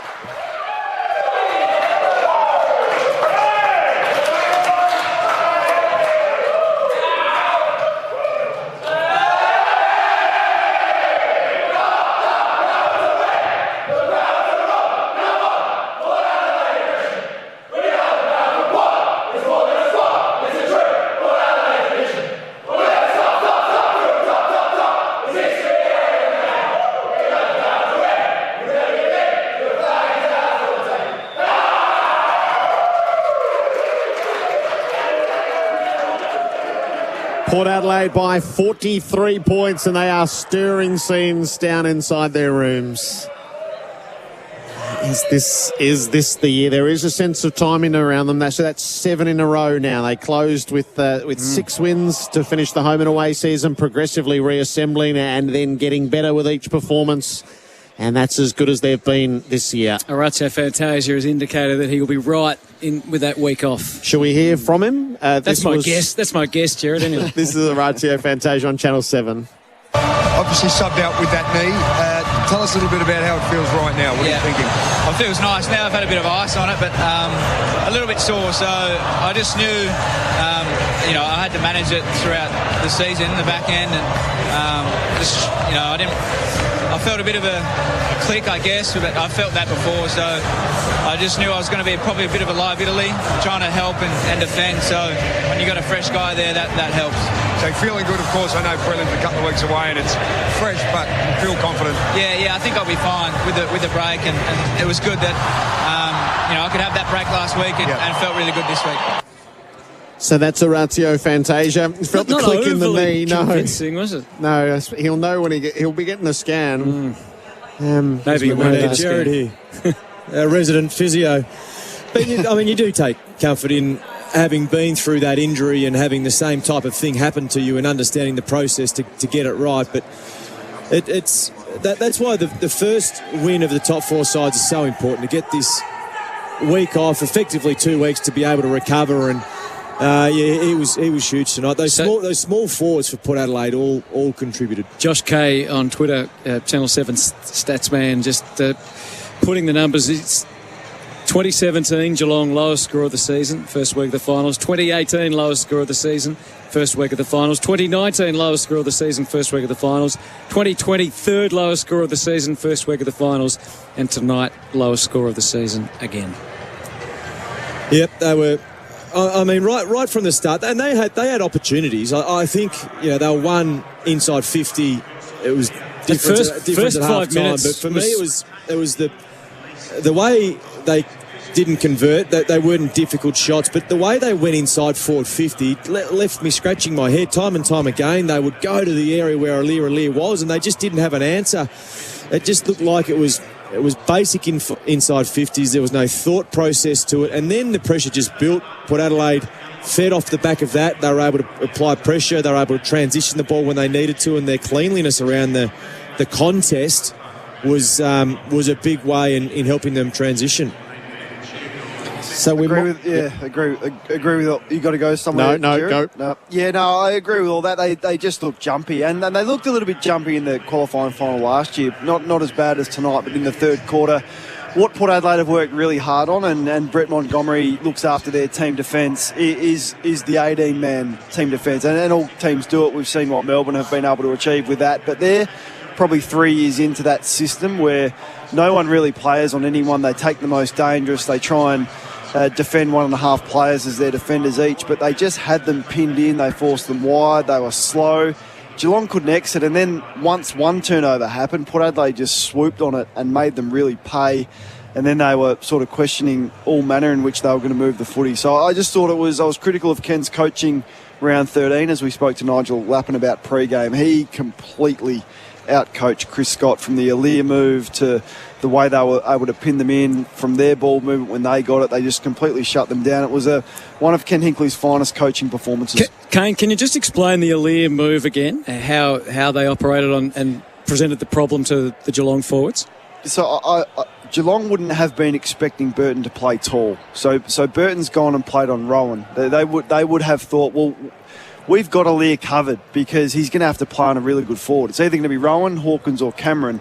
Port Adelaide have gone, no, we don't want him to play on anyone. We want him to be free. So Burton's gone Rowan, Jonas has gone Cameron, and Mackenzie's gone Hawkins. So then Aaliyah's left with the least dangerous forward in that forward setup. So that forward would usually, it's a small, get up the ground and clear space out for Cameron and the like. And Aaliyah would say, well, you can go. You can go, Simpson. I don't mind if you get the footy up there. I'm just going to stay back and protect. He did that. He disrupts. And then they're thinking, well, we're going to have to go man Aaliyah up. But then you got 4 forwards instead of 3 in a crowded forward line.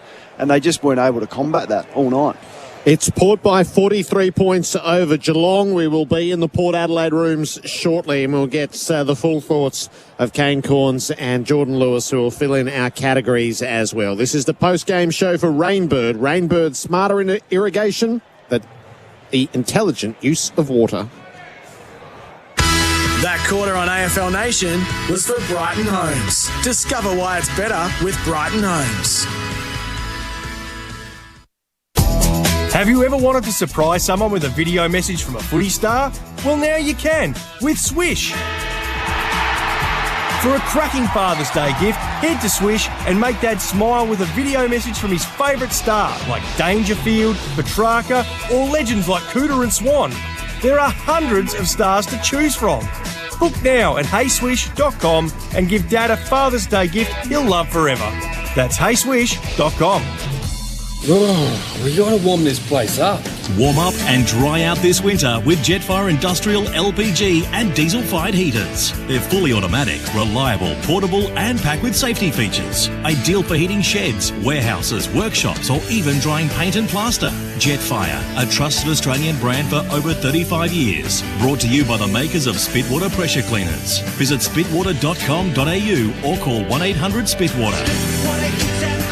That's what it does. Celebrating a loved one's life has never been more important. Here's James McLeod, Managing Director of Tobin Brothers Funerals. Under the current restrictions surrounding public gatherings, we're providing client families with creative and meaningful solutions at their absolute time of need. We offer live streaming from any location. In fact, we can involve anyone from around the world and include them in the live stream to do a video or audio tribute. So family and friends unable to physically attend their loved one's funeral can still be involved. Find out more, visit tobinbrothers.com.au. Tobin Brothers Funerals, celebrating lives.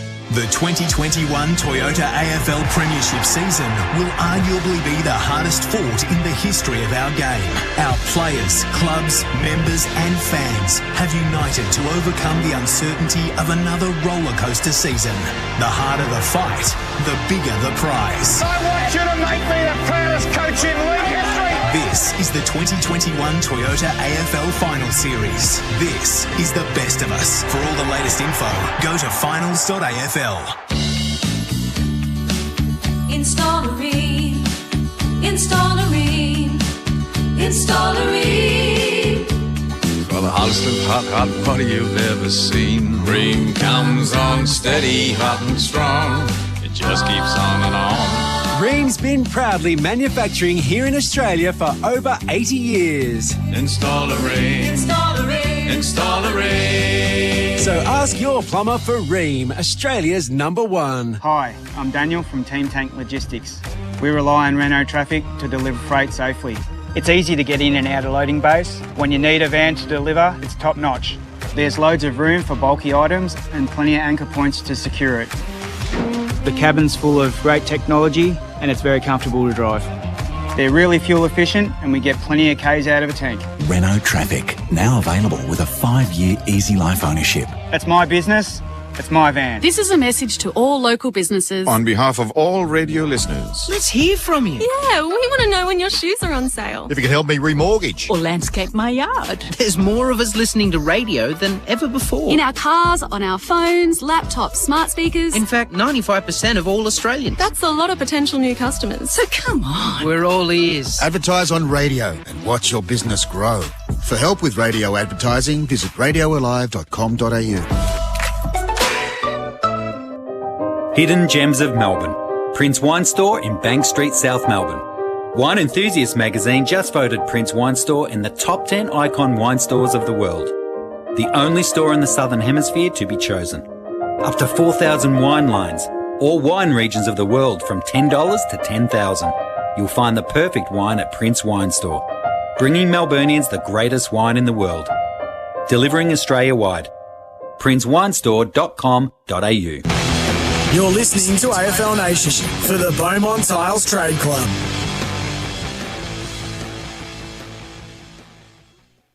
Intelligent use of water. Port Adelaide 12-14-86 defeat Geelong 5-13-43. Kane Corns, Jordan Lewis in place. The skipper of Port Adelaide, Tom Jonas, is with us. Tom, great to have you on AFL Nation. Congratulations. Cheers, boys. Is that a bit of a rush? How was that? Oh, just incredible. I mean, to win, let alone, have such a dominant performance is just, it's a bit to come to terms with. I'm just absolutely pumped, and we're just soaking it in right now. We looked at that game, and Geelong started well. They were quite inaccurate through the first part of the quarter. But once you started to get your game going, and especially out of half back, it looked like you wanted to play on with a bit of speed on the ball, which really troubled the Geelong side. Yeah, we know that's our strength. We've got some really exciting players, but we really set the foundation with that, with our hunt and being able to turn it over in dangerous spots. And at times we really controlled the ball and made them defend as well. So it was kind of a bit of everything. And Tommy, congratulations. I thought the critical contest, which you've led so well at for, I don't know, however long you've been captain, 2 to 3 years, was significant tonight. The amount of times you won balls against the odds. How much emphasis did you put on that during the week? Yeah, I mean, finals footy is always going to be like that, but especially when you play the Cats, if they win contested footy, they generally win. So we identified that as a key area, and we sort of just played some meat and potatoes footy. We got that right, and the rest took care of itself. You just felt like you were in the sweet spot, probably building for the last 4 to 6 weeks, to be fair, as the informed team in the competition. What does the week off do for you this week? Yeah, I think, like any side, there'll be a couple of sore blokes that'll really benefit from it. And, we'll just enjoy, having a little bit of time away, but then training really hard and enjoying the build-up and focusing on whoever we've got next. But not too much will change, and make sure when we're at the club, it's really high quality when we're on, and when we're away from it, we can enjoy ourselves. Tommy, it's nice to have a player, an addition over the off-season in Aliir. How difficult was it to try and get the right matchups behind the ball for you to allow Aliir to be that extra defender? It looked like it was quite busy there at times with Geelong trying to man them up. Yeah, it was. We probably played it a little bit differently tonight. We sent him higher and got him off one of their smalls, and his first quarter was just incredible. I've seen too many like it. And then that forced them to change and go to him, which, once you can do that to a side, it certainly makes you feel like you're in control. And then, other opportunities just come from, him naturally. If he's playing on someone, he still manages to find those opportunities to intercept. But there's a lot of credit's got to go to the other boys down back, but also the pressure up the ground. We're able to force them to quick kick it a lot. They didn't have a lot of quality ball coming forward. You're in exactly the same position last year, albeit the other teams haven't had the week off, so it's a significant advantage for you. What's different this time around? Are you more reserved with your celebrations, or does it feel the same this time around? No, I think any time you have a win against a quality opponent in a really important game, you're able to enjoy it. Obviously, we've got 3 days of isolation now, so we will be behaving ourselves, but that hour after the game is always the best part of your week, so we'll soak that in now. But yeah, not too much different from last year. I think you really got to enjoy those moments. That's what you remember when you're done, I'm sure. You're still able to have a red wine when you're sitting on the couch watching the footy over the weekend. What do you reach for, Tommy? Yeah, I might tuck into a Barossa Straz of some sort, or just a couple of beers over Zoom with the boys. It was certainly keep a lid on it, but no harm in that. Tom, congratulations. Good to touch base with you again. Thanks for having me, boys. Tom Jonas, winning captain, Port Adelaide. So 43-point winners over the Cats and the week off into a home preliminary final. Shall we start to work through our categories? What do you think the message will be from, probably Ken Hinkley, not so significant, but Chris Scott? What will his message be, do you think, publicly and privately? I think it was all on show tonight. You can't sugarcoat it, that they just didn't play or weren't allowed to play their game tonight, that they made mistakes where they just showed up. It was in crucial moments of the game. But in all honesty, you've got a couple of hours to really be emotional about the game, but you've got to get over it. You've still got your season's still alive. That's the beauty about becoming a top four side, to give yourself a double chance in the event that you have a really bad game like they had tonight. So, do they make changes, do you think, or just around the edges? Well, I suppose you've got to look at the players that are available to come in, and whether they had a game this weekend, whether they would have travelled with the side over to Adelaide. So whether they had a game, or do you put faith in the players that are out there tonight and hope they respond, because there's no second chances again. So it's a big decision they've got to make.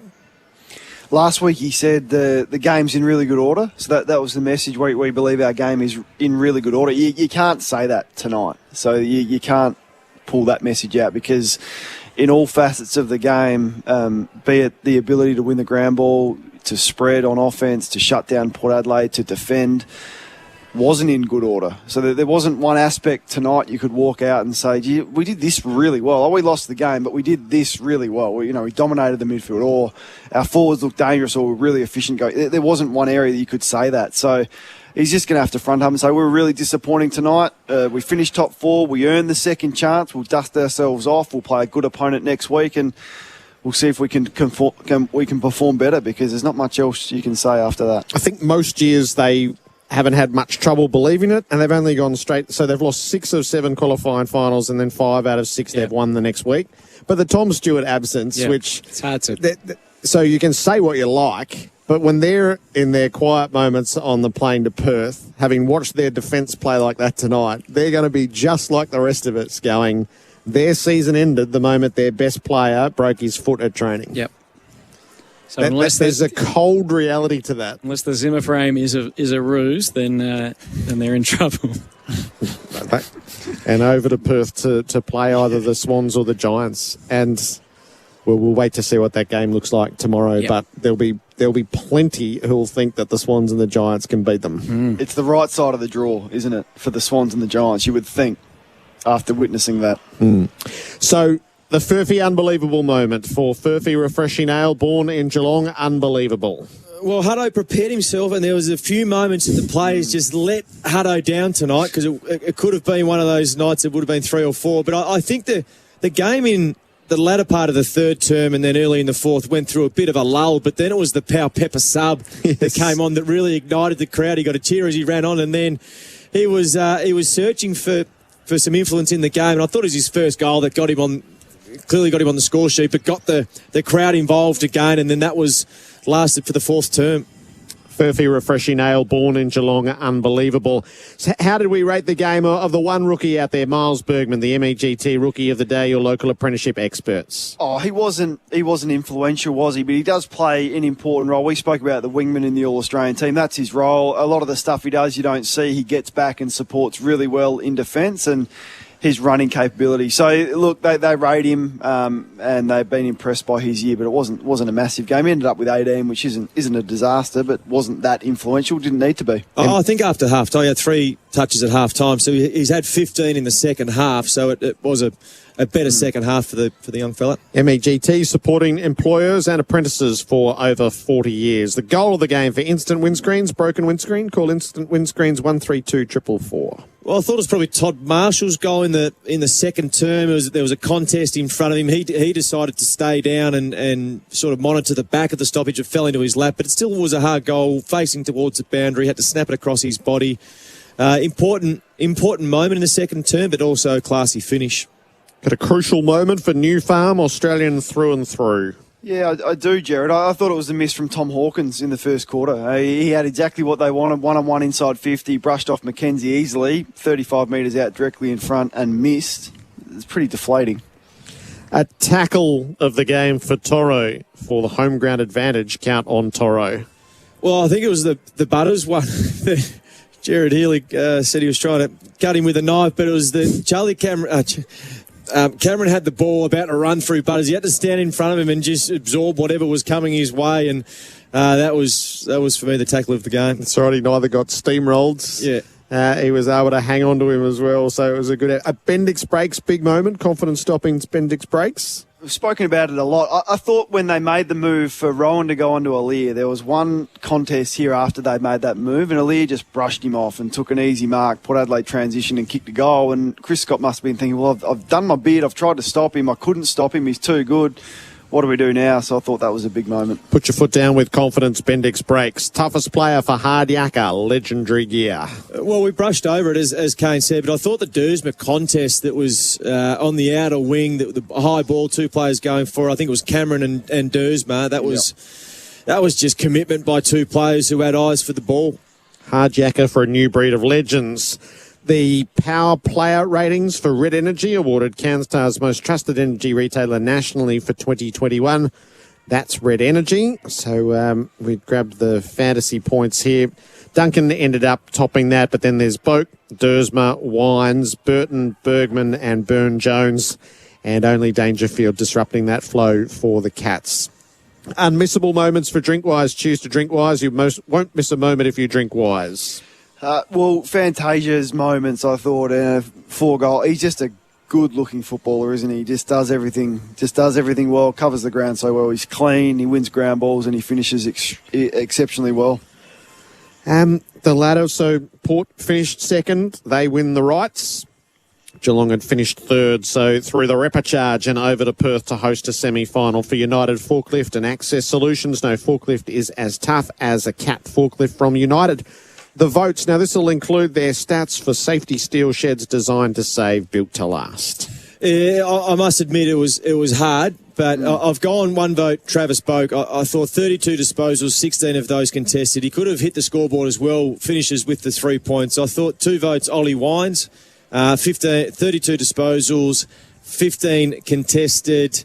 He had 4 clearances. Boak had the 8 clearances as well, sorry. But I thought the 3 votes, although he was quieter in the second half, but I thought Aaliyah was the most impact player on the ground, to the point where Geelong had to change their whole forward system. They had to get multiple players to go over onto him and try and quell his influence, but he was exceptional. He had the 11 intercept possessions, also 4 contested marks, but he was probably the best player on the ground. 3 for Aaliyah, 2 for Wines and 1 for Boak. A shout out for Flight Centre. Win big with Flight Centre, 5 years of holidays big. So we'll have plenty of time to kick this around on crunch time tomorrow. But Kane, when you leave tonight, from what you saw of Port Adelaide, knowing you'll see them again in a fortnight's time in a preliminary final, are they better placed this time around than they were last year when they were a kick away from the team of the era? Yeah, absolutely. Ollie Wines is a much better footballer than what he was last year. You got the additions that we've spoken about, and there's another pre-season and finals experience into those young guns. They looked like a premiership team tonight. I know, prelim finals are my favourite weekend of football, and there's a lot to play out, and Ken Hinkley's had 2 heartbreaking losses in prelims. But from what I saw tonight, they looked like a team capable of winning a premiership. And Jordan, how big a risk are the Cats of going out in straight sets? Well, confidence is a big thing in finals, and when you don't have the ability to go back home in front of a home crowd, that element is wiped away. So they'll need to pick themselves off.